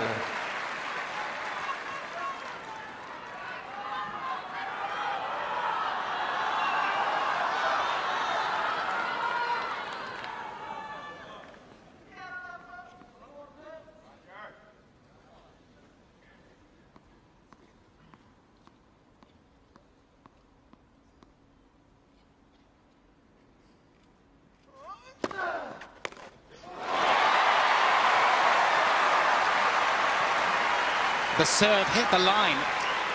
4-1. And the ball Nadal. stopped up. It was another first serve at a crucial time. Nadal is closing in on this Wimbledon men's singles title.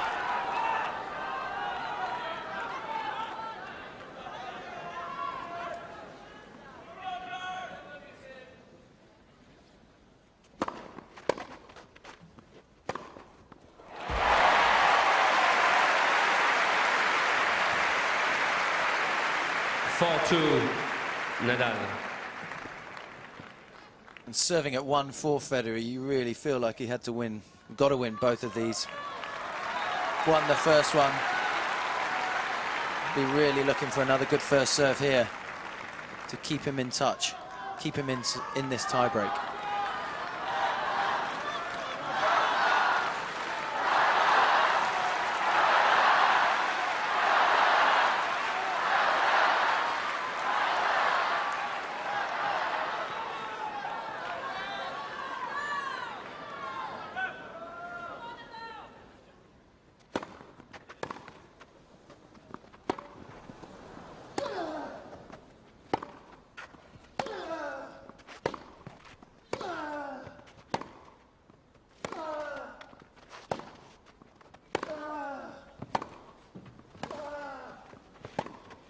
That's wide, and that could be the crucial blow.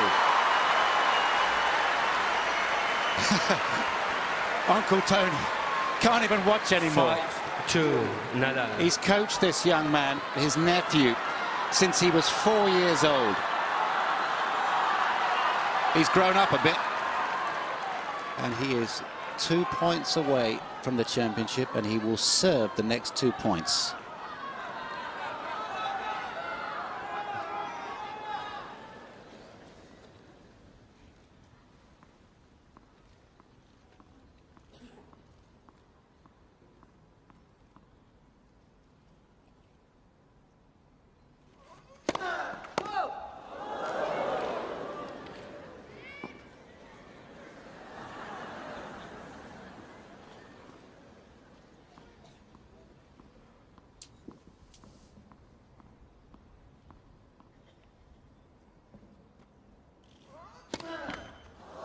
Whoa! 5-3, Nadal.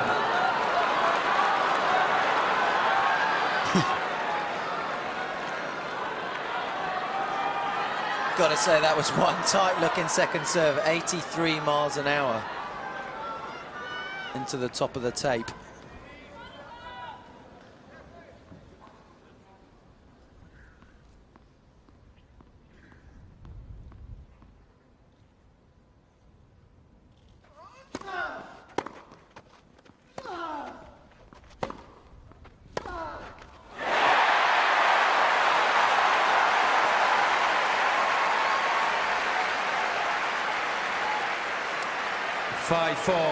Nadal. 5 times a champion. Federer is as well, and playing like it. But if he loses this point, he'll be 2 match points down when he knows it. Nadal is tight.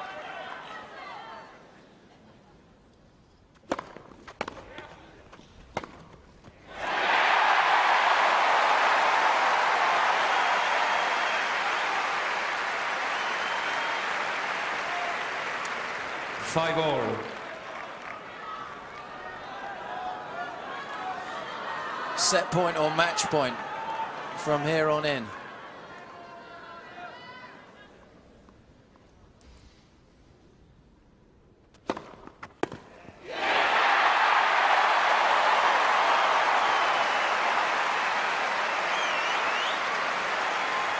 Six, 5, Federer.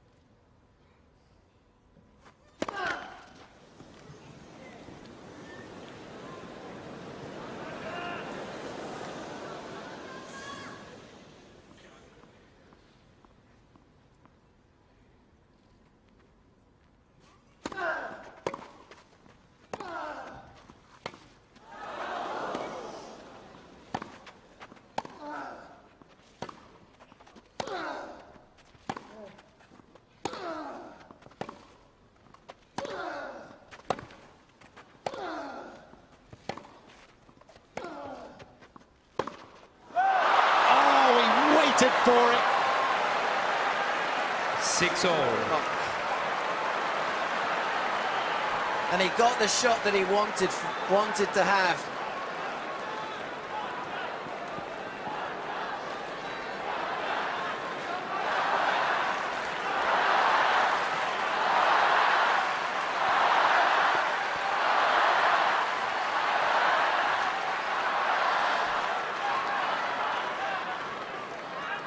Well, continuous play. Rafa will not be rushed. He has saved a set point.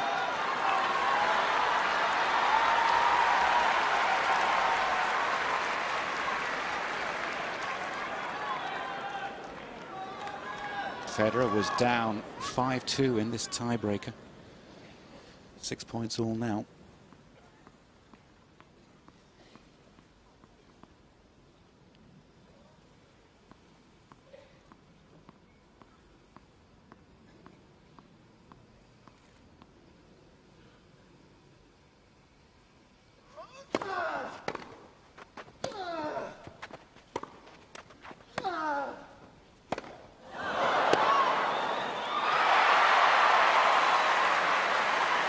Mr. Federer challenging the left baseline. The ball was called out. Well, he got past, but was the ball in or out? Well, out. 7-6, Nadal. And that means championship point. Mr. Federer has 3 challenges remaining.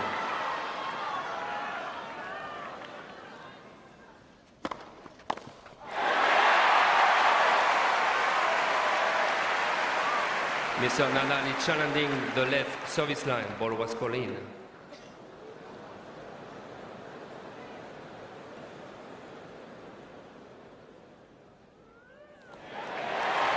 Seven all. Mr. Nadal has 1 challenge remaining.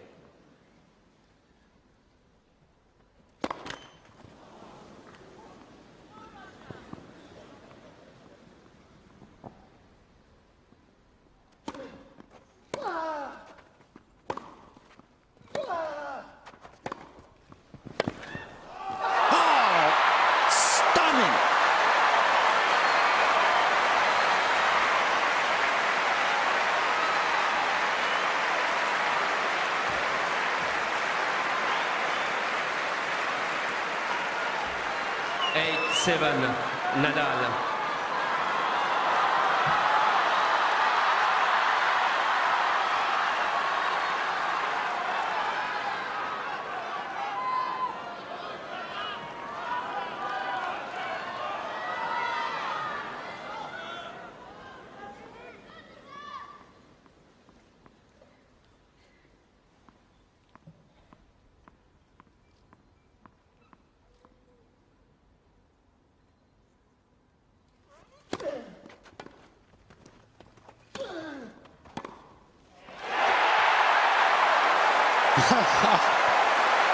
Oh my goodness.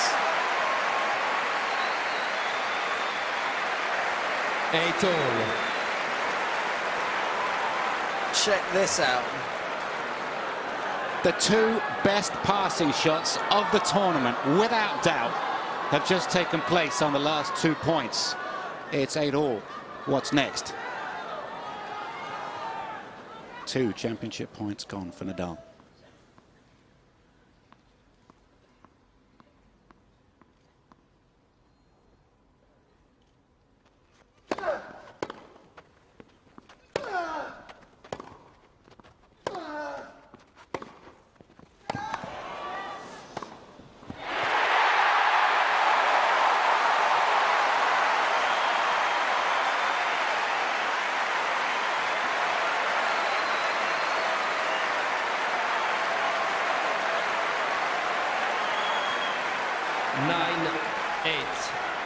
Federer.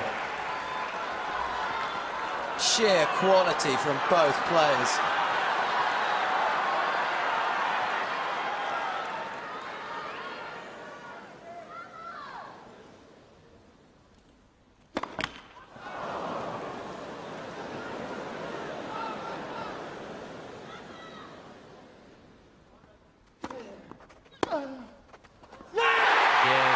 fourth set. Federer. 7 games to 6.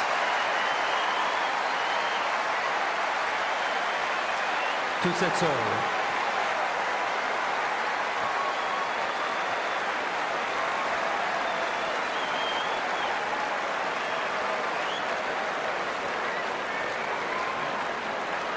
Haven't seen a tie-break like that since Borg-McEnroe 1980. It was up there. Absolutely incredible shots at the most important times. And before this match, we were talking about the scars from Roland Garros, and I'm asking myself, are there any wounds inside Nadal now? 2 championship points, and on one of them was in the perfect situation. Federer came up with the pass. He ripped a backhand pass, and it was right after Nadal had curled one down the line from way outside the tram lines to get himself a match point. It's celebration time here in centre court because we've got a 5th set ahead of us. Nadal has had his heart ripped out, but such is his strength of character, he'll probably play a very fine 5th set, and we hope so for his sake, because it's a rotten feeling to be so close to your goals and to have it taken away. I wonder what Nadal has got left. He's the only player on the court at the moment.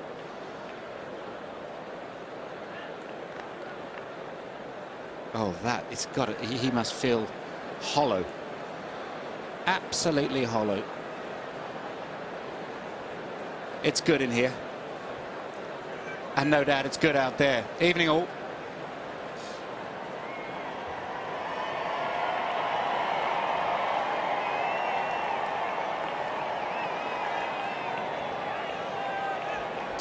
I wonder if the match looks as good out there as it does from in here. I hope so. Having a great time. That's nice to see. And what a celebration this is of the sport. This is the highlight of the tennis calendar, no doubt about it. And now, for the 2nd year in a row, a 5-set final between the 2 best players in the world. Wonderful. And I guess we can briefly reflect on how important that rain delay was. 2 sets to love Nadal. Federer really looking out of sorts. And in part 2, he's come back out on the court and transformed his game to level things at 2 sets all.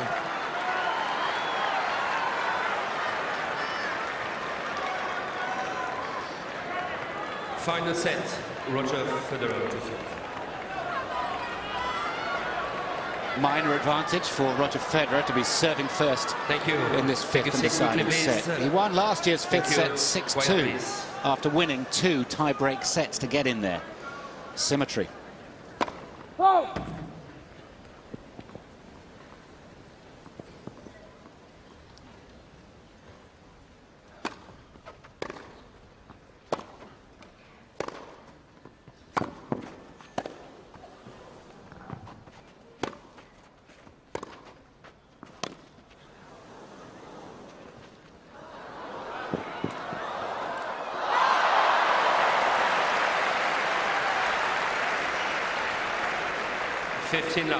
And for the first time in 3 hours and 37 minutes of tennis in this Wimbledon final, Roger's in the lead.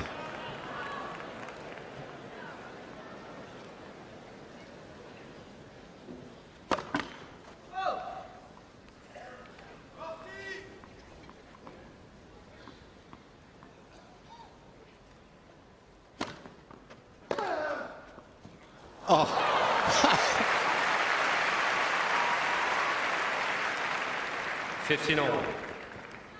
He will have to redefine topspin after this forehand. Look at the weight. It's one of the widest courts that you can play on in professional tennis, and Federer's almost in the first row.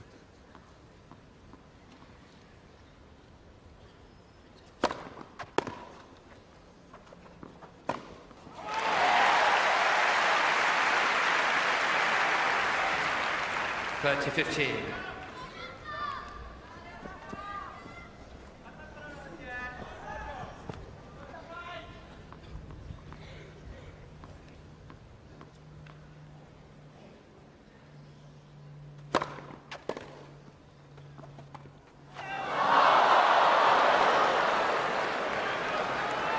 30 all.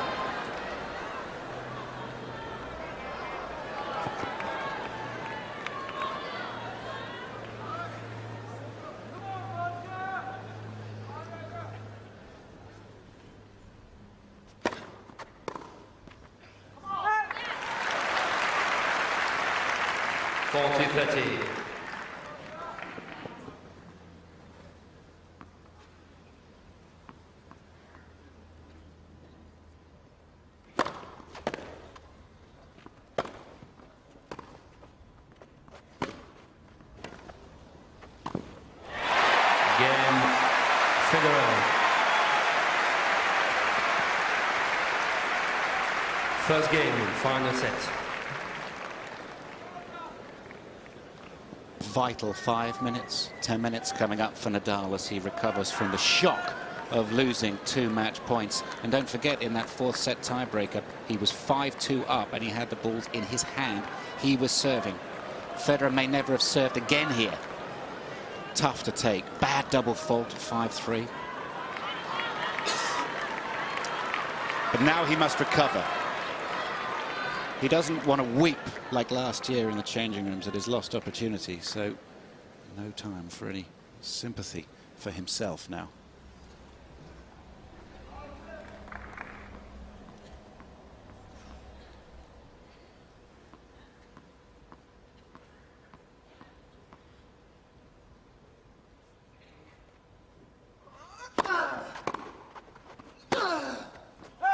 Love 15.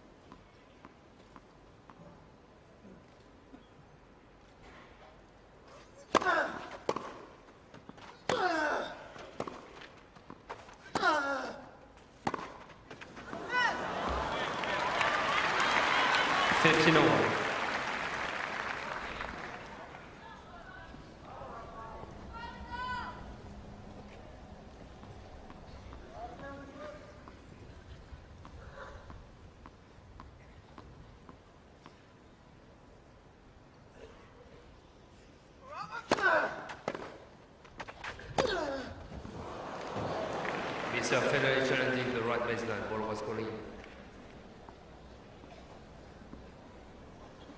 Enormous amounts of topspin, heavy work on the ball, and it dipped at the last minute right onto the line. And Federer doesn't like it, and he had a very good view of it as it went past him.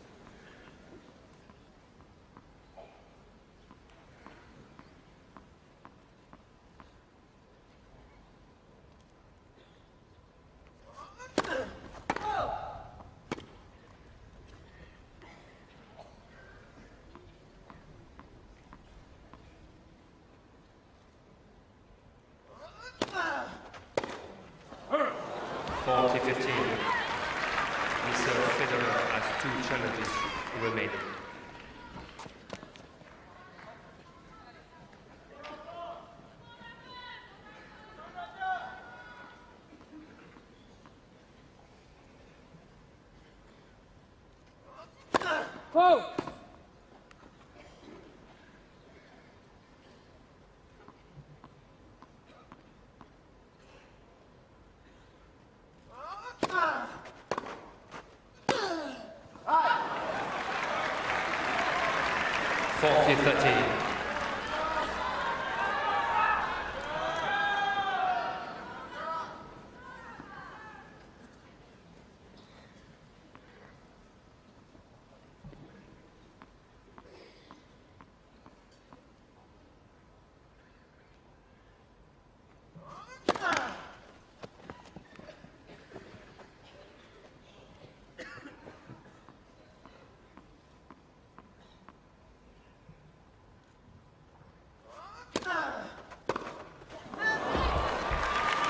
Nadal.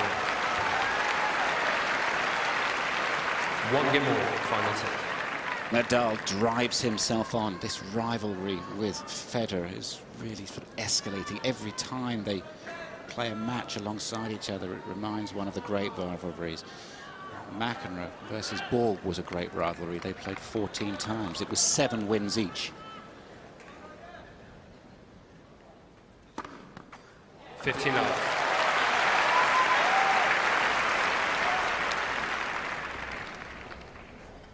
A reminder that these two, Federer and Nadal, have played 17 times. Nadal leads it 11 matches to 6, 3-2 in Slam finals.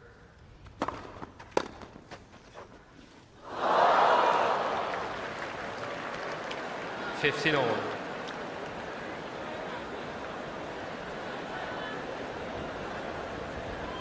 And for all the tennis we've both watched, we still can't work out why the ball stops so much when it hits the line like that.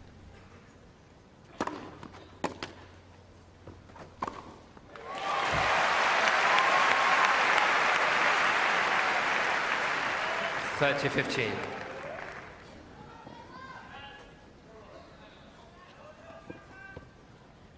Wouldn't have had a rain delay if this was taking place next year.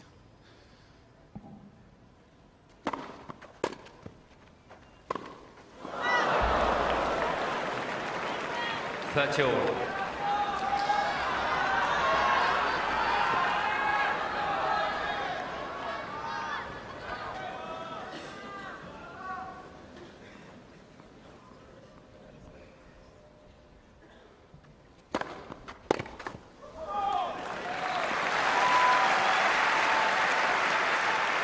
(40-13).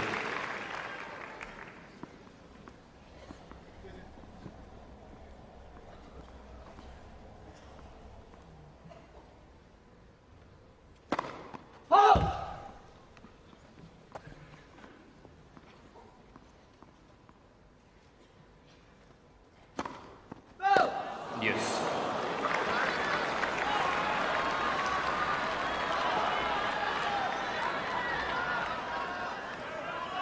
Only his second double fault of the match.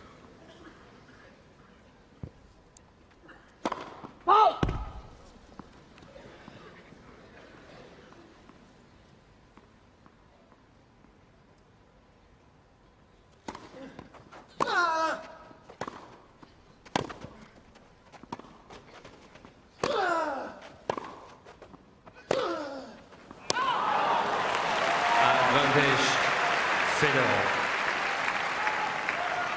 That's the first time we've seen Rafael Nadal shake his head this entire tournament, and why not? 2 match points in the 4-set tiebreaker.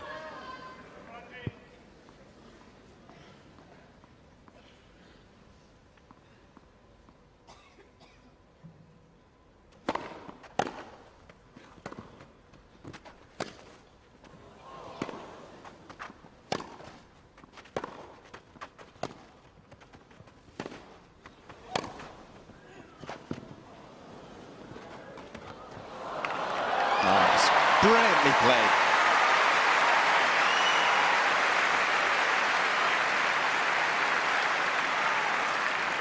Yes. Just has so many reserves to call on, Nadal. Many players, all sorts of sports, that close to the winning line and failing, would have reacted. He's remained positive.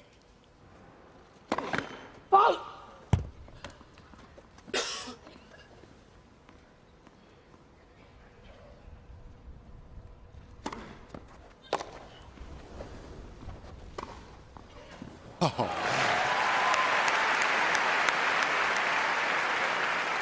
Advantage, Federer. That was out of the middle of the racket. I think it was a smart shot. Nadal's had some nasty spin on it.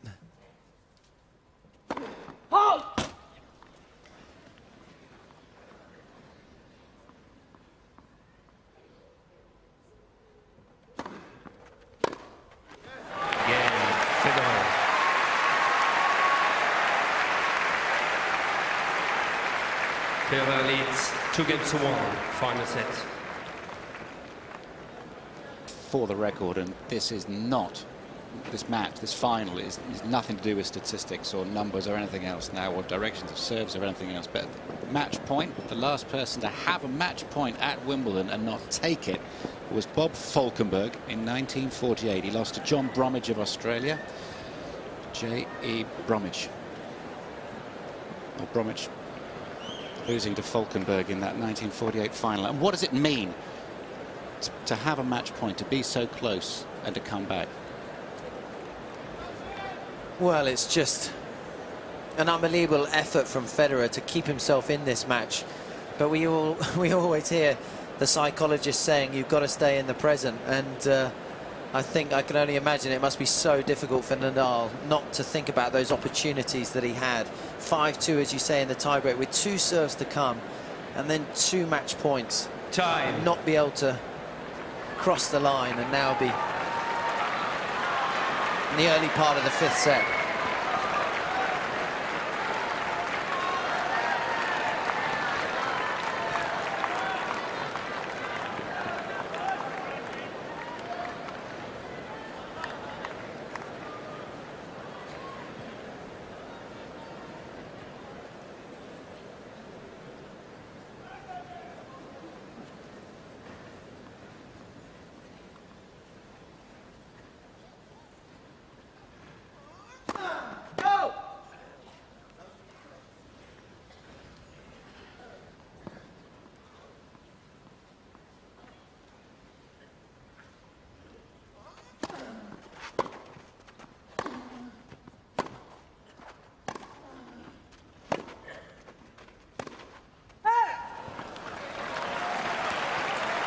Love 15.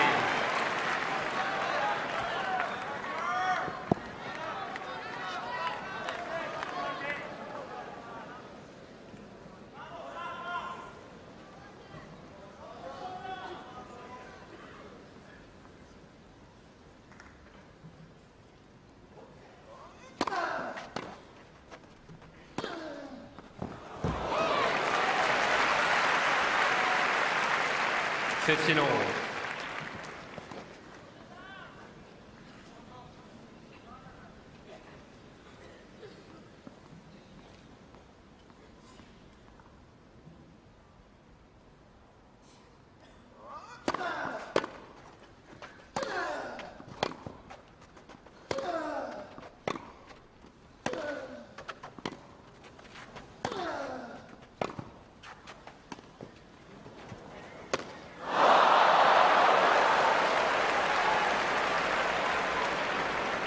(30-15).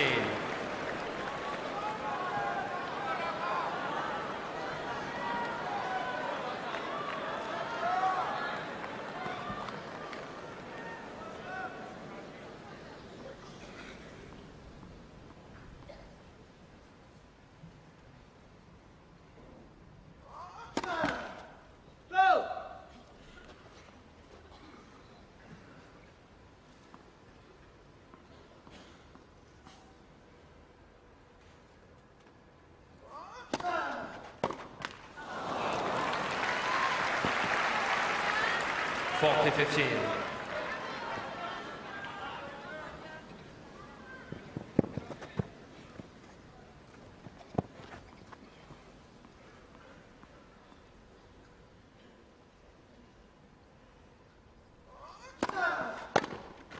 Game Nadal. 2 games over, final set. I think I'm right in saying that the last break of serve was 4-all in the second set when Nadal broke Federer. And it's obviously going to take a break of serve at some stage for this match to end with no tiebreak in the 5th.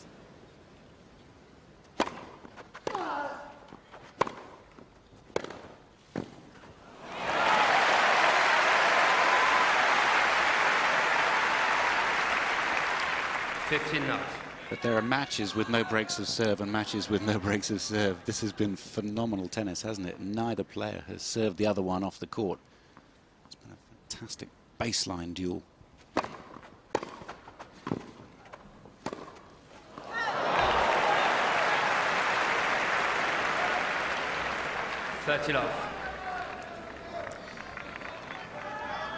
Federer had served and volleyed 1 point in 10 only. It's just a question of when to keep the opponent off balance, make him think on the return.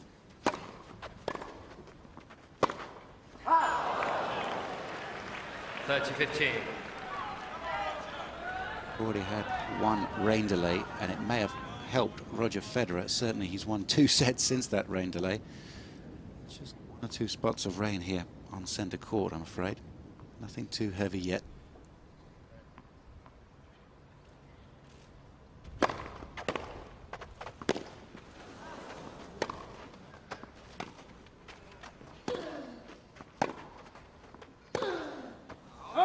Culture ball is good. Federer challenging the call on left near side. Ball was going in. So ball called out. Pascal Maria overruled. So Federer then challenged. And if you can follow all that. 30 all. And the fact is he was right. Mr. Federer has 1 challenge remaining. It's 2 all 30 all in the 5th.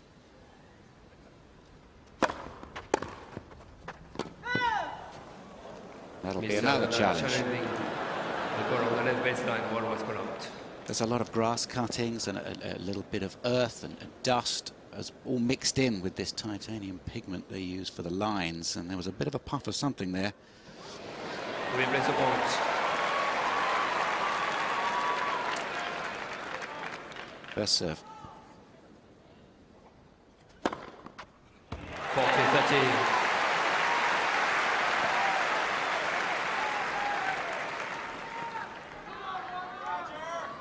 Still spots of rain, getting a little heavier.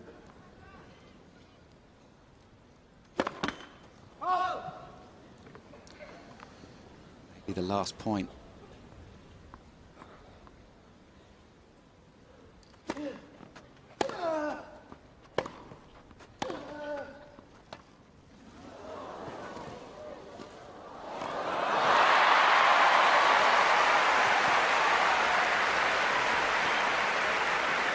I think Federer's had enough.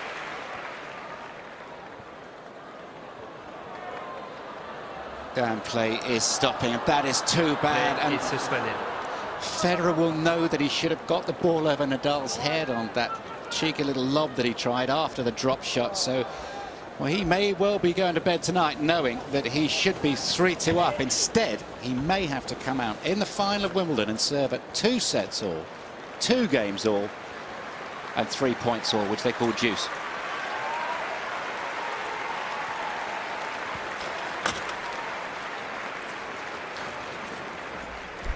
Oh, that is some wild tennis. Really fantastic tennis. And from the centre court, the atmosphere, the heat of the centre court crowd, you go back into the foyer, trudging up the stairs for the 2nd time, taking a right at the top, through the doors, round the corridor about 40-50 yards, and back into the locker room once again. And Nadal, 2 match points in that tie break. 4-6, 4-6, 7-6, 7-6, 2 all, deuce.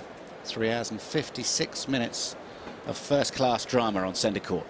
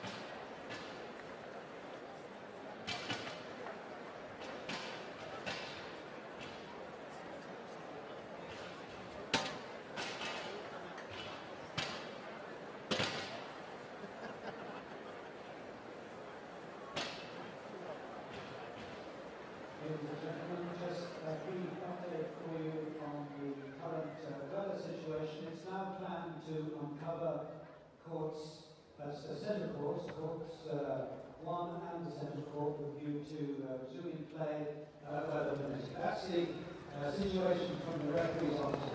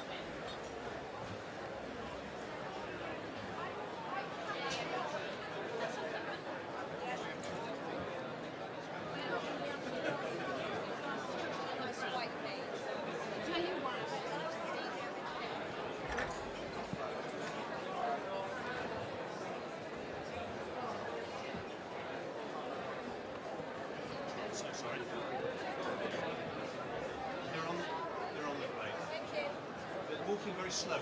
All right, thanks. Trevor?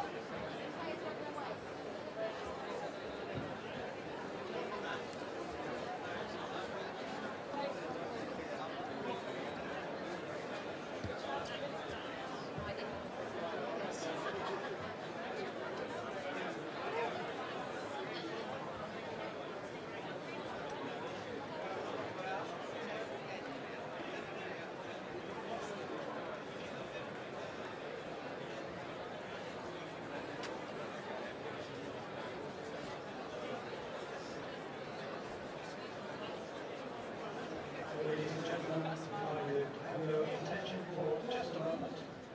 It's an announcement about Court 1. The mixed doubles final will take place on Court 1 just as soon as the court is prepared, and I'm told that admission to the court is not restricted. So that's the mixed doubles final about to take place on Court 1 as soon as the court is prepared. Admission is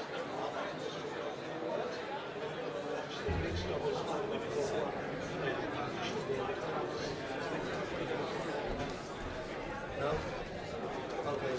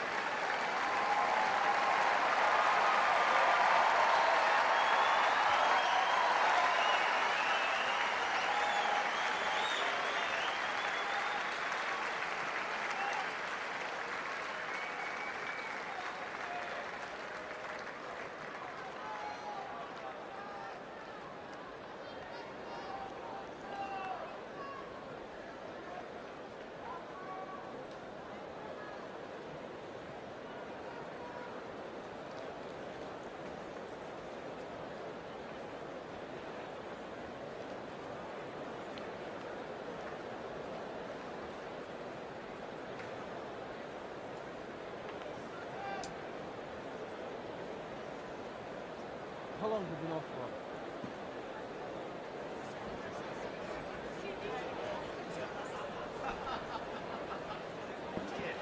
I bet it's 5.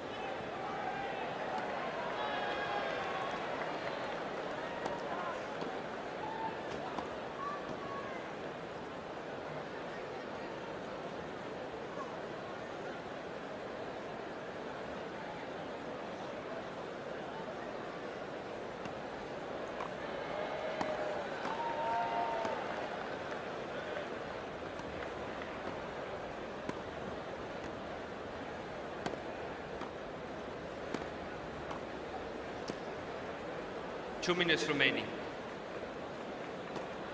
They just give them 3.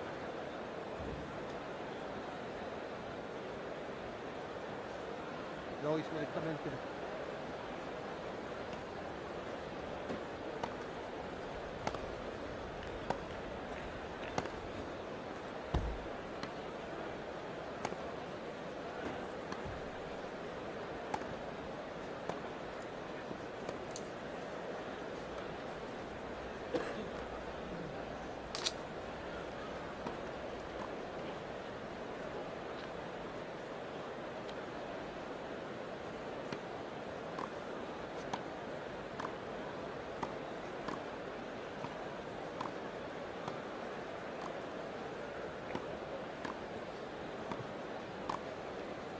Sue, thank you. How lovely to hear them 1 minute saying remaining. the words of that wonderful passage from Rudyard Kipling.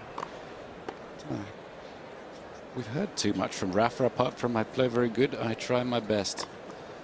And it's so nice to hear him make the effort in English. Of course, Roger speaks many different languages, including Swiss German, which I didn't know that was any different from sort of normal German, really. The But resumption of play. 2 games all. here we go 5 again, sets. 2 games all. They to were serve off court youth. for less than half an hour, but they're having a full 5-minute warm-up. I wonder if it'll prey on Roger Federer's mind that he could have just lifted a backhand volley over Nadal's head and could be up at this point, because he was game point up, and really he would have fancied his chances. Tim Henman would have made that shot and to have got into a lead here. Instead, he has to serve at 2-all juice, which is a tough situation. Having said that, I'd rather have that over my head than 2 championship points that went begging in the 4th set, as is the case with Rafa Nadal.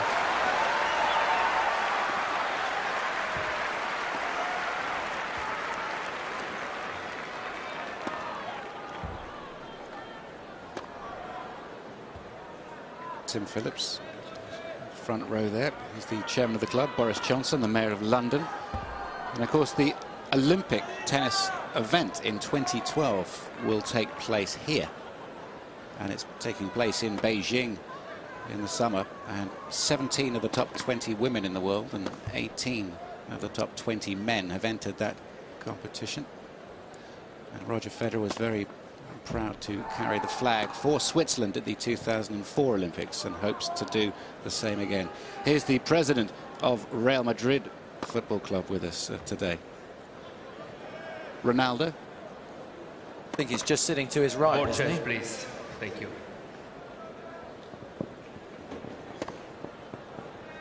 Talk about top sport. Champions League. All British, all English.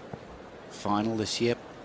Spain versus Switzerland. All European final at this championship. Really, he can never go after the umpire at all.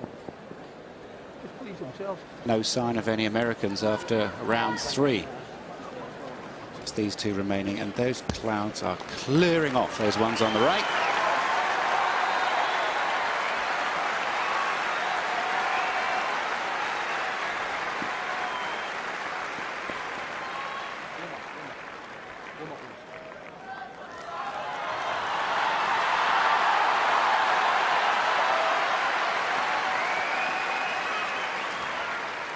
Yes. We've got about an hour left in this championship, and it's all tied up at 2-all juice. 5th set.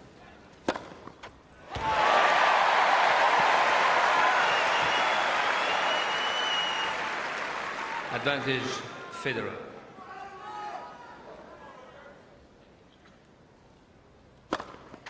Again, Federer.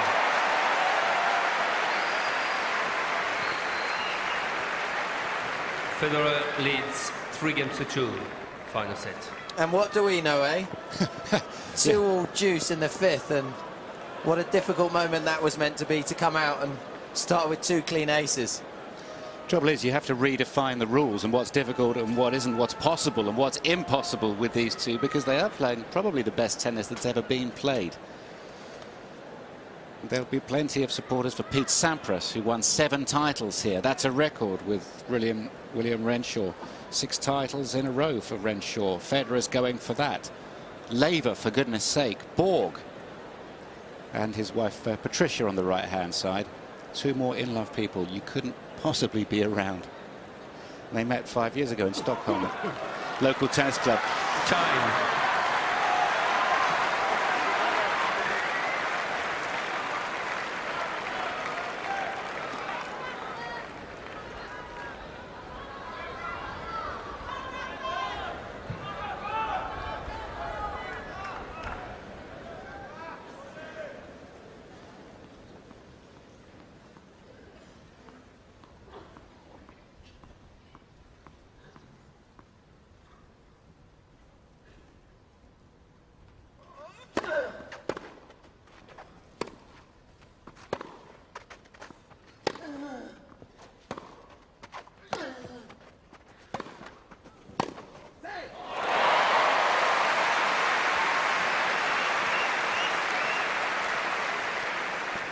Off.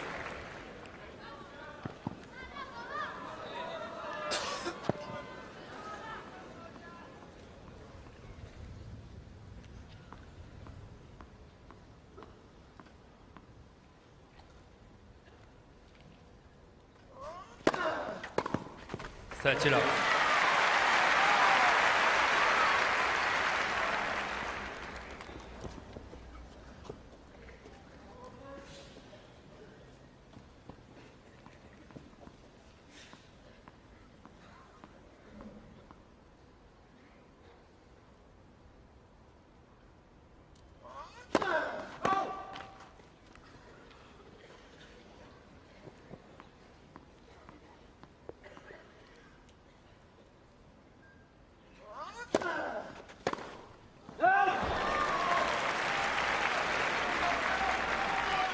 40 off.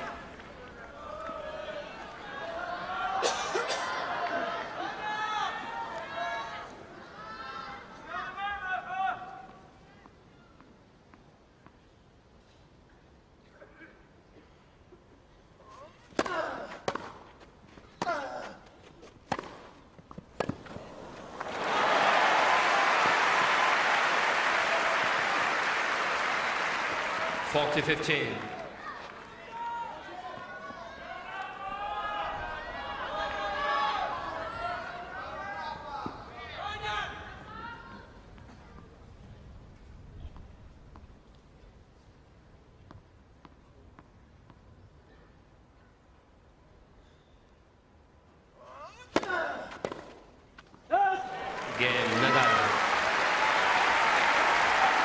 New balls, please.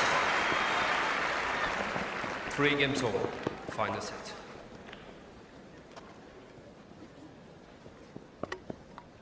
One minute short of 4 hours. This, of course, part 3 of the final, which started a little bit late.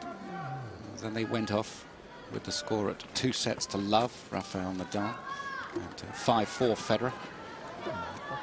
They've just had another 24-minute break or so, but now they've been playing for 4 hours in total, and there'll be a little delay as Rafael Nadal takes out a nice new racket, restring anyway. Puts his little vibration damper in there, and he's ready to attack again. Nice new tennis balls.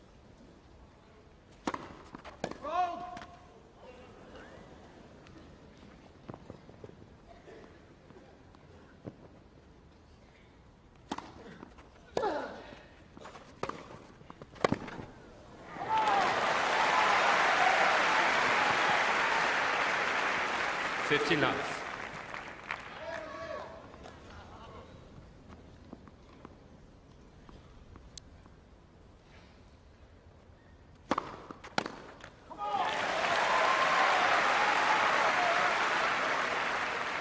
Love.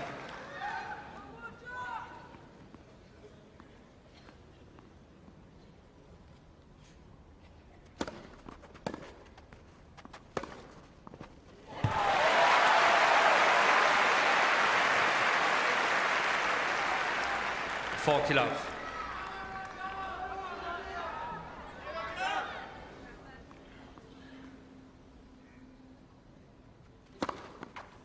Again, Federer.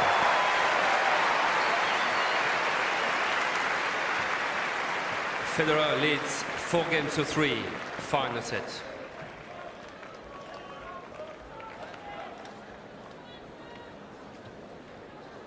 So what have we had? 4 hours and 2 minutes worth of play.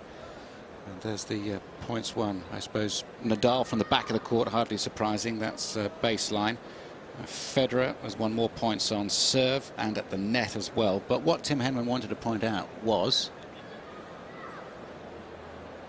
346 points played.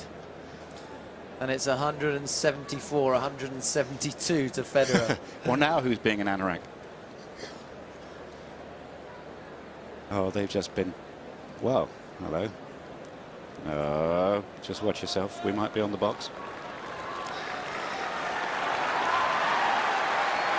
Time.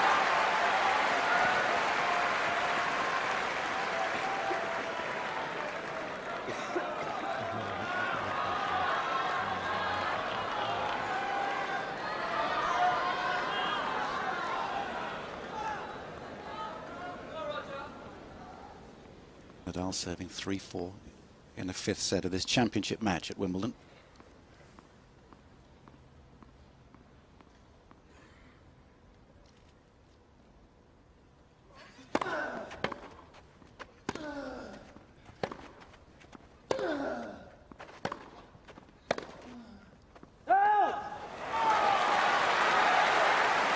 Challenge. Challenging the call on the left outside. The ball was called out. Players get these 3 challenges a set, and if they're right, they keep that amount of challenges, and it's just a way of checking whether or not they were dealt with fairly, and he was. 15. Mr. Nadal has 2 challenges remaining. This man who had championship points, 2 of them in the 4th set tiebreak, trying to hang in now.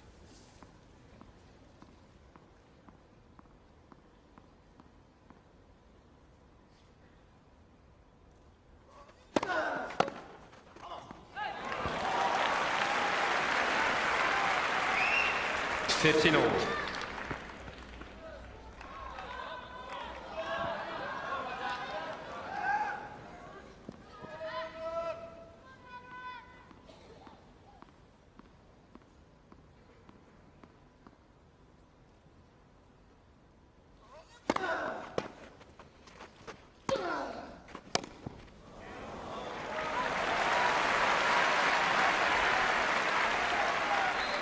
To 15.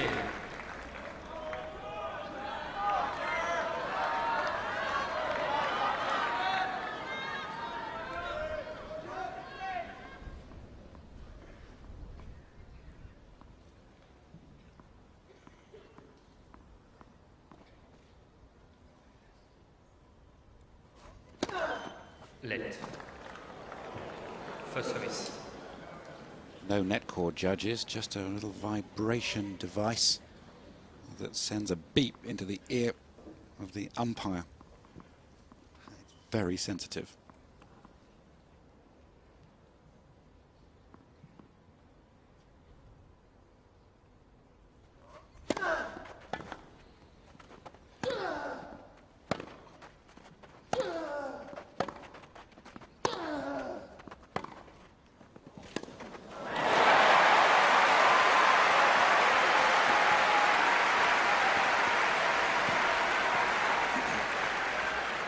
All.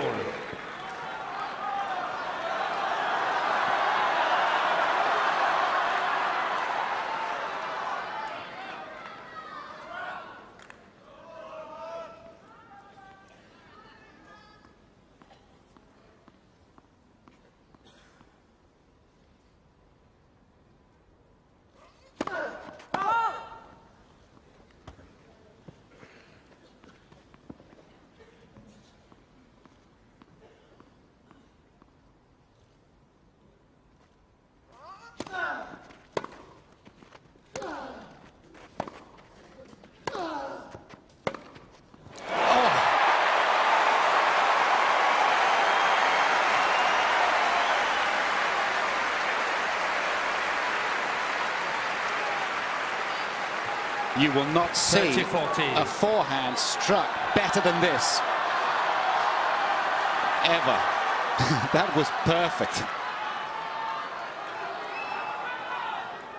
Nadal, break point down.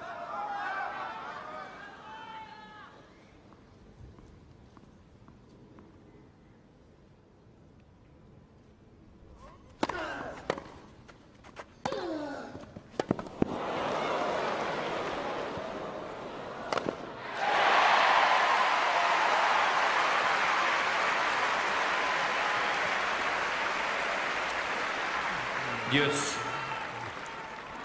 Speed and the weight of Nadal's forehand under pressure, break point down.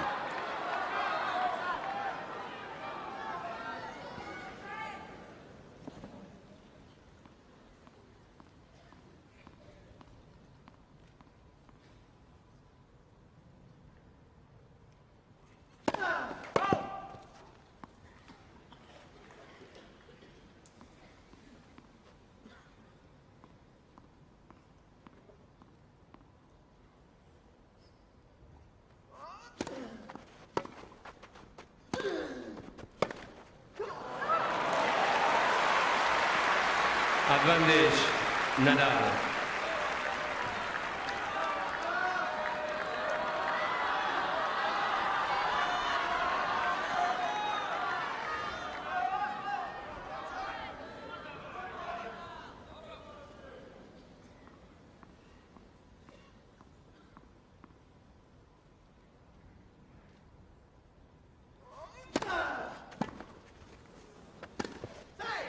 Again, Nadal.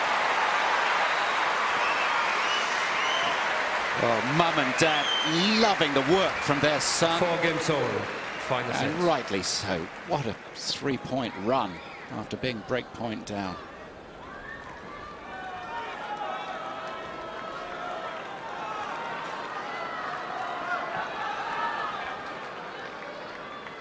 Never a moment of doubt in Nadal's head.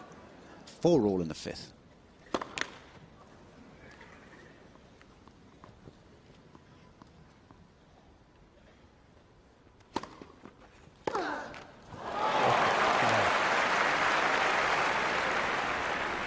Enough.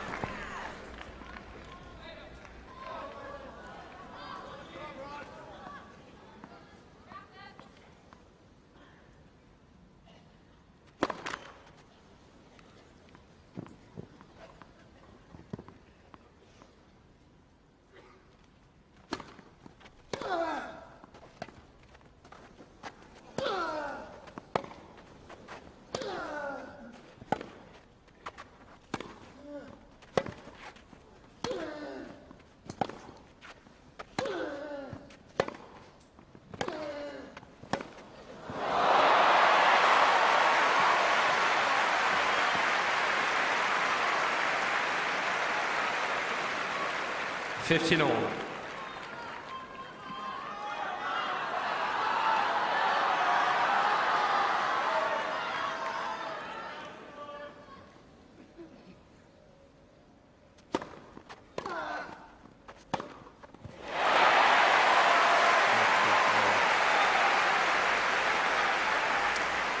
Thirty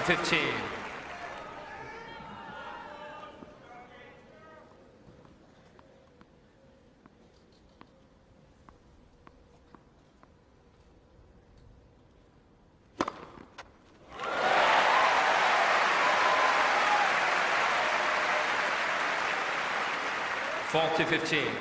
And even at this stage, this importance of the match, points being won by winners, so few unforced errors. Oh!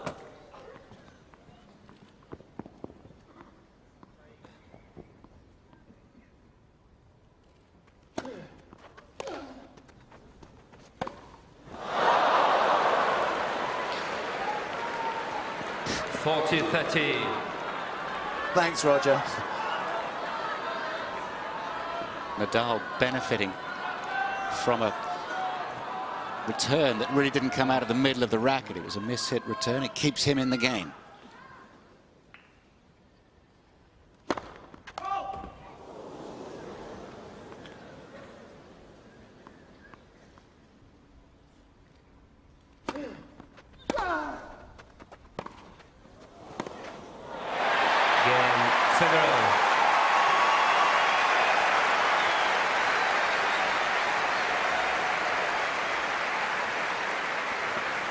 Federer leads 5 games to 4, final set. Oh, great sport bringing us all together here at 20-9 on Sunday night.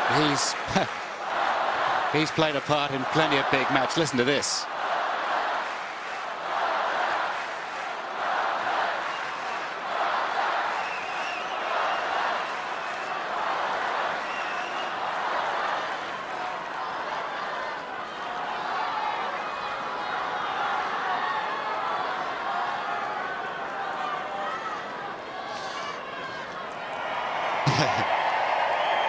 Still there then.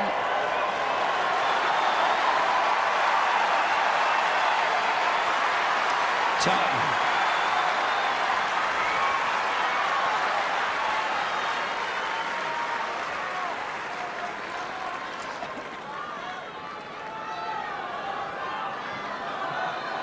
It's been a match that will live long in the memory, and we may still have a long way to go. Nadal serves at 4-5 in the 5th set.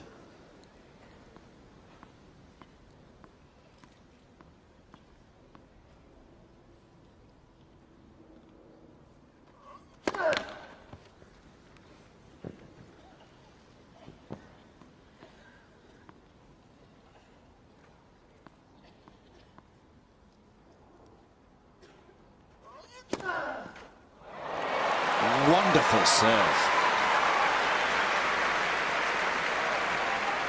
15 now. Second serve.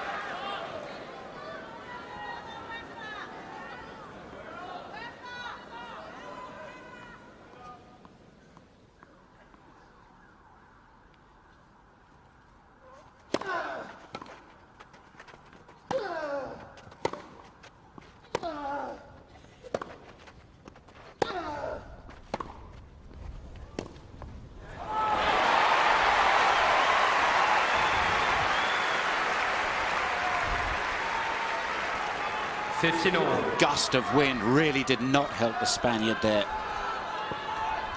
It's really picking up.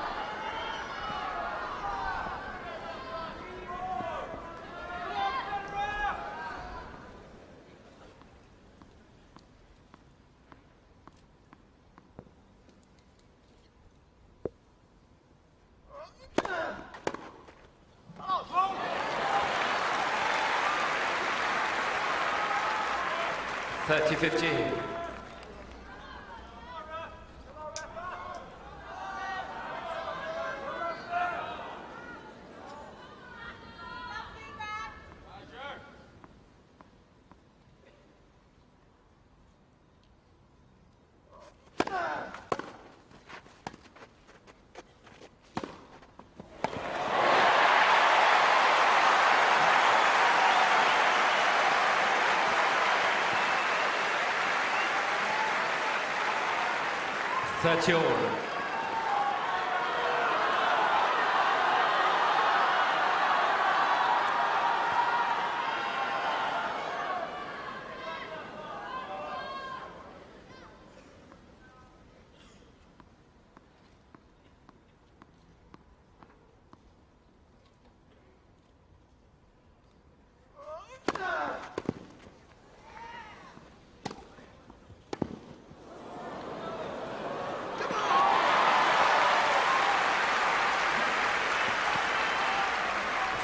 .30.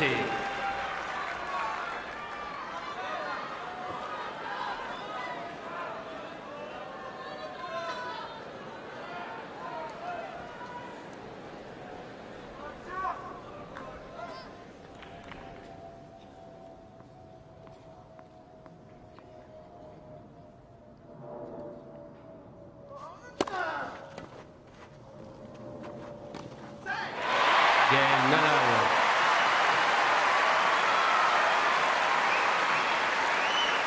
Five games all. Final set.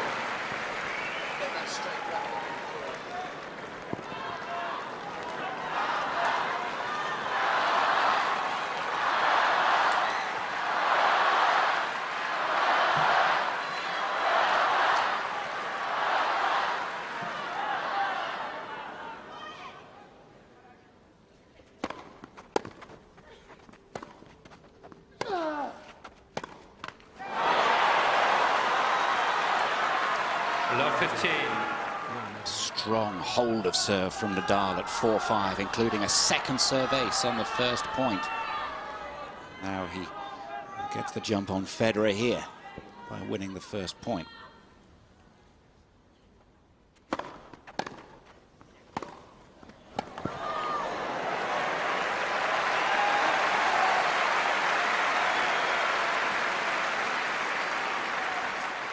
$15 all.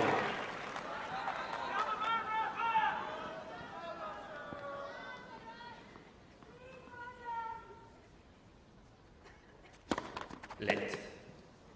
First service.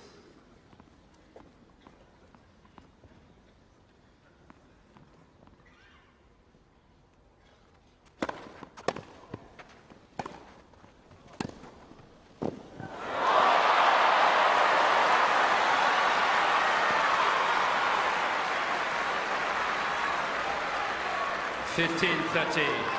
Speed and determination of Nadal. Admirable. Never out of a point.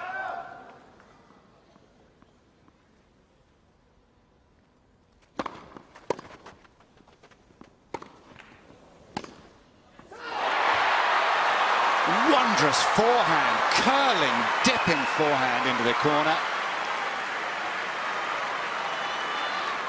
15-14. And suddenly, Federer on the rack.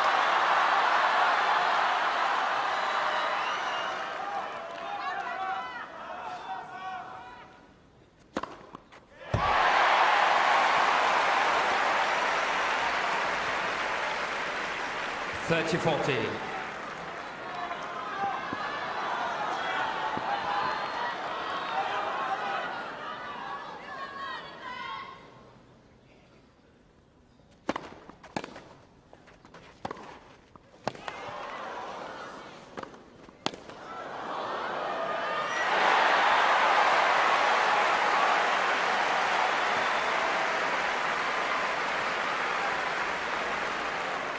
Yes.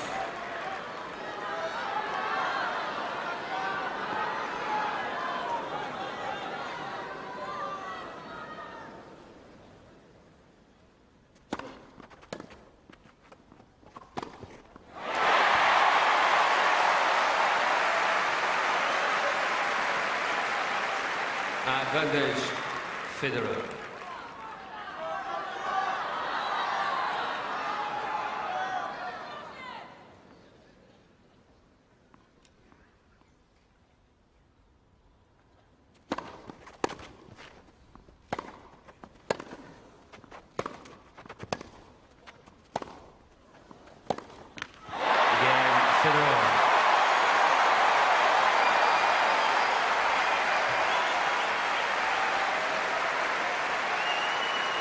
Federer leads 6 games to 5.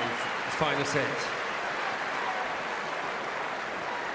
Well, Federer escaping again from 1540 as he escaped from 2 match points down in the 4th set tiebreak. But how on earth does Nadal keep coming back from this sort of disappointment? He has knocked on the door to him time and time again.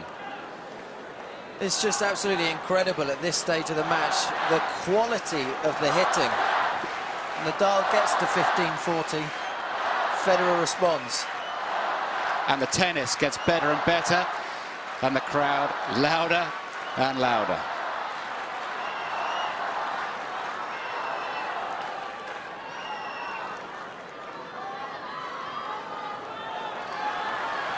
Time.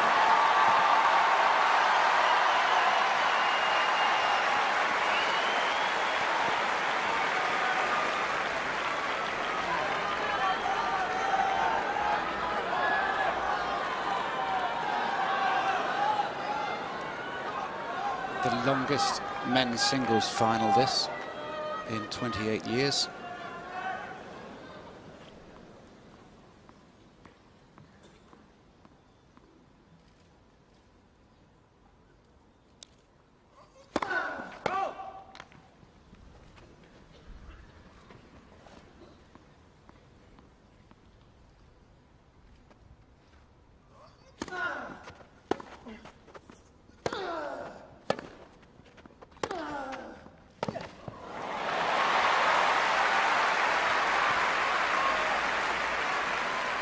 Enough.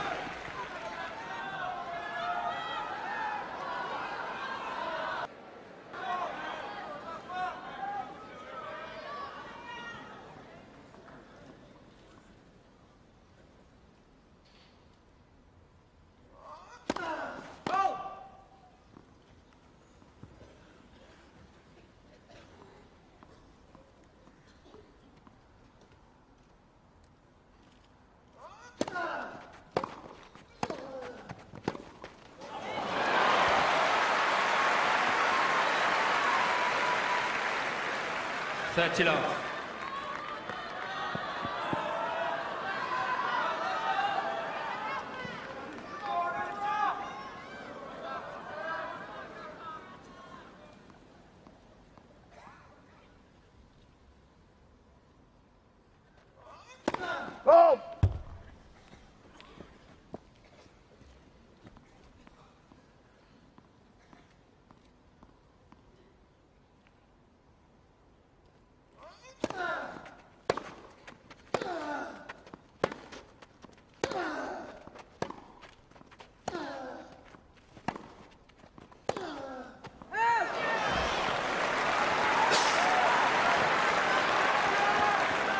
.30-15.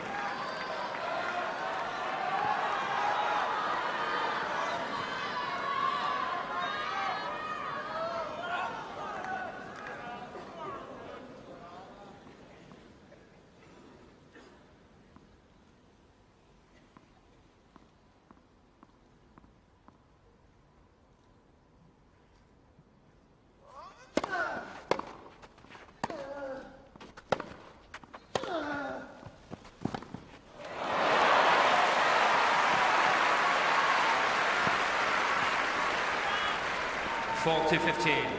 Ever resistant, ever able to run every ball down. He will leave a piece of himself out here on this court, trying to stay with Roger Federer, who had the advantage this set of serving first.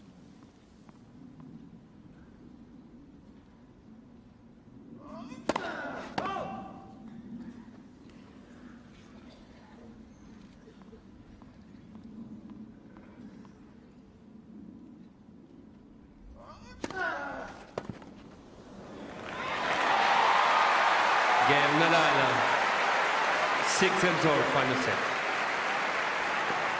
The number of challenges for both players is reset to back to 3. So 3 challenges each on the Hawkeye challenge system because they've got to 6, but there's no tiebreak in a 5th and deciding set at Wimbledon. So we go on. There has to be a 2-game advantage.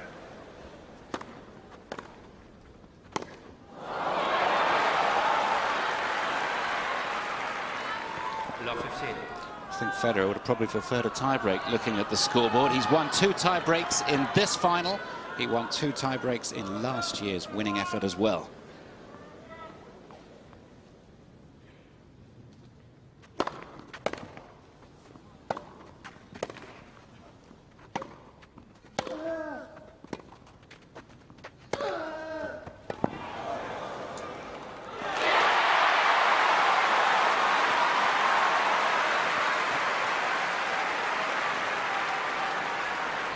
Love 13. Maybe this time.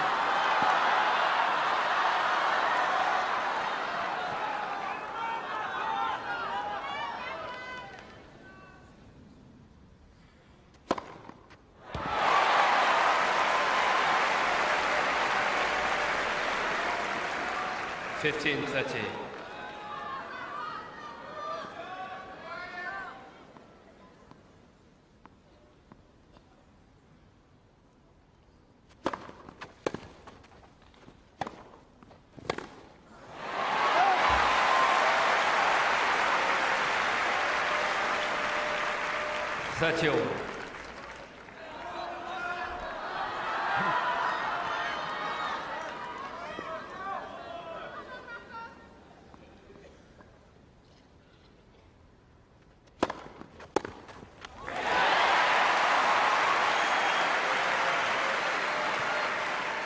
Forty 30.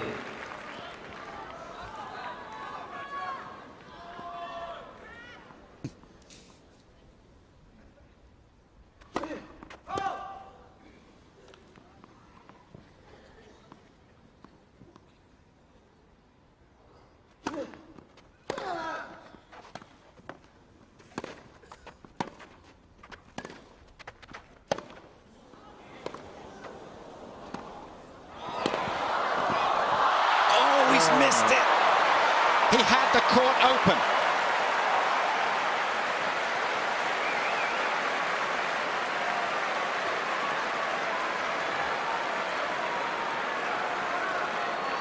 Yes. Had the whole court. I certainly wouldn't want that to cost him.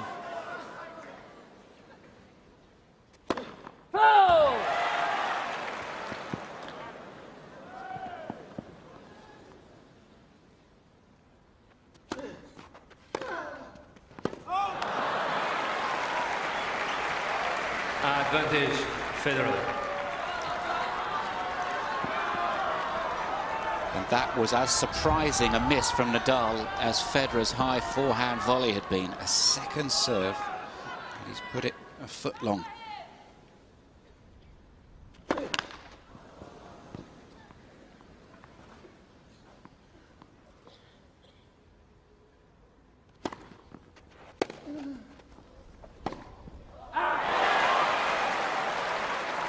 Yes.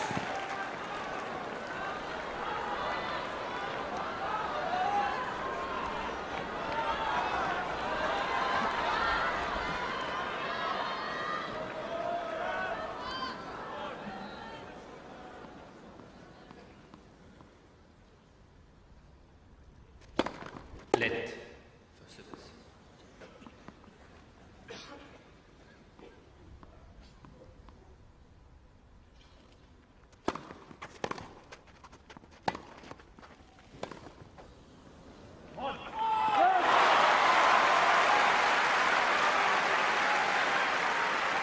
Advantage, Federer.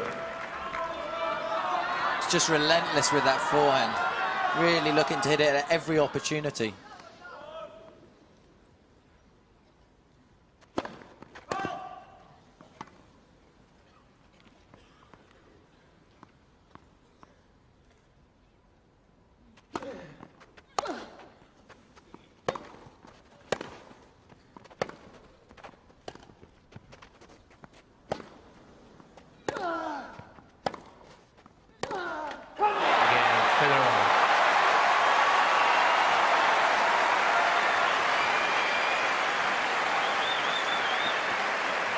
Federer leads 7 games to 6, final set.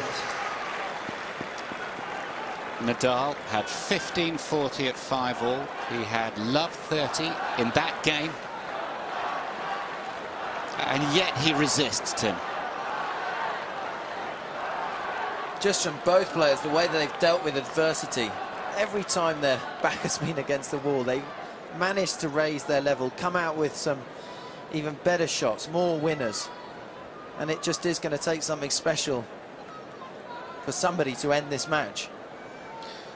It might just take the clock. We're approaching 9 o'clock. I mean, one can imagine a 9:30 finish, perhaps. But certainly no more than that. I mean, the late finishes that we've had during these championships have come after a nice, clear day. And this has not been one of those.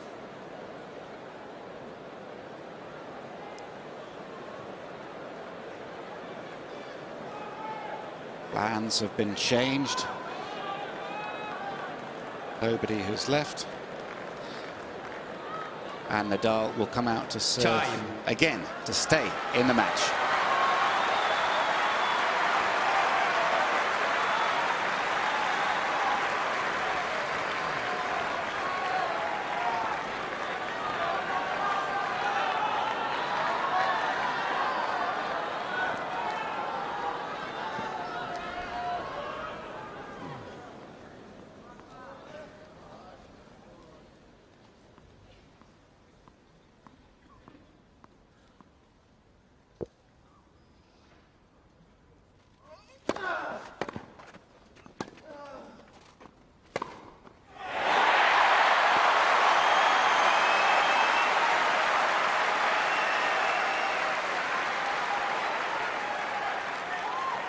Love 15.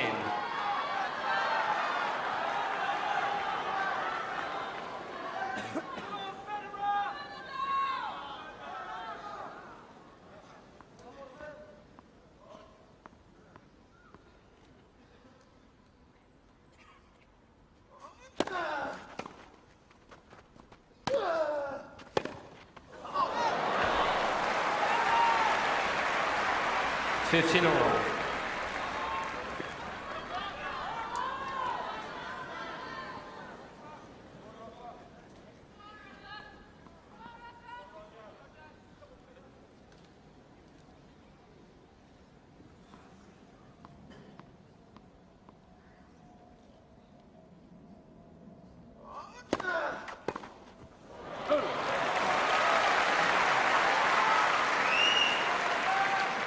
$30-15.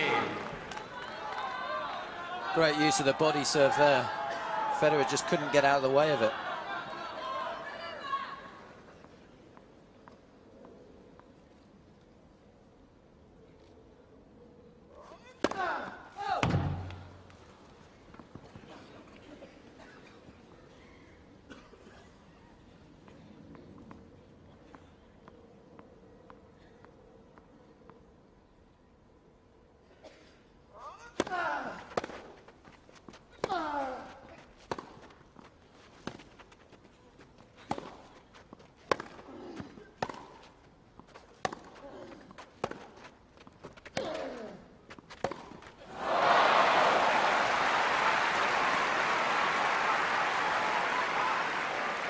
$40-15. And the human dynamo, that is Rafael Nadal, continues to knock the ball back with interest. Been pummeling Federer for 4 hours and 34 minutes. And a chance now, 2 chances for 7 games all in the 5th set.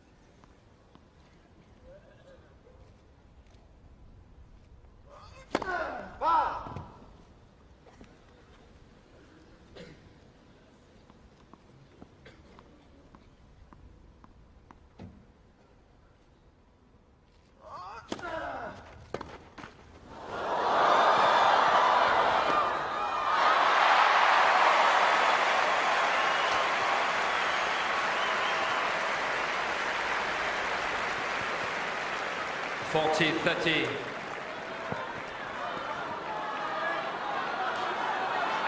The dry volley was no more than an afterthought from Federer. There's a very high tariff of difficulty on that shot. It keeps him in the game. Nadal unlucky to have the net cord go against him.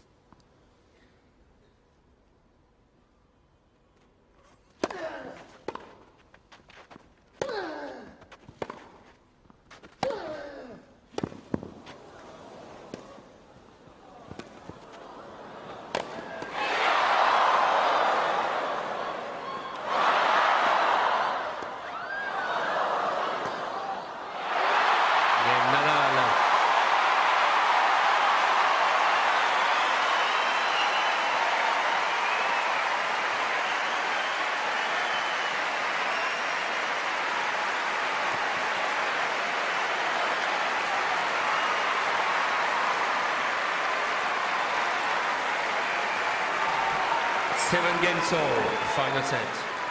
What can you say about that? Thank you. Quiet, please.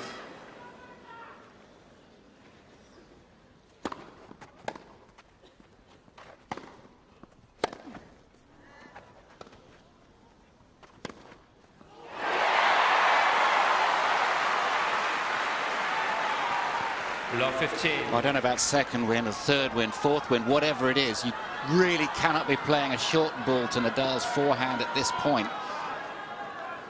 After the end of that last game, he's got the blood coursing through his veins.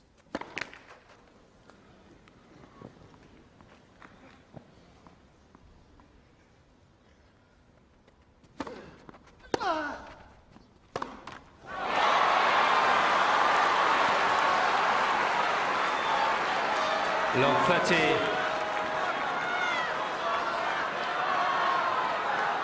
It's another half chance for Nadal. Love 30 on the Federer serve.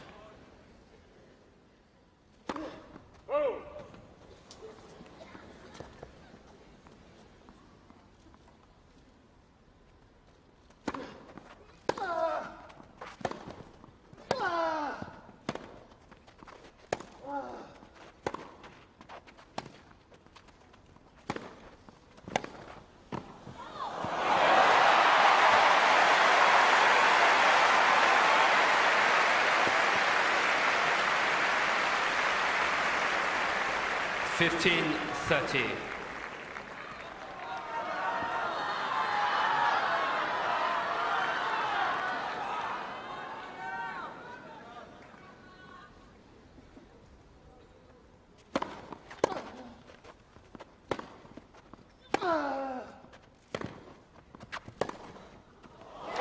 It's a magnificent strike.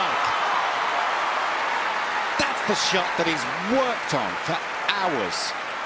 And now it pays dividends. 15-40.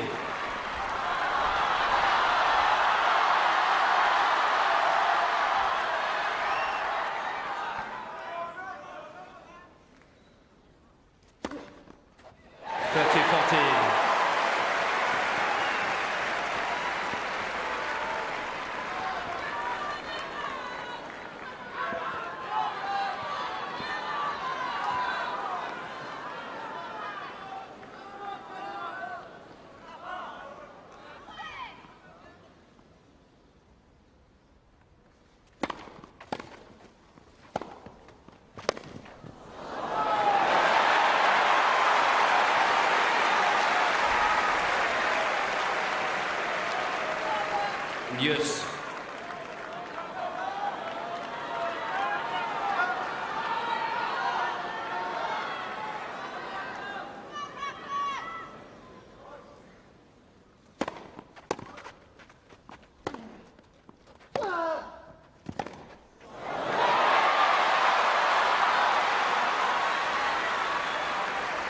Advantage, Nadal.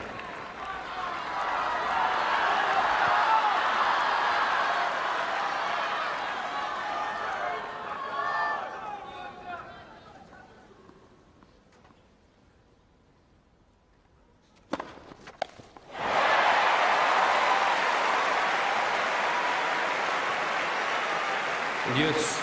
It's just incredible. The importance of these points and the way that they've been played by both players.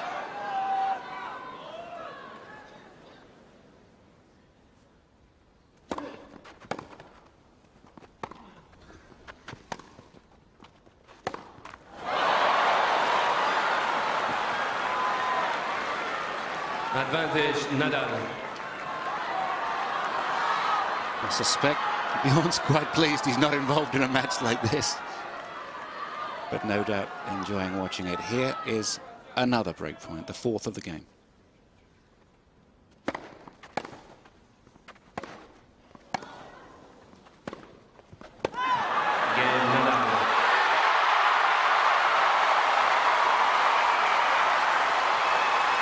New balls, please.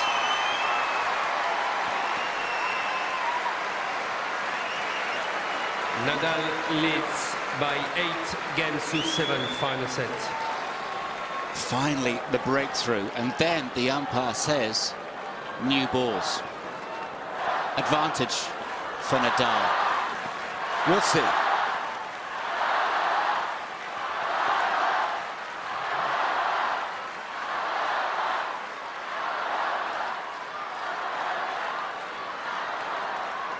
When Nadal had a chance to serve the match out in the tie-break. Fourth set. That was too much for him. Time.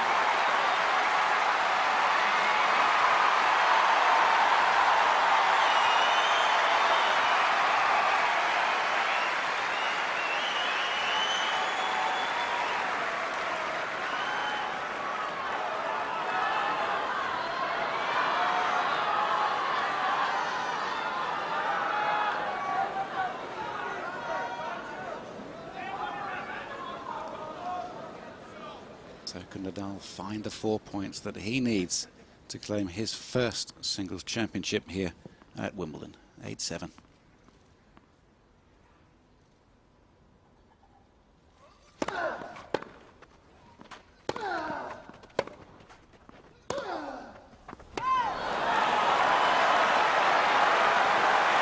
Love 15.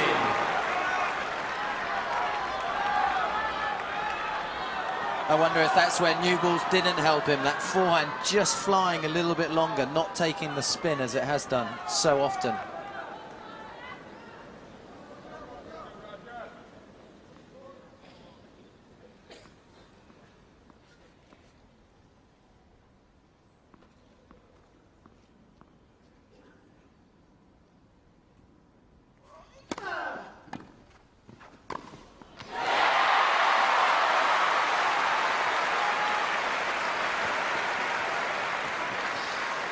Well, believe it or not, after 4 3/4 hours of this final, that is the first serve and volley from Nadal. He's got a keen sense of timing. Match player, both of them.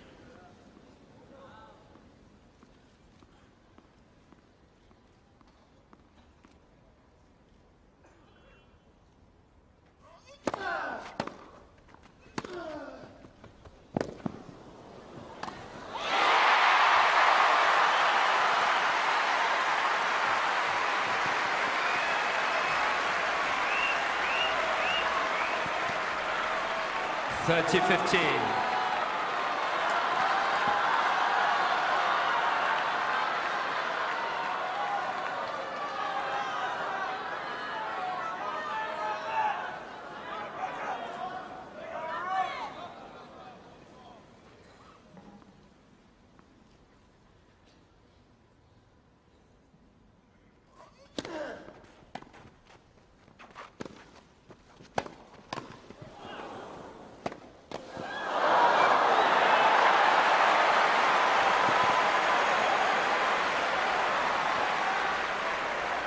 That backhand from Federer looked like it was going long, and Nadal played it.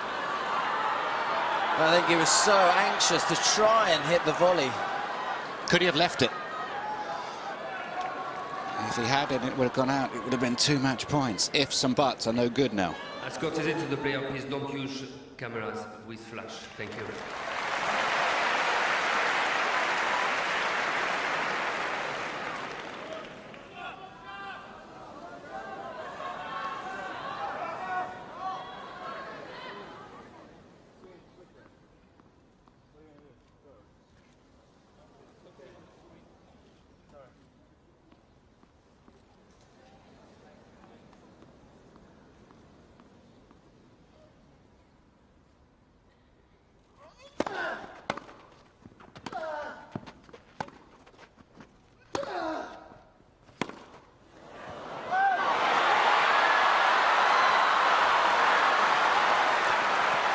Took his eye off that one. The 5-time defending champion is at the mercy of Rafael Nadal here.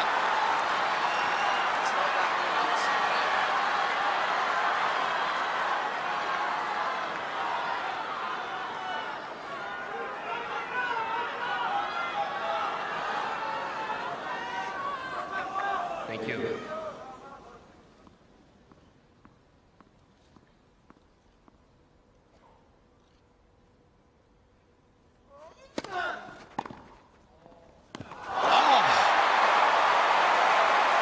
Well, no wonder people stand. It's just different tennis than we've ever seen. Yes. 3 match points Nadal has had. 3 times he's been on the brink, and 3 times Federer has said no.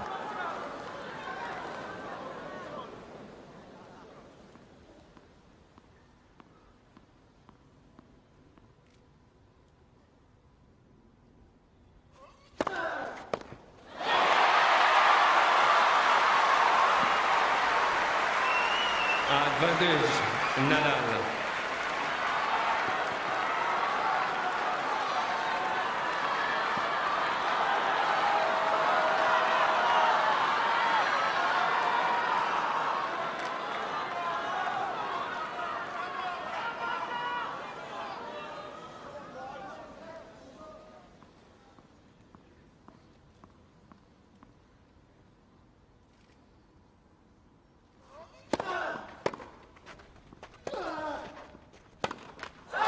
There's a new man at the head of men's tennis, Rafael Nadal. 6-4, 6-7, 6-7, 9-7.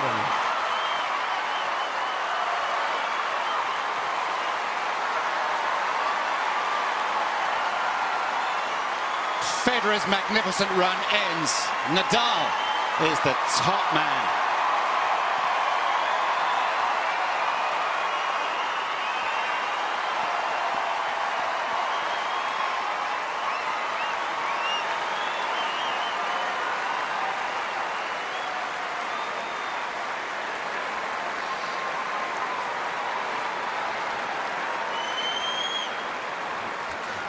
Memories of Pat Cash in 1987, straight to Dad and Mum and Uncle.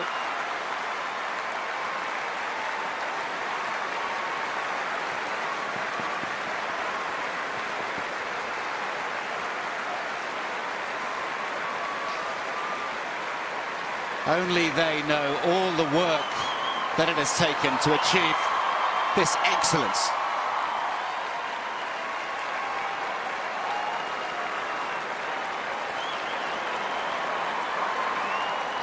And he's off and running. He's into the roll box.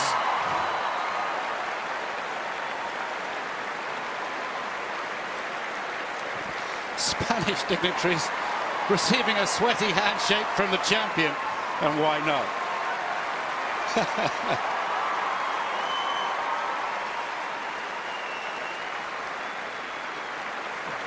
No need to feel sorry for Roger Federer. It's been a wonderful run. He played a fantastic match. And he may well be back. But this is Nadal's moment.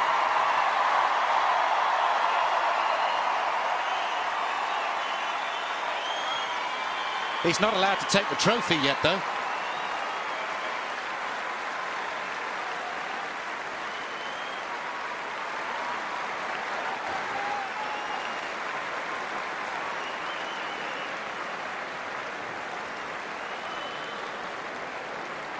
Ladies and gentlemen, the trophies will be presented on court by His Royal Highness the Duke of Kent, the President of the All England Club, accompanied by Tim Phillips, Chairman of the All England Club, and Stuart Smith, President of the Lawn Tennis Association.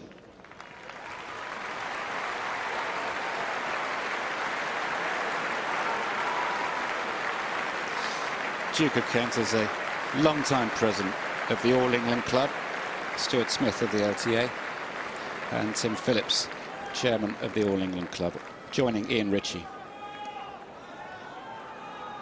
Ladies and gentlemen, today's chair umpire, Pascual Maria. A first men's singles final at the championships for Pascual Maria of France. And he had to maintain his concentration, no doubt. A long match, And well played to him. Tears of sorrow last year, different tears this year. And now the championship's referee, Andrew Jarrett.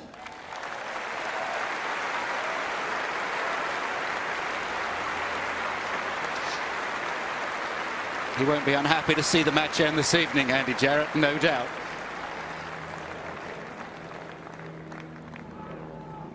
Ladies and gentlemen, to the runner-up, Roger Federer.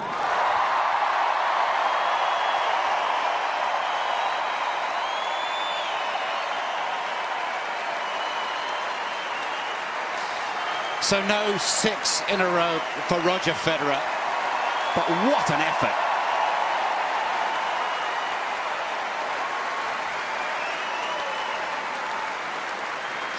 Borg lost to a left-hander when he was going for 6 in a row. He lost to McEnroe. Federer losing to Rafael Nadal. And the Wimbledon Gentlemen's Singles Champion for 2008, Rafael Nadal.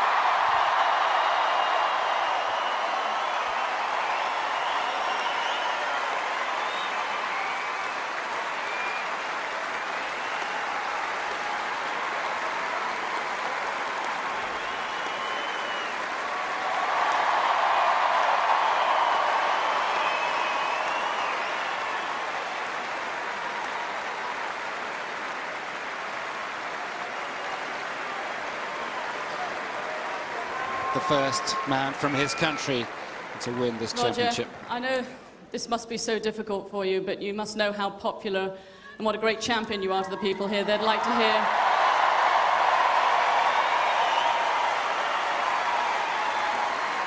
They'd like to hear your thoughts on the match, because you played such a part in such a wonderful final. Yeah, tried everything. Got a little late and everything, but look, Rafa's a deserving champion. He just played fantastically.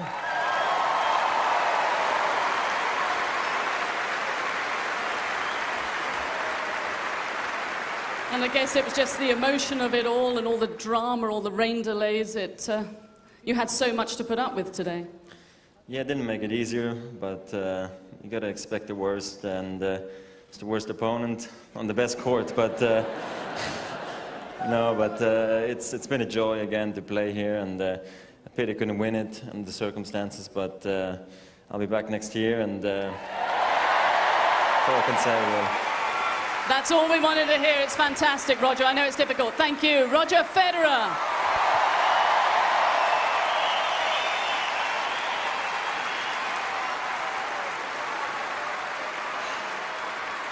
Hi, Rafa. Wow. Can you describe what you felt when you just fell to the floor, when you knew that you were the Wimbledon champion? Well, it's impossible to explain what I felt in that moment. No? So just very, very happy for win this title. My favorite tournament for me is a dream, playing this court, but win, I never imagined something like this. So very happy. Thank you very much, everybody.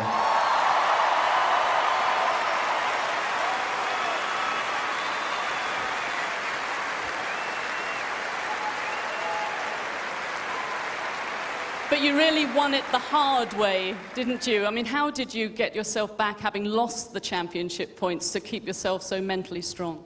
Well, disappointing for me. I am in the same time like the best player of the history, Roger Federer. So it's very tough always play against him, especially here. I have a lot of chances for win before the match, but just congratulate Roger, because he always fight unbelievable. His attitude always is excellent when he win, when he lose.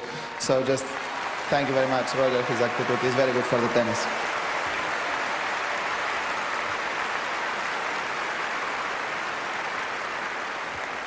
And the fact that you beat Roger here on centre court in arguably one of the greatest finals we've ever seen, does that make this even more special?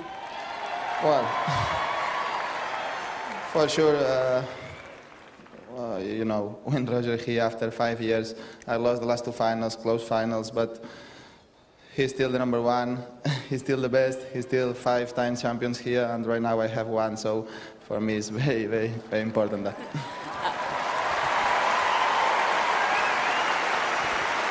And I know the first thing you wanted to do was to run up to see your father and your uncle Tony, that's been your coach and such a support to you. What did they say to you up there? Just thank you very much for his support, for their support all the time, coming with me, my uncle, my family. The rest of the family are there, so just Carlos Costa, Ángel Ruiz Cotorro, Filete Barbadillo. So everybody, thank you very much. I think it's the first time we've seen anyone go to the royal box. Anyway, big celebration planned? No big celebration. No, I forgot one thing. Just thank you very much, the prince and princess, for coming watch my final today. It was a pleasure. Enjoy the moment. It was a fantastic final. Ladies and gentlemen, the new Wimbledon champion, Rafael Nadal.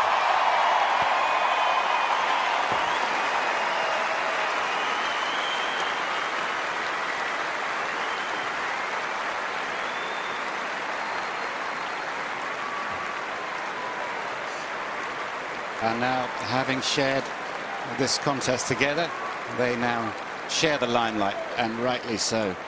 There's two champions there, no 6 in a row for Roger Federer, but the first French Open Wimbledon double since Bjorn Borg in 1980 for Rafael Nadal, a 5th Grand Slam singles title.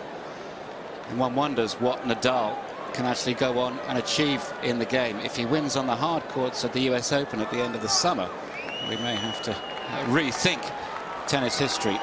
He's playing that sort of tennis at the moment.